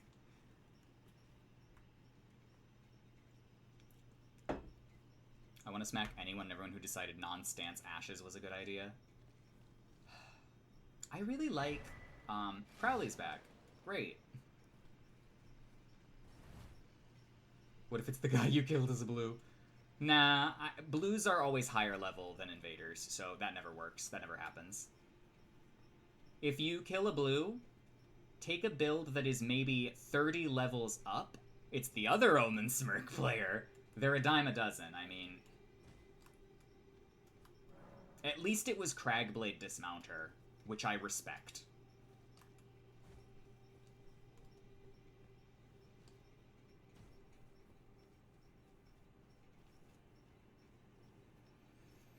But like a very gentle smack, yeah. Like, I don't have anything against... Oh, I never got the Rot Bolus recipe in Shifra.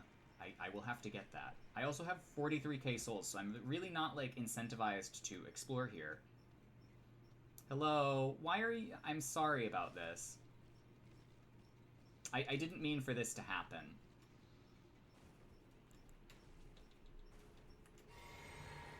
Alright, let's go, Mr. Crowley.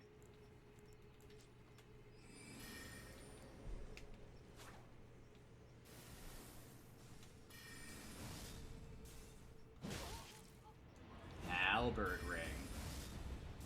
Oh, and you're a little late. Love that. That would have roll caught.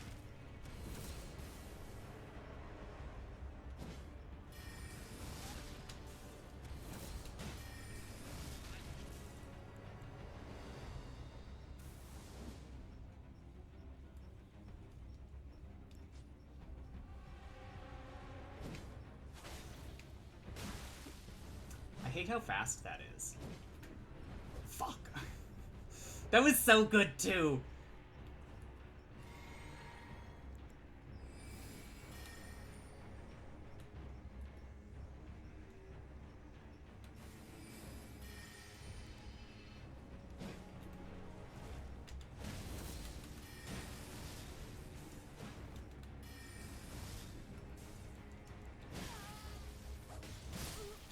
GG's.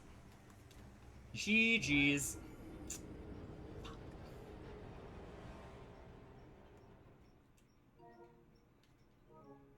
I hate the Omen Smirk. Dragon Halberd, how very creative. Dragon Halberd, although still very strong at 50, is not as offensive as it would be lower. But I'm gonna level up and try to get out of his level range now, so I hope that's okay.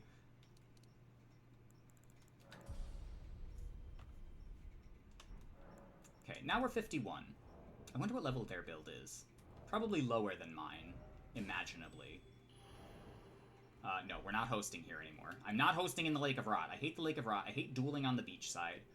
I hate running through this and trying to fight people. It's not fun. It's not good. It's not a good level. Period. There is no feature of this that is beneficial to me. I should have inflicted the weaker one on myself, but I'm just gonna, like, gun it in a straight line and you'll never die, pretty much.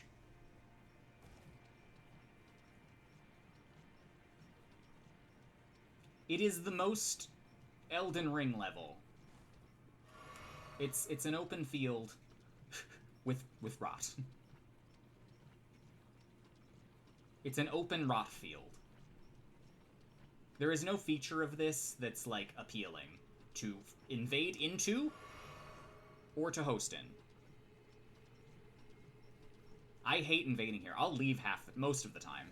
Unless I know exactly where the host is relative to my position, I'll leave.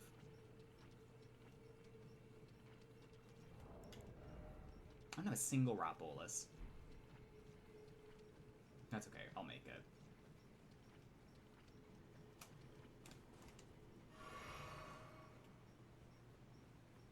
It's not like I really love invading in 4-2, or no, I'm sorry, 5-2 in Demon Souls, or even in, like, a Blight Town very much. I would do it occasionally. It feels a little nasty because, you know, that's a difficult area, especially if you're newer and being introduced to this whole system. Oh, not 521. Under no circumstances will I ever exceed level 200, probably. At launch, this area had one of the most fascinating pieces of environmental lore, but it was patched out. What was it? I can't remember what they changed. The rotten ancestral follower. But there is an ancestral follower over there. I saw them.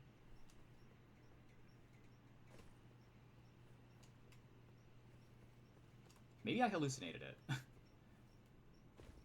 Yes, but it's no longer the rotted version. Oh, okay. I see. I understand. I would host here. The cloister isn't as bad. But these guys are nasty, so I'm just going to have to take them one at a time. All of the pests in the lower cloister were rotten ancestral followers instead, too. Oh, yeah. In the... It's like a hallway, unfortunately. Yeah. What am I going to do to Astel? If anyone wants to fight Astel, you know, come on by.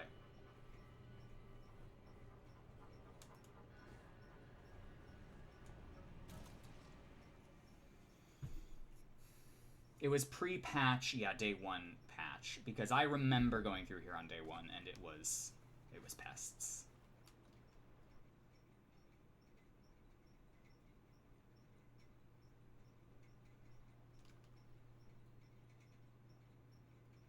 It was pests. Also, this is an invadable area for some reason. There's a Zuli video on it. I vaguely remember seeing it, but I couldn't quite remember. Also, these bead things are like a cultural reference to some specific type of rock. I don't know. There's a lot of really cool real-world archaeology, geology references in Elden Ring, and I just adore that. I love that to pieces.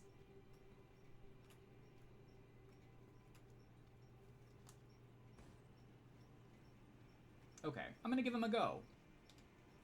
I'm gonna mist him, like... Astel's pretty hard, though, isn't he? I'm at, like, level 50, though. Whatever. I'm at level 50. I've done this so much lower that, like, this doesn't matter to me. Which is a good feeling, I guess. Of having, like, not mastered, but, like, figured out Elden Ring to some extent.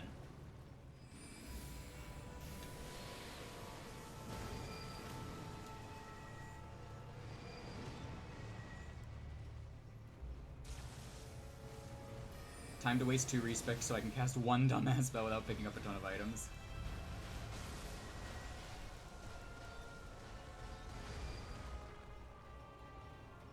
I have forgotten to cast my, or not cast, use my Wondrous Physic.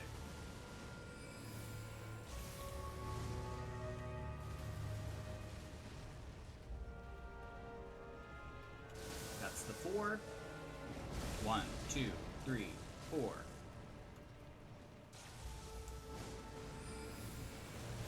I don't know if he can be frosted. I don't care for the laws of regression step. Oh fuck, I've misted myself. This is embarrassing. He's kind of weak to resistant to magic damage, so I don't really want to... Oh no! Ah! Ah! I hate that fucking move.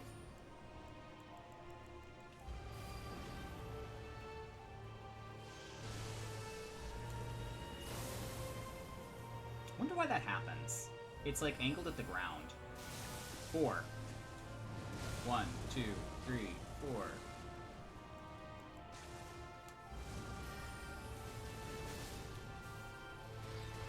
Fuck, I'm out of stamina. Ah, goddammit. Does this kill me? This might kill me. Oh no.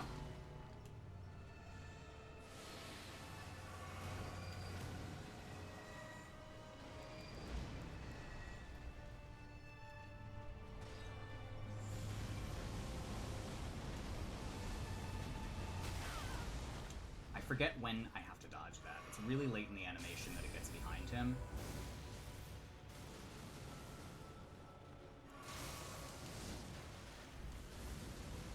You have a lot of health, sir. Where did you get all that health? Who gave you all that health?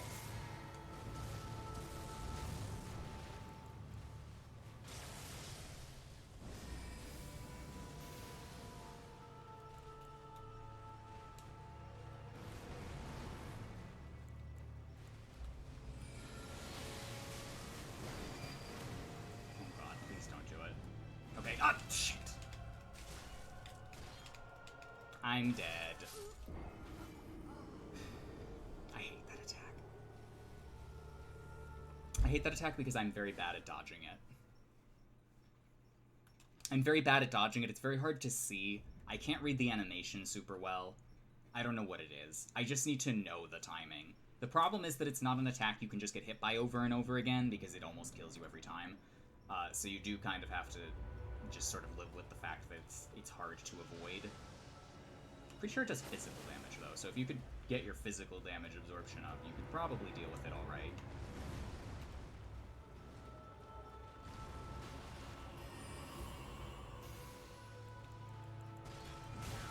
Okay. 3, 2, 3. Cool.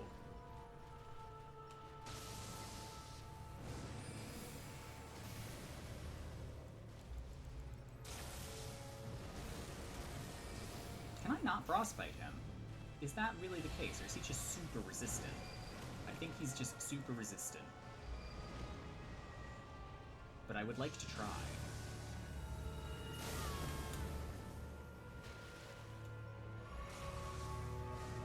Oh, I know why. It's because it's aiming for your head, and when you roll, it aims at the ground. I know. I know the answer. So that's why it intercepts the ground when you roll at close range. If you wanted to know, it's because the angle is bad.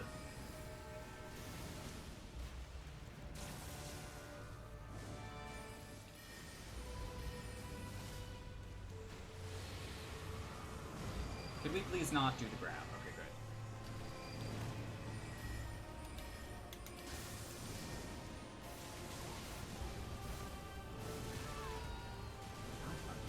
$3K. Okay.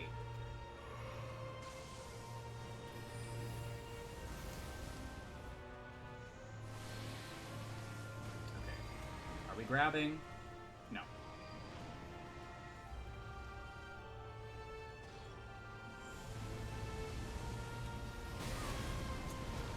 Shouldn't have done it.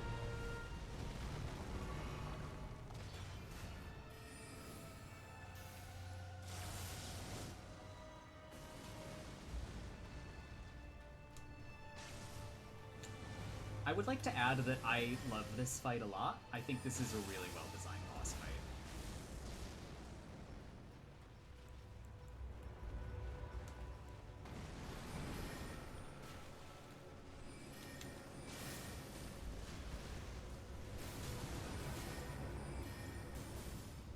Oh, I probably should have used my physic again. Oh, fuck.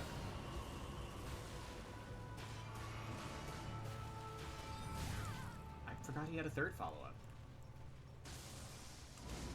Oh!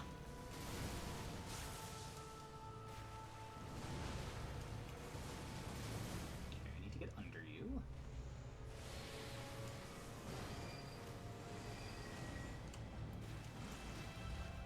Nice try, bitch.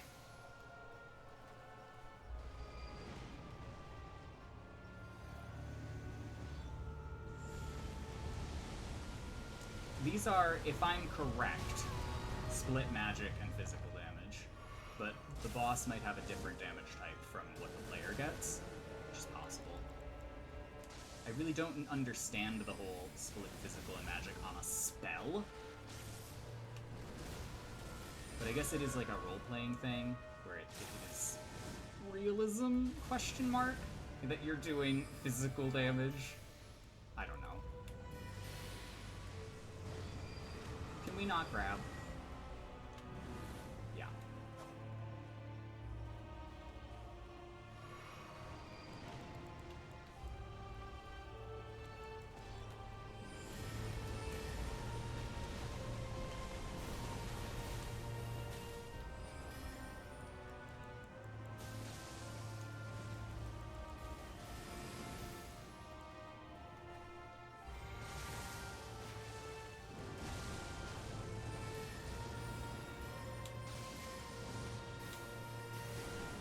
Bye, Astel.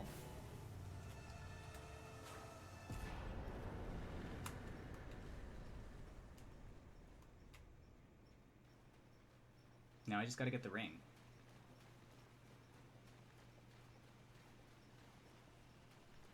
Hello, Chaos King. Welcome. I hope you're doing well as well. And welcome, also. Which I said already. Sorry. I hope you're having a good one.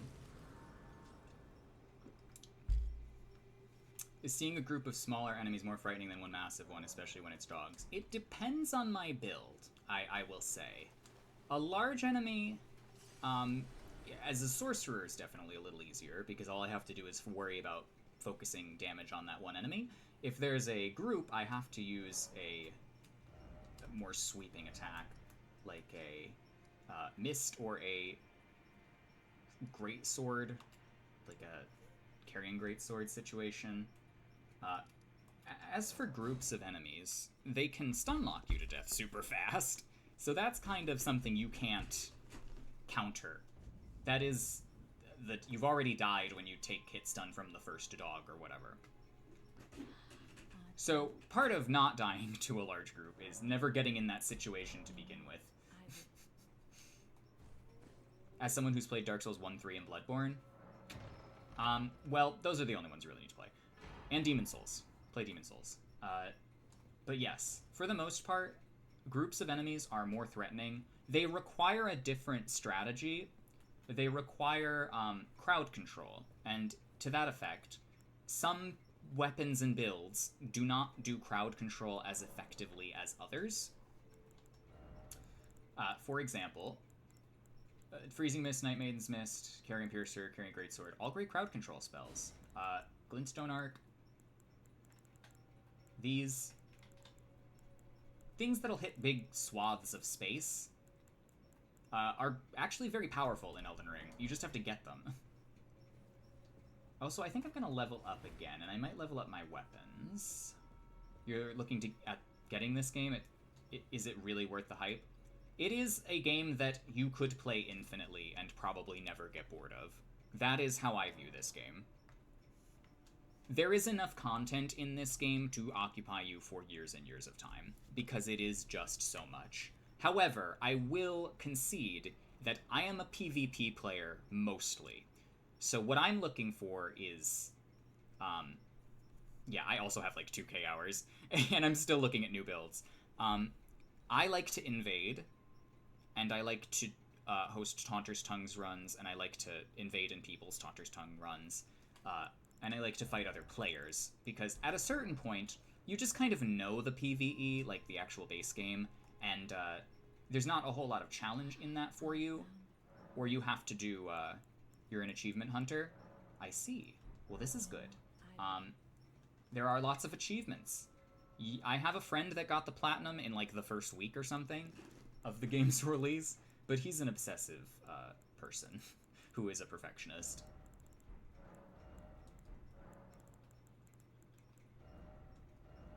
I have no illusions of perfection, and I have no desire to ever get a platinum in any game.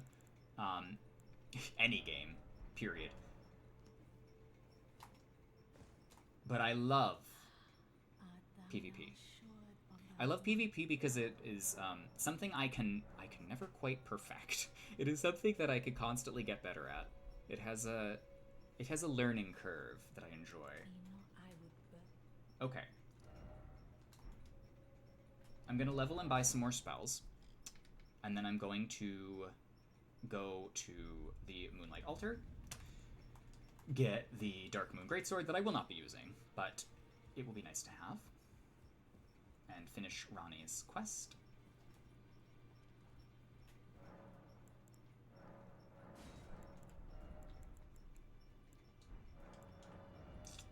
I don't really care about these spells, but I'm going to get them anyway.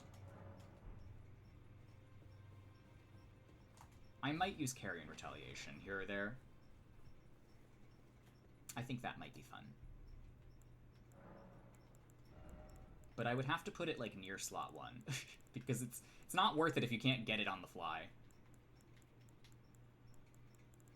If you have to scroll through, like, 6 spells to get to it, then why are you even using Carrion Retaliation? Carrion Retaliation is a spell that I feel like a spell sword would want more than me.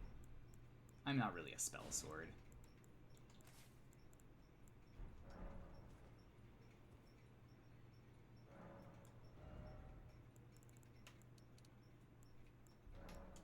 I am, unfortunately, a pure mage. Let's go to +10. I think at this int value, Meteorite is still winning out over everything else.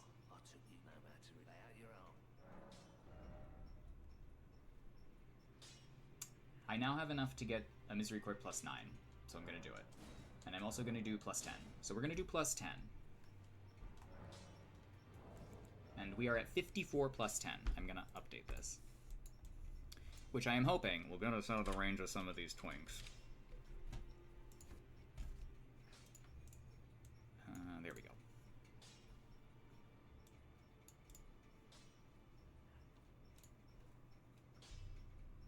Red Dead Redemption 2, Middle-earth: Shadow of War, and The Witcher 3. Yes, this is a very different game from those. This is going to be a little different. Oh, well, you've already played Bloodborne, Dark Souls 1, and Dark Souls 3. It carries a lot of Dark Souls 3-isms, but also there's just, like, a lot of different things going on here. But I will say it's very accessible. Hello, Thea. Find a stone, and now, though I ask you, I am Via, Heart Crowned Table.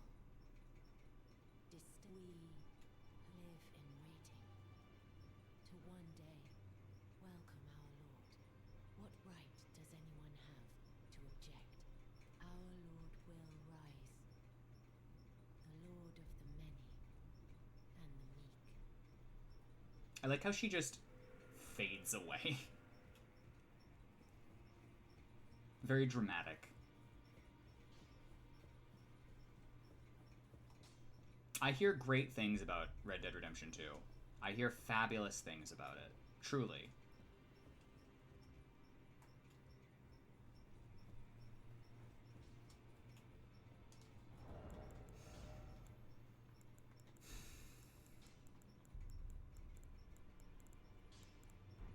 It's genuinely an amazing game. Yeah, I hear it's excellent. It has gunplay in it, so I'd probably like it. I do tend to like guns. I'm gonna start upgrading this now. Nikki Jakey did hit the nail on the head with his issues. I'll have to watch that video too.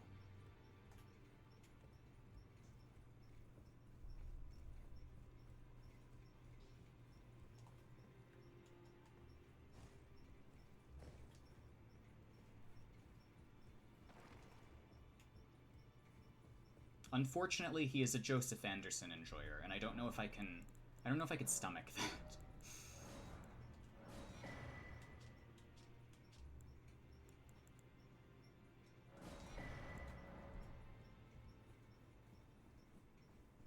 Playing Elder Scrolls Online? Nice, nice. I've never been much of an MMO person. I tried Final Fantasy XIV, and I think I would like it more if I were playing, like, with friends. But yeah.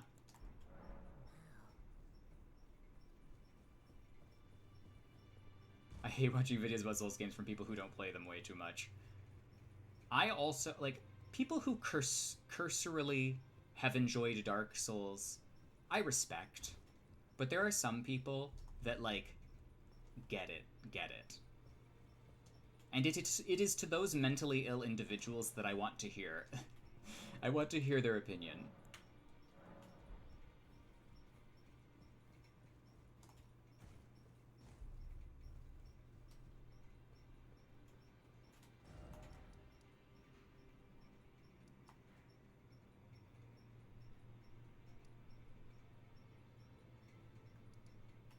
Okay. Back to Astel. So that we can get to... It is very much the identity of a Fromsoftware game that it's going to be hard. Pretty much all of them are hard. The easiest Fromsoftware game I've played... I've played a lot of FromSoft games. I really would like to try Kingsfield, but I hear the combat is all strafing. Which I'm not sure I'm about. Kingsfield to me looks like first-person DS2. Everything I see about Kingsfield is, like, good, and I'm sure it's a good game. But it looks like first-person DS2. And DS2 is not my kind of game. I would not pick up DS2 unless I had a specific goal in mind.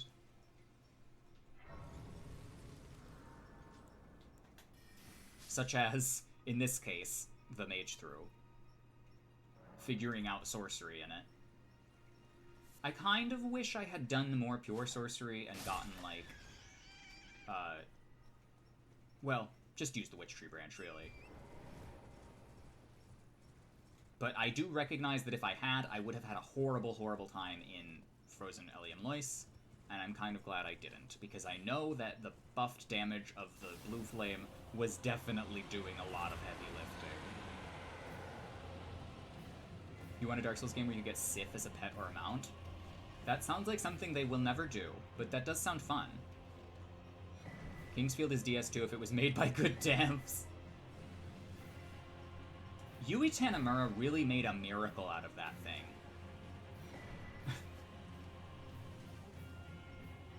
The fact that they were able to make a product that could be shipped and actually finishable as a game is impressive, even if the DLC is quite rough at times. It was a challenge. I admit, it was a challenge. It was a challenge for reasons I didn't like. I want a Dark Souls game where you could get Sif. Okay, wait. Yeah, I've already read that. Sorry. You've got a torrent in this game. You could ride torrent. Hydrate. I shall. I have my 34-ounce bottle of water here that I shall have.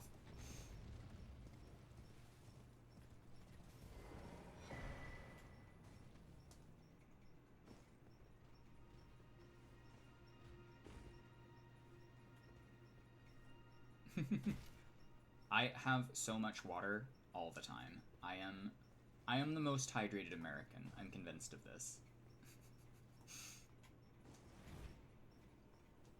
Although I guess it is kind of a thing in America that everyone carries around a huge fucking jug of water for no reason. In regards to DS2 difficulty, I can make Minesweeper more difficult by covering my mouse with broken glass, but that doesn't mean it's good difficulty. The problems I had with DS2 were, like, the movement doesn't feel good, the rolls don't feel good,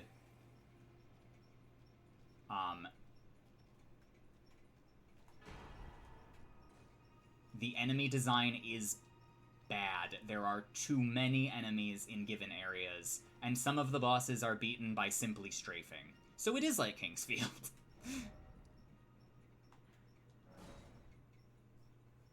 Who wants to see me beat up Tish? I don't know if I'm gonna beat up Tish. Or Electo, I'm sorry. It's Electo. I am gonna get the spell, though. I'm gonna do that first.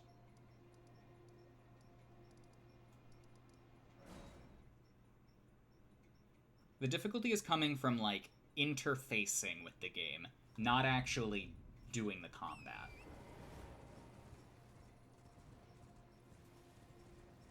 I don't want to do Ronnie's quest again.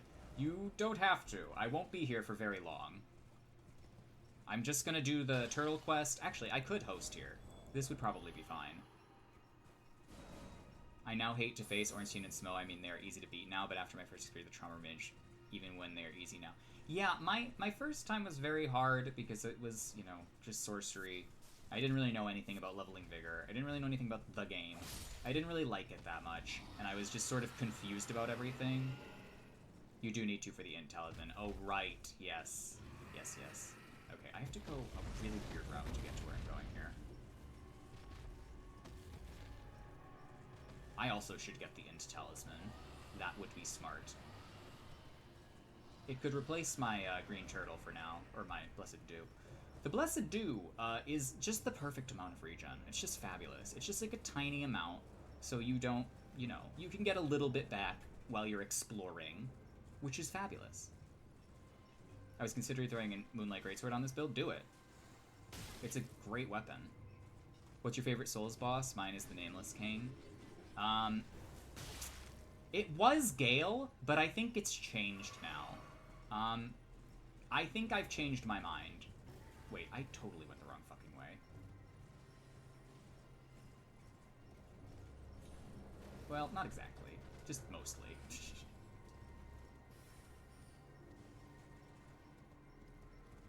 I wish I could say it was a boss from Demon Souls, but it's not. I love Alant, but I don't think it's my favorite. I think there's a boss at the end of this game you're going to like, that's particularly good. I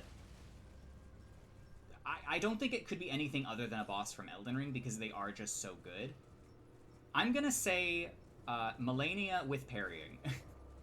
At this point, I think I like Melania with parrying the most, unfortunately. I think it has come around to that. I think there's no experience like it. Actually, I think it might be a Sekiro boss. Unless you disqualify that, because all of the Sekiro bosses are fantastic. Except for, like, Demon of Hatred, which I didn't even really despise. I thought it was okay. Sekiro doesn't count. Okay. What about Bloodborne? Orphan is fantastic, except easily exploitable. I like Demon of Hatred. I don't...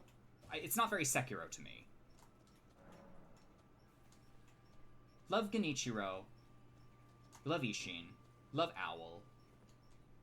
I think just everything about Sekiro, really, but, Yeah, I don't think I could say a Bloodborne boss. I don't think I could say a DS3 boss. I mean, Pontiff is fantastic. DS3, some of the DS3 bosses are a little, like Aldrich and Yorm. Not a huge fan. Kalona's Rise. Champion Gundyr without parrying is so good. I like Champion Gundyr parry into Great Heavy Soul Arrow. That was fun.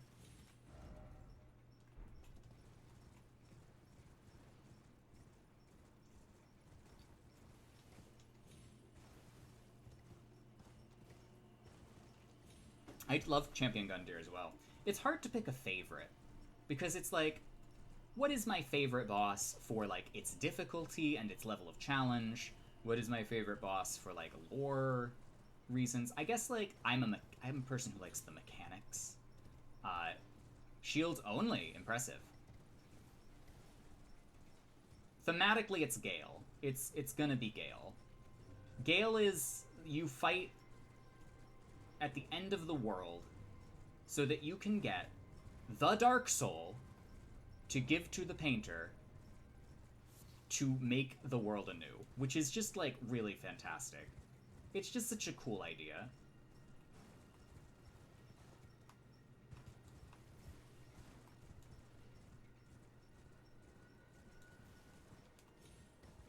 Manus is pretty good, too. I don't really love Gehrman. Gehrman is wonderful on a thematic. I love his theme. His theme is iconic. Where am I going? Oh, I've been invaded.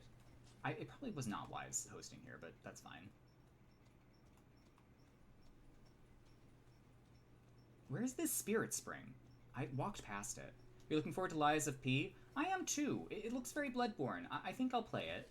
I think. I just think it's gonna release around the time of some other games I want to get, and I don't really want to pay for them all. There we go. Hello, Iron Dog. Welcome back. How are you?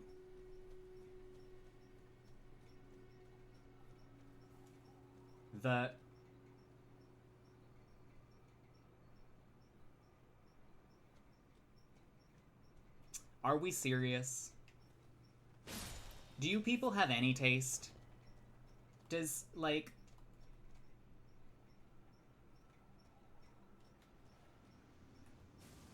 Ooh! Hello?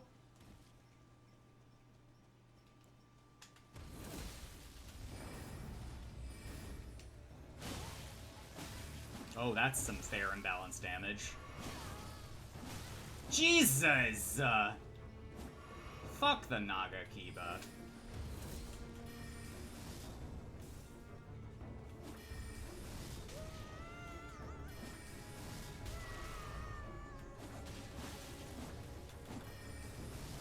Goodbye!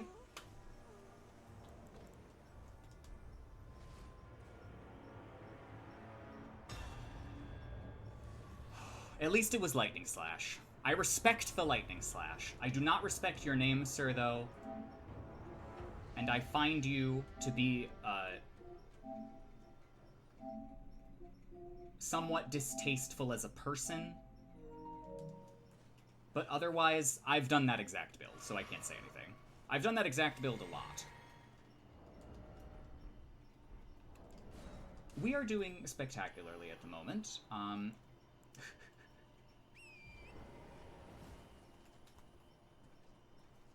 Anyway, I was talking about the taste of that invader, by the way. I wasn't talking about any of you. I wish I could Glintstone Pebble from up here, but I can't. Can I just land on it? Or under it? That should work, right?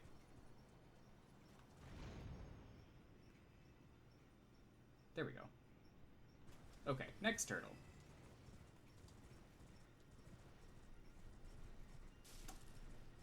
Yeah, I think mechanically... If Malekith didn't have scoliosis, I would like fighting him more. It's still a hard fight. But if you know what you're doing, he has way too much forward momentum. Add.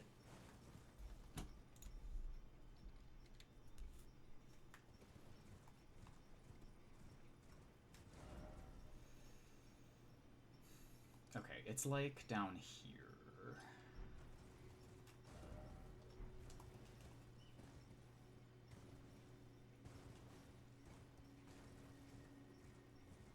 You know what's funny is I think I was doing the same amount of damage to that invader as they were doing to me, but I was spending FP. Because what was I taking? Like, a third of my health. So maybe 350 damage-ish per hit. And I was doing like 400. 500.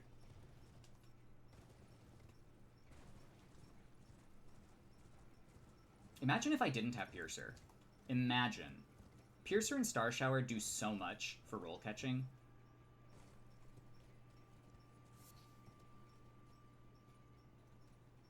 Oh, sure, of course, yeah. Just remind me.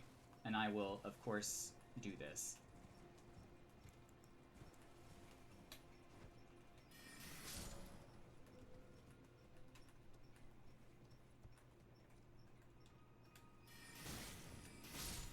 I got stuck in the menu there because I didn't realize that it locked you out.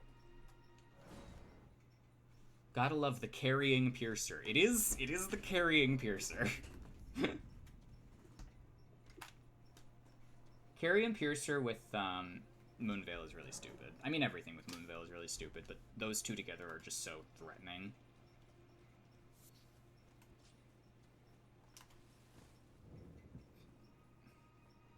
Oh no, Discus is probably going to do a decent amount. It's cheap. 2. It's like 3 FB. Okay, Ronnie's Dark Moon requires less int than Renala's. This is why I like playing through the game to make my builds, though, seeing how they evolve as I go. I really like playing through the game with a specific build to just get a feel for it and get ideas about what kind of combos and mix-ups I'm going to use.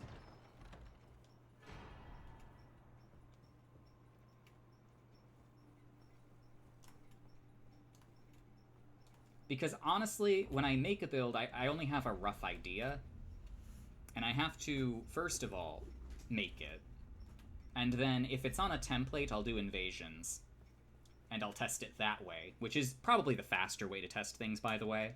Is to literally just invade with it and throw yourself at invasions, however.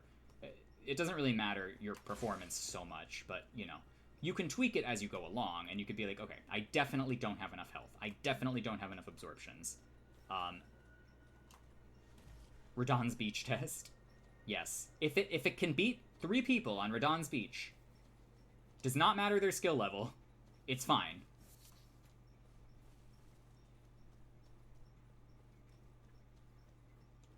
Fortunately, that's a common occurrence. If you can survive for a bit, it's probably okay enough. If you can survive for a bit, it'll definitely get you somewhat far. But if it can take out everyone on a beach, that's where you want to be. I don't, like, ascribe that to every beach, just, like, a given beach invasion.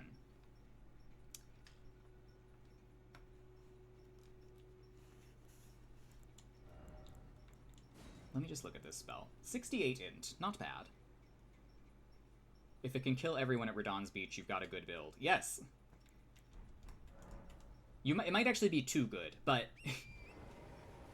that's how I knew the Deathblight build was decent, because it would just regularly win at Radahn's Beach. It would just regularly, because it's like, what are you gonna do? You guys have to come to me, so I can just put up Death Clouds. And Night Maiden's Mist. I should get Holy Ground. Well, I'm not near Liurnia yet. Or not Liurnia, the Aritza side tomb and the Aritza Hero's Grave. So when we get there, we'll do that. I love those levels, by the way. I don't know why. The chariots aren't even, like, interesting, but Holy Ground is fucking amazing. Okay, that's Ronnie's quest, and that's Ronnie's Dark Moon. That's everything I needed to do there. There's really nothing else that's important in that regard. So, I'm gonna run to the restroom, and then I think we're gonna host, somewhere in Altus? Probably not the Tree Sentinels, because I've hosted there before, and that's very hard to do. Um, oh, what I'll do is I'll go to the abandoned coffin. I could even summon you to test that. And then I think I'll do the Perfumer's Ruins. Or actually, maybe I'll just...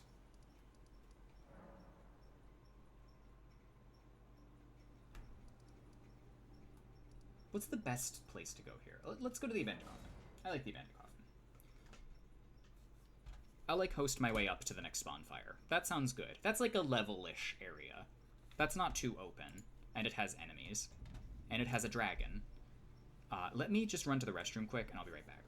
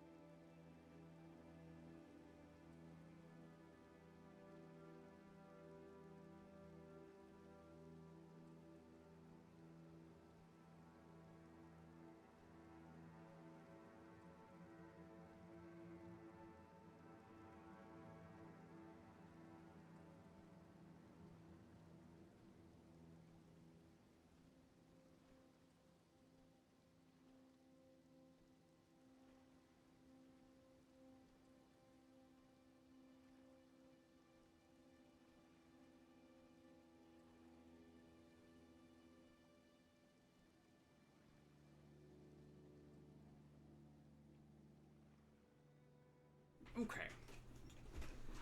Been going for about 5 hours. So I think we're gonna stop relatively soon, but I will host for a little while longer because I would like to make it probably up to Draconic Tree Sentinel. I'll probably be able to beat Draconic Tree Sentinel. I also need to do Windmill Village. I need to do all of the seeds. I need to get the cerulean tears that are here, which I might grocery shop while I'm off stream, just quickly, because it's all over the place. And there's not really any levels near them, so to speak. And then Leyendell will be next. You're excited for Gelmir if the spawns are kind? I don't know where I'm going to invade hosting Gelmir, but I'll probably host up the mountain, because why not? Because why not? And it's not technically open field. It's more level. I'm also excited for Volcano Manor, because Volcano Manor is just a cool idea. Volcano Manor might be my favorite level. Will you be getting the magma sorceries? It's not a difficult thing to do. We just have to be sure we do Bernal's quest, because you can miss Gelmir's Fury. Ooh. I want to do the Carrion Study Hall, but you can't host there. I'll do that off stream too. I love the Carrion Study Hall. Fuck. Yeah. I could get the Magma Sorceries. I don't know if I'll use them. I'm not sure I wanted to invest in Faith much, but towards the end game we might just have extra stats lying around, and if I do, and it doesn't cut too hard into mind, I think I'll do like a 60 int 18 Faith thing, and then that'll give me access to the Magma spells. Shouldn't be too bad.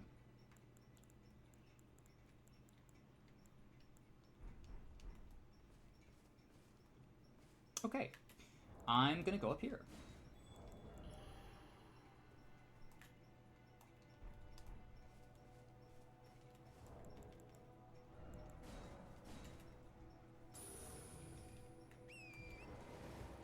I'm gonna work my way on up to this next grace. Take your time, because it'll probably be better to host at the next grace than even this one, so.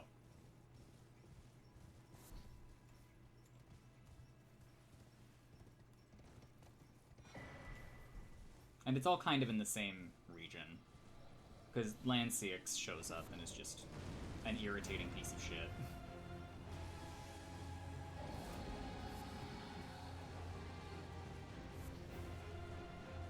I skipped this boss on my first playthrough, not thinking anything of it, and then I figured out later that it was unnecessary. Why do that, by the way? Why split that boss up? Why do that with Adula and with this guy? You spent a really long time dying to that guy on your first playthrough? I figured out the ravine shortcut way earlier than anyone else. So when I got here, I was like, I'm super underleveled for this, so I'm just gonna gun it through, and then I just road torrent through most of Altus. And you're kind of supposed to, so yeah. The split bosses are just a strange, like, here is a spectacle to waste some of your resources for no particular reason. It's just odd to me. You don't get anything for this. The guy just runs away.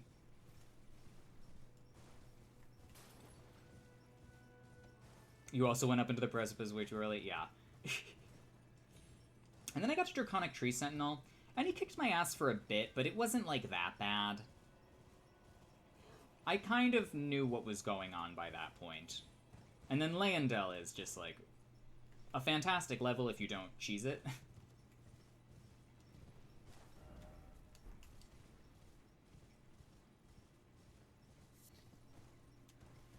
I understand having, like, a set-piece encounter with a dragon. I don't really get why you have to, Oh, I'm totally in the wrong place. Leyendell's a fantastic level because you can cheese it.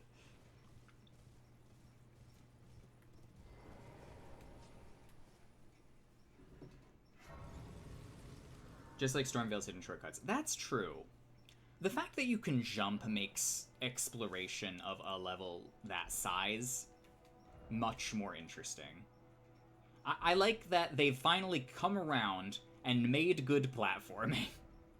They've decided now that they would like to make a good platforming system. And I respect that.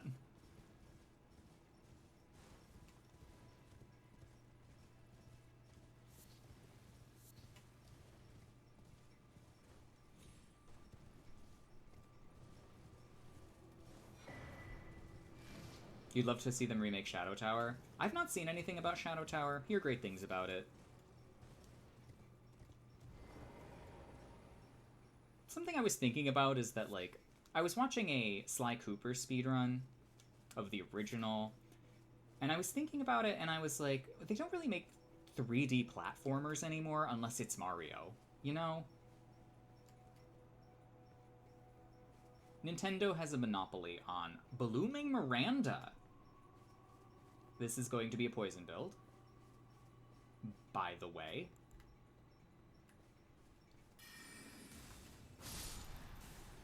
Just some guys hanging around and I stabbed them to death with a big blue sword. Platformers are dead and it's a shame.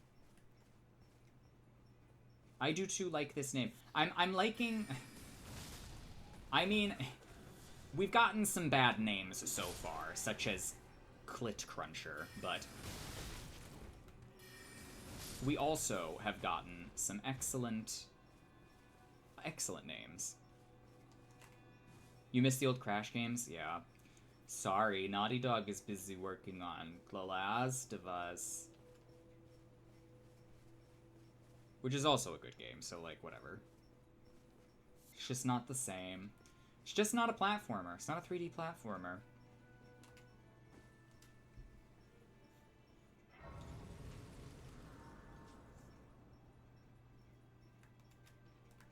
I would really like a 3D platformer with, ooh! Hello.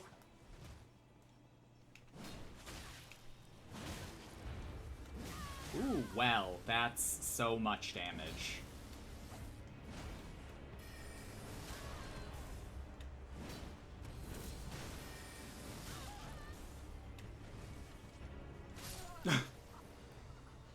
Okay. Uncharted is a platformer. Why did that sword dance do 800 damage? Exactly. Why does a sword dance sometimes do, like, 800 damage? Also, the name did not match the player. I was expecting poison.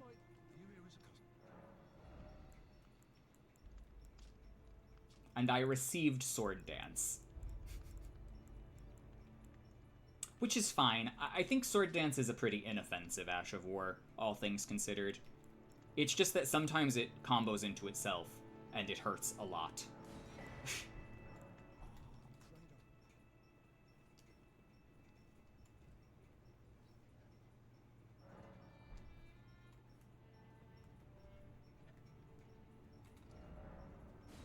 Okay, now what? I gotta go here. I gotta go here. I gotta go here. Fortunately, things are going to start giving us a lot more runes, and so are bosses, so we can hopefully accelerate this leveling. But we're already at like 17k needed. Trying to get enough int to get this academy staff off the ground. And the meteorite staff is going to be beating it for a long time. I could dive into the woods. The woods would be good for now. Let's do the woods. I want hidden body, or whatever it is. Obscured form.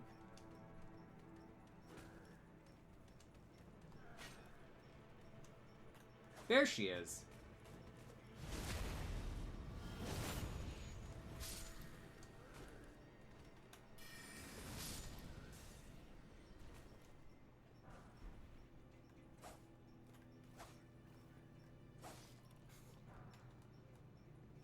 Oh, hello. Yes, hit me with your golden disc.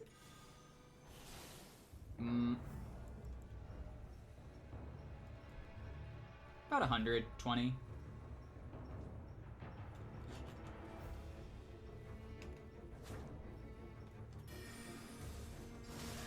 Oh, my bad.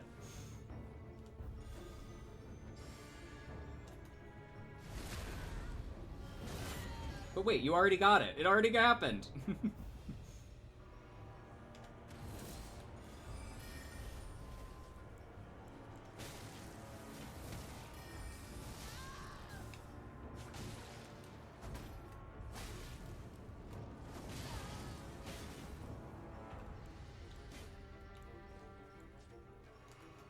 The 400-year-long immutable shield animation. It's such a strange animation to be that slow.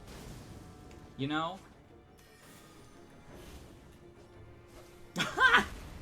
Good backstab, seriously.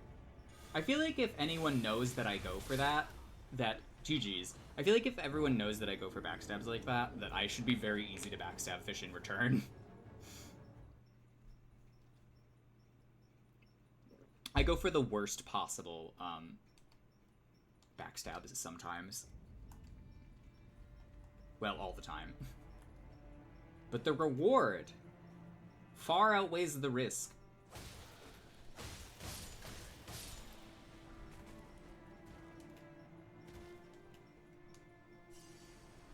As it does with parrying. I am actively looking to land the meatball.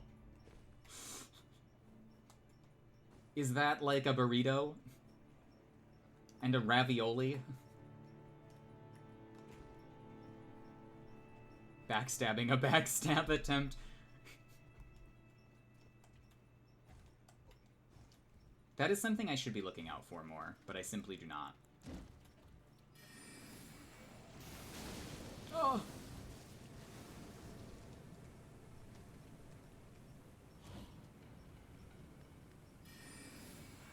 I just want to see how many mist it takes to kill this guy.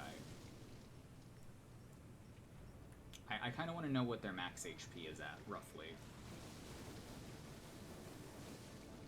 I refuse to call any tech anything that's not a good name. It seems as if one Fia's mist cast and some darts should kill him. if I want to do it that way.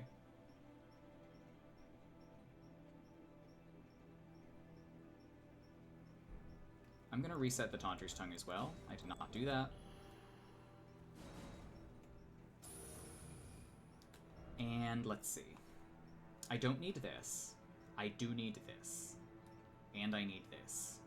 Super important. I'm not sure if I actually have to finish that level or not. I think I do. Because that's not Spithing Stones, that's the Somber. We haven't even done Celia Crystal Tunnel yet.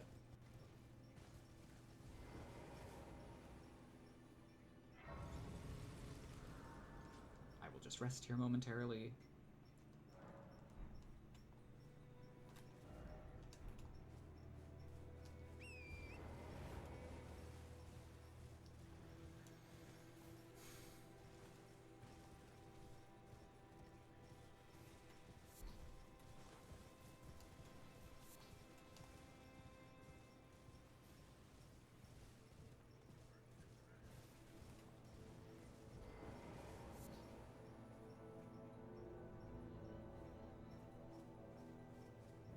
Mirage Rise.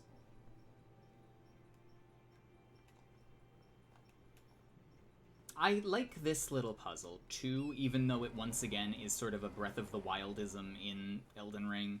It's fine. It's inoffensive. I like the idea of having, like, seals that you place that makes a tower invisible. This is a cool sorcery idea. And also the spell you get is, like, the spell that's being used to conceal it, so there's like, a good reason for it to be called the Mirage Rise, and also be invisible. It's well integrated into the lore, I guess, is what I'm trying to say.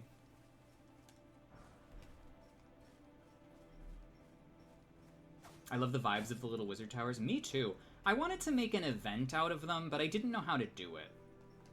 I still have to think about that.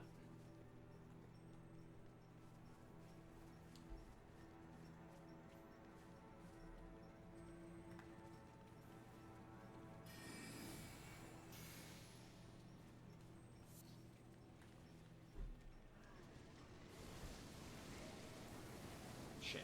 I want that stone.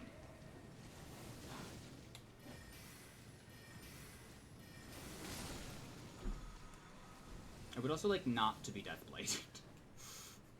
This is also a concern. This way.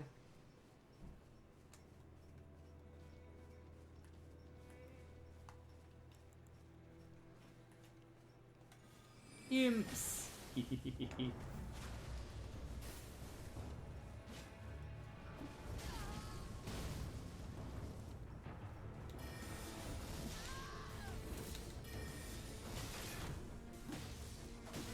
Oh, I actually could have taken that riposte.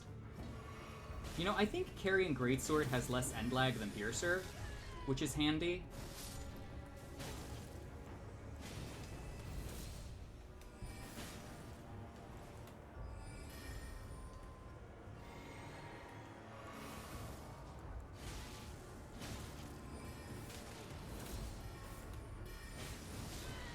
Oh! GG's.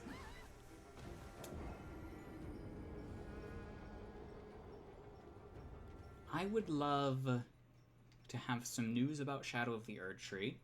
Even though I am in no rush for it, I'm not really, like, chomping at the bit to have any more content in Elden Ring ever, really. It feels like it's already got too much. Gotta find a more entertaining Ash of War for your spear. What did I use for spears? I used Sword Dance on a Partisan once, and that was fun. Because I could do, like, R2 Sword Dance, R2.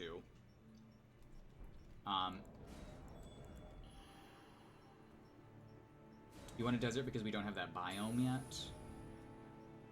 We don't, really. I mean, there's this, but it's not like... I mean, Caelid I don't really consider a desert. More like a wasteland. Yeah. And I mean, there's Leyendell, Capital of Ash, but I don't count that either.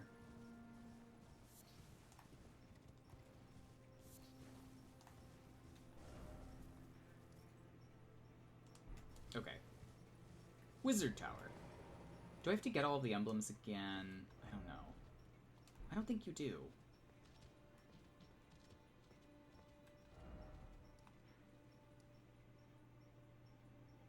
It's like up here. I don't know where I'm going.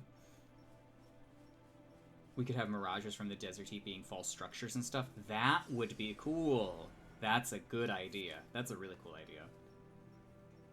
That's a great concept. You can make a whole game based on that.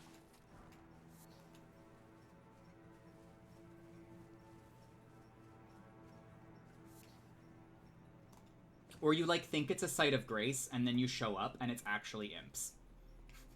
JK, all imps. Oops, all imps. It would also tie into the Frenzied Flame extremely well, as everything involving it has a desert origin. Desert, and, like, madness, and, like, dehydration.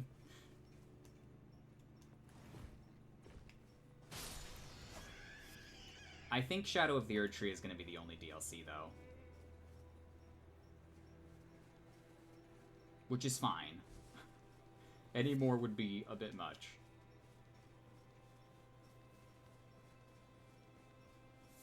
And also, I'm like... Is this Oro? Palidan, no, okay.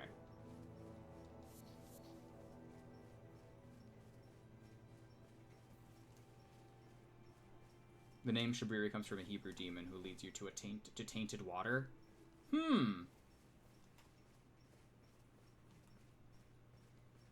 That is interesting. Okay, not sure where you are. So I'm gonna go up here and grab my spell.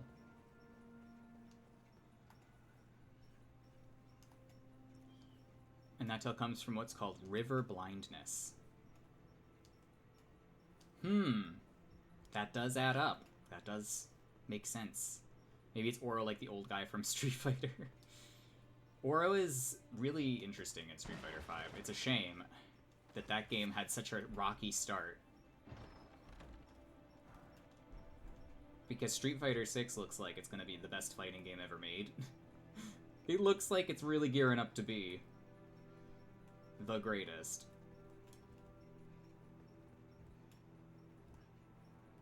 Oops. Okay, we're good.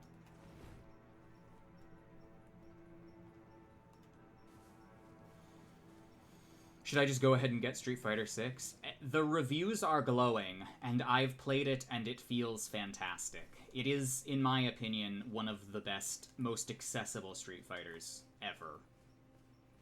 It is a significant improvement from 5, in just about every way.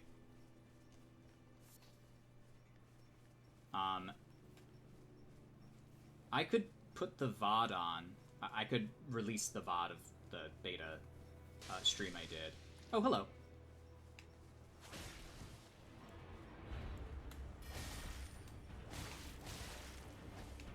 Shamshir. I love Shamshir.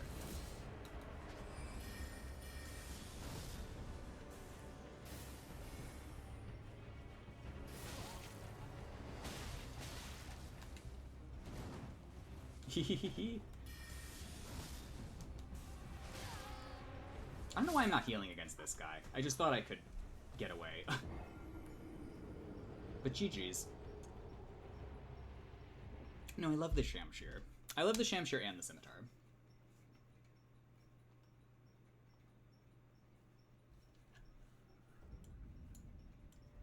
I also could have used my Physic. I could have used Endure. I could have done a number of things. He just seemed like a nice person that didn't have a broken build, so I didn't really want to beat him up, you know? Sometimes you have to be like, okay, I could, like, really ruin this person's day. But I don't want to.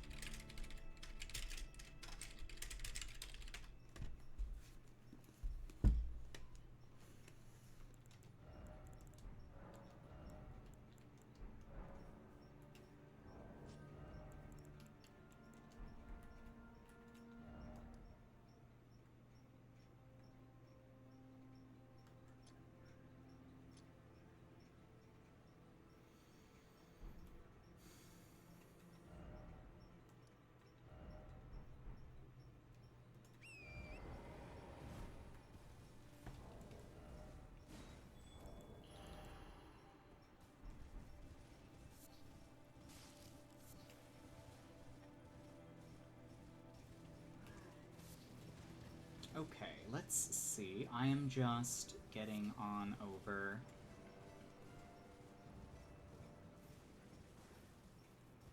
to this specific cave that I don't think I will do at this time because it's a little rough.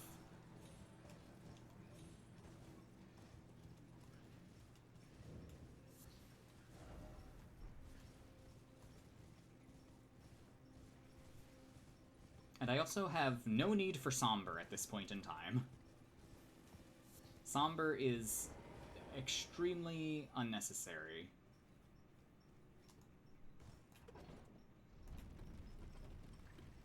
Though I should do it eventually.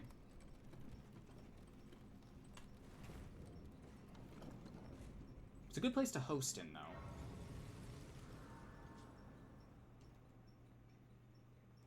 I'm gonna get the Chris, I just have to get to Gelmir. And to get to Gelmir, I have to do all of this.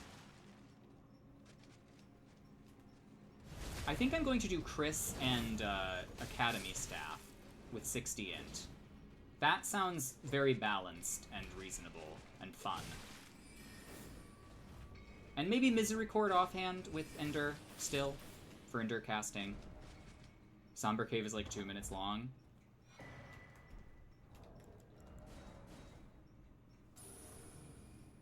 It'll be 60 int, 60 vigor, like 40 mind, maybe 18,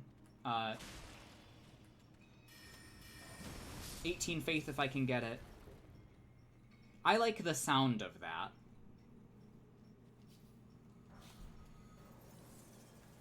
I've had a bunch of good invasions in this level. I don't know why. It's not like that long, now that I think about it.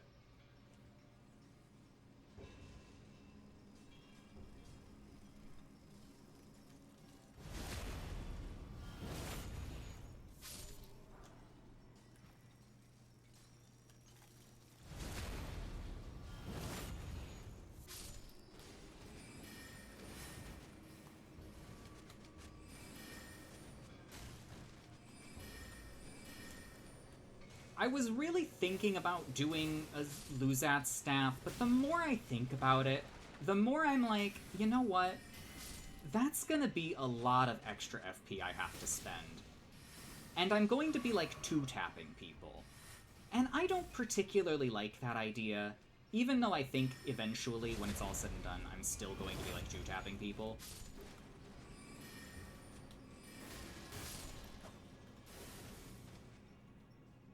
The Academy staff with 60 int is, like, pretty reasonable, though. You can still do very well meta-invading with something like that. As long as you've got a decent backup weapon, or you're, like, light rolling, and you've got a lot of endurance. What I would do at one point in time, and I don't know if I really agree with this build anymore. I cannot abide by the Luzat staff because I think it looks silly. I also really do like the way the Academy staff looks, so there is that.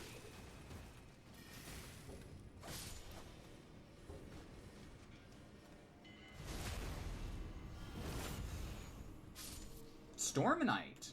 A Zephyr? Hello? Okay, why? How many weapons are in this game, really?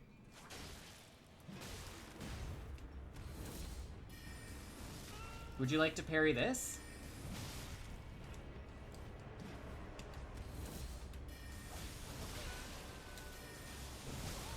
Okay, I'm dead. Once again, didn't really physic, didn't really set up anything.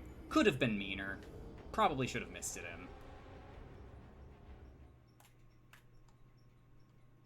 I'm kind of running out of steam, in fairness, so I'm gonna have to call it soon. We'll find someone to raid in a second. But I'll finish this area. I'll finish this tunnel. And then I will do a little bit of grocery shopping off-stream. And then I will reconvene. Hopefully not at too much higher of a level, but it won't be any higher than 60. I'll try to stay about this. But if I find myself with a lot of souls or runes...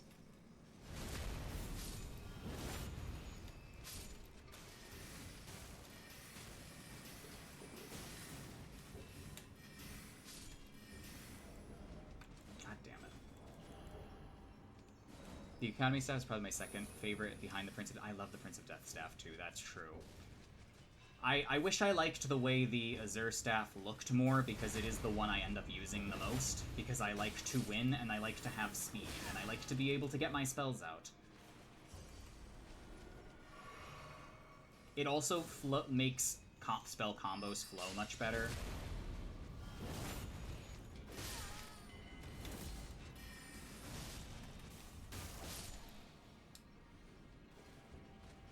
I wish I liked it more, but unfortunately it is simply not up to my standards of excellence.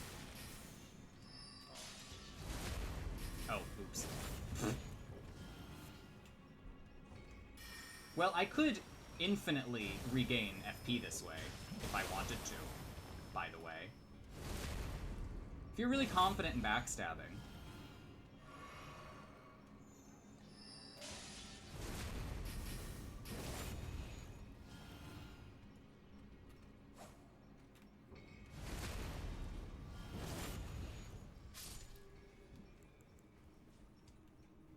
This doesn't really work as an invader, though, so I recognize the limitation.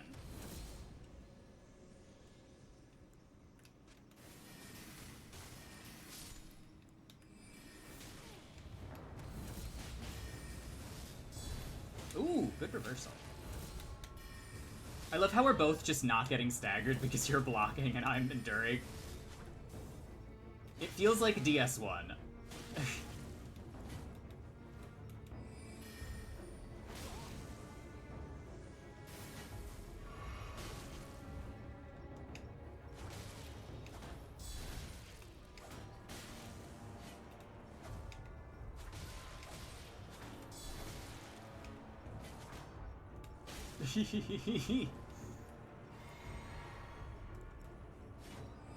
Oops.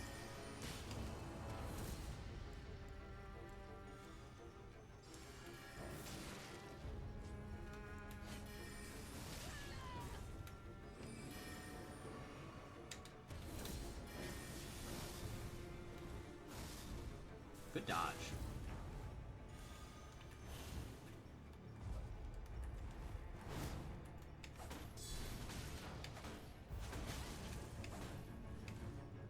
I wonder if doing a dagger R2 beats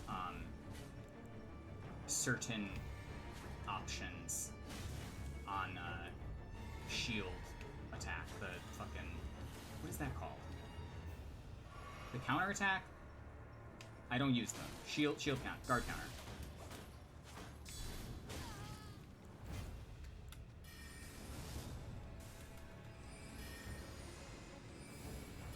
Ooh, good spell.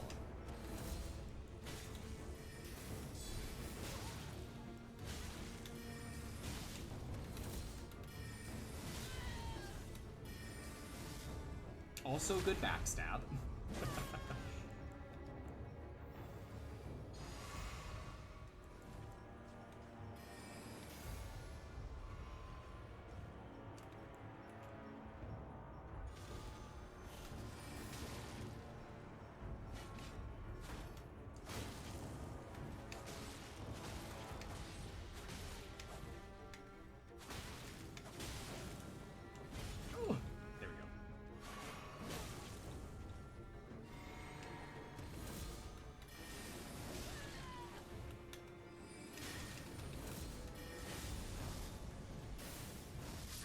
GG's.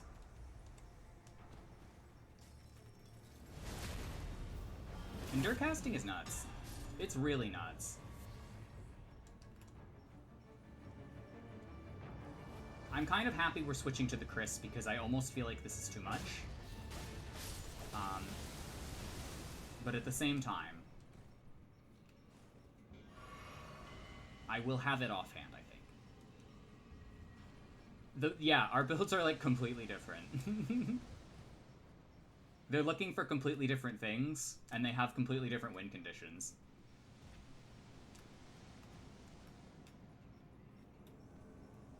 Which is very cool. Oh, hello. Macho. Now, I will physic on you, because I don't know you.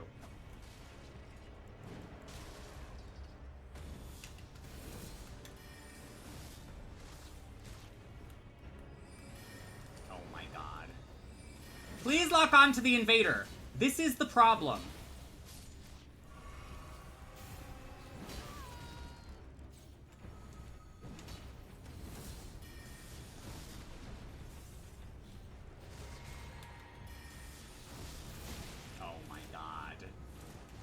Fuck you.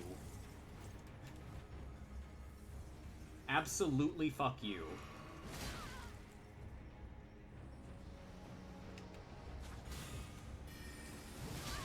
Why didn't that stun?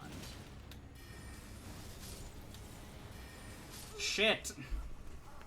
He got stuck on it and I still missed. Well, I didn't want to aggro the snails, but it did just happen, so there wasn't really anything I could do to avoid that. Crouch Poke and Stormblade. Exciting. I love Crouch Poke and Stormblade. I could have played that better. I could have played that significantly better. I should have gotten him with more slicers and piercers, truly. But you know, latency is a thing.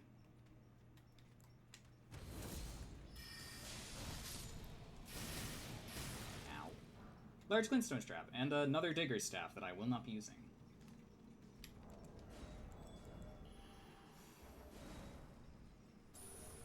I don't think I've seen any of the Pride things, but still, this is good.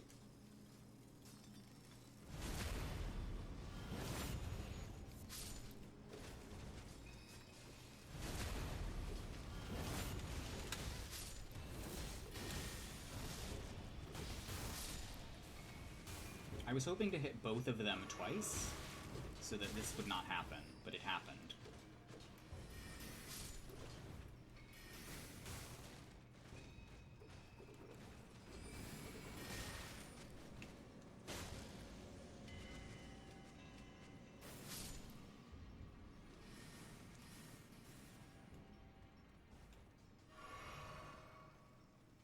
Lady of the Tew.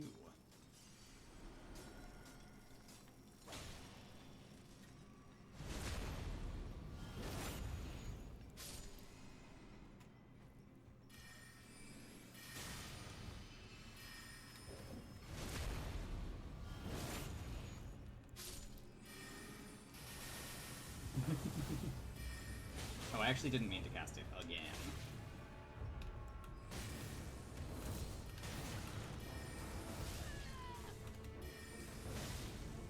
Good call.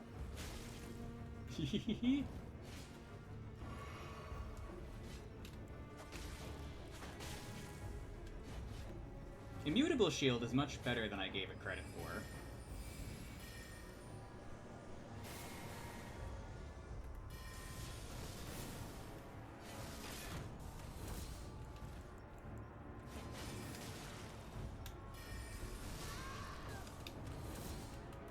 Oh, good backstab.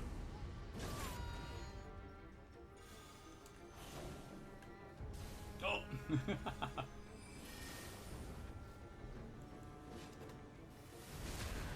It is exceedingly cheap to cast.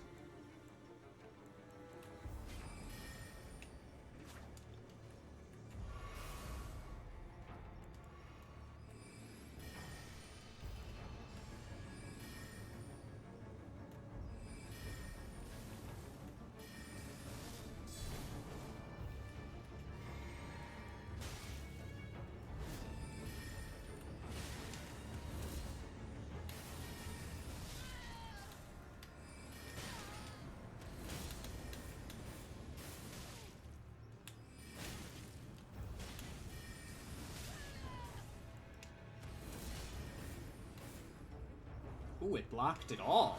That's impressive.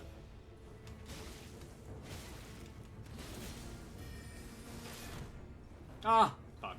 I had already inputted the roll.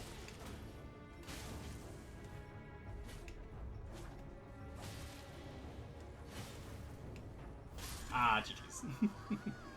GG's. Very fun fights, by the way.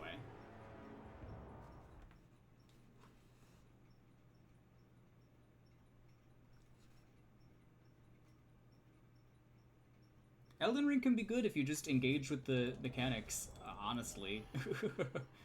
if you simply take the game in good faith.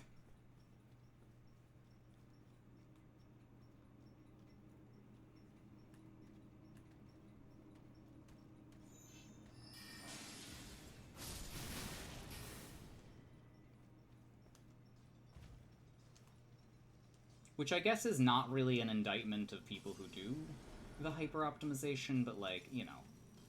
Some of the people who play these games, I feel, are just trying to upset everyone else. The big downside is it only lasts 30 seconds. Are you getting the Old Lord's Talisman? Or is that not going to be part of it?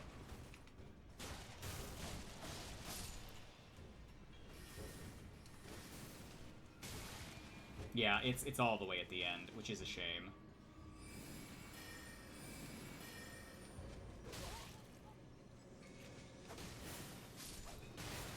Also, this is like an okay space to do a fight in, because it's not like...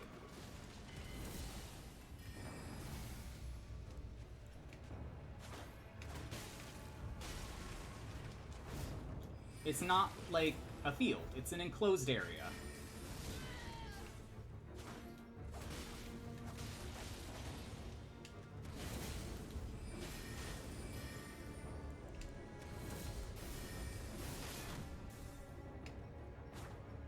So I can set up 2 magic glint blades in the time that it takes to cast, in the time that I endure, which is really funny. What does Immutable Shield do exactly? I think it just blocks all elemental damage.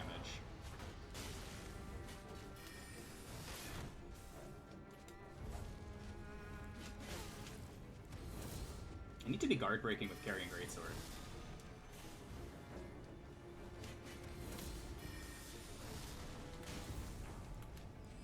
Oh!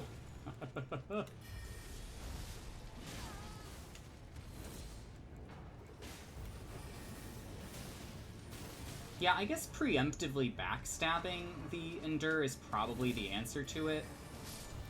You could probably do it with, you know, average reaction time.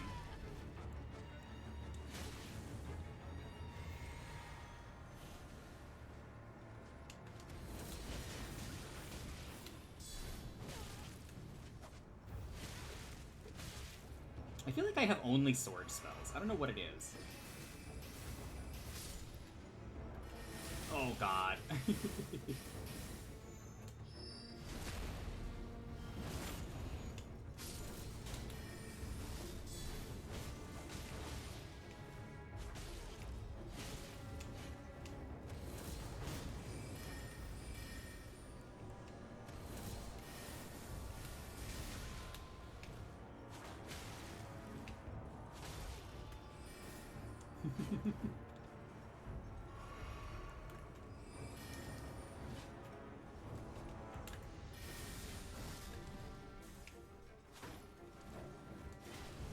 I don't know, there's just a lot going on in this game, and in this particular little matchup that's cool, so...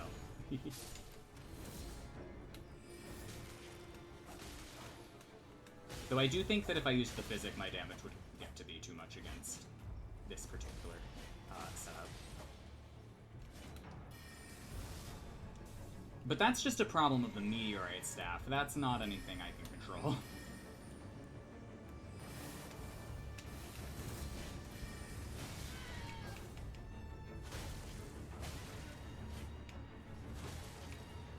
The shield pokes are super good, though. GG's.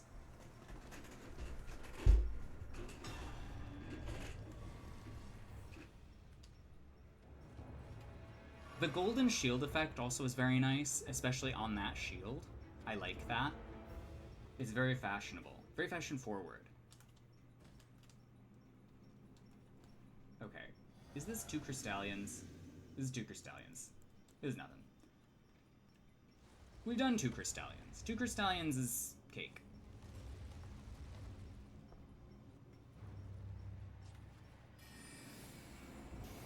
I love how there's a single Crystallion fight, a double Crystallion fight.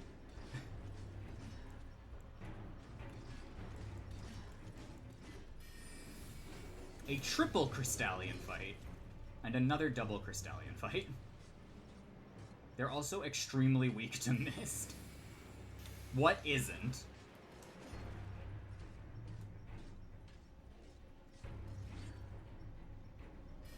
It is very satisfying to watch them shatter apart from the Mist, so there is that.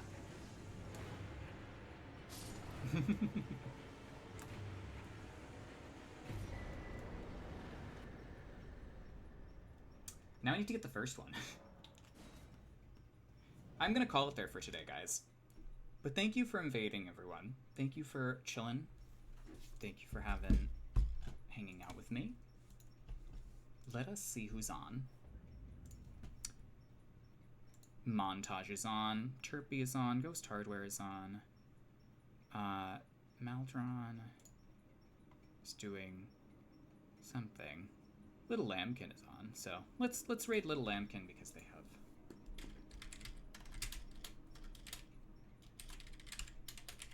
the fewest at the moment. So thank you all once again. I appreciate it. Tomorrow I'll try to be back at around the same time. If I can get up any earlier, I will try to do an earlier stream by like 12. I really would love to be able to wake up and just to be able to do stuff, but preparation. Anyway, I hope you all have a fantastic night. I'm gonna raid Little Lambkin, like I said. Give them all the love and support you possibly can. And take care.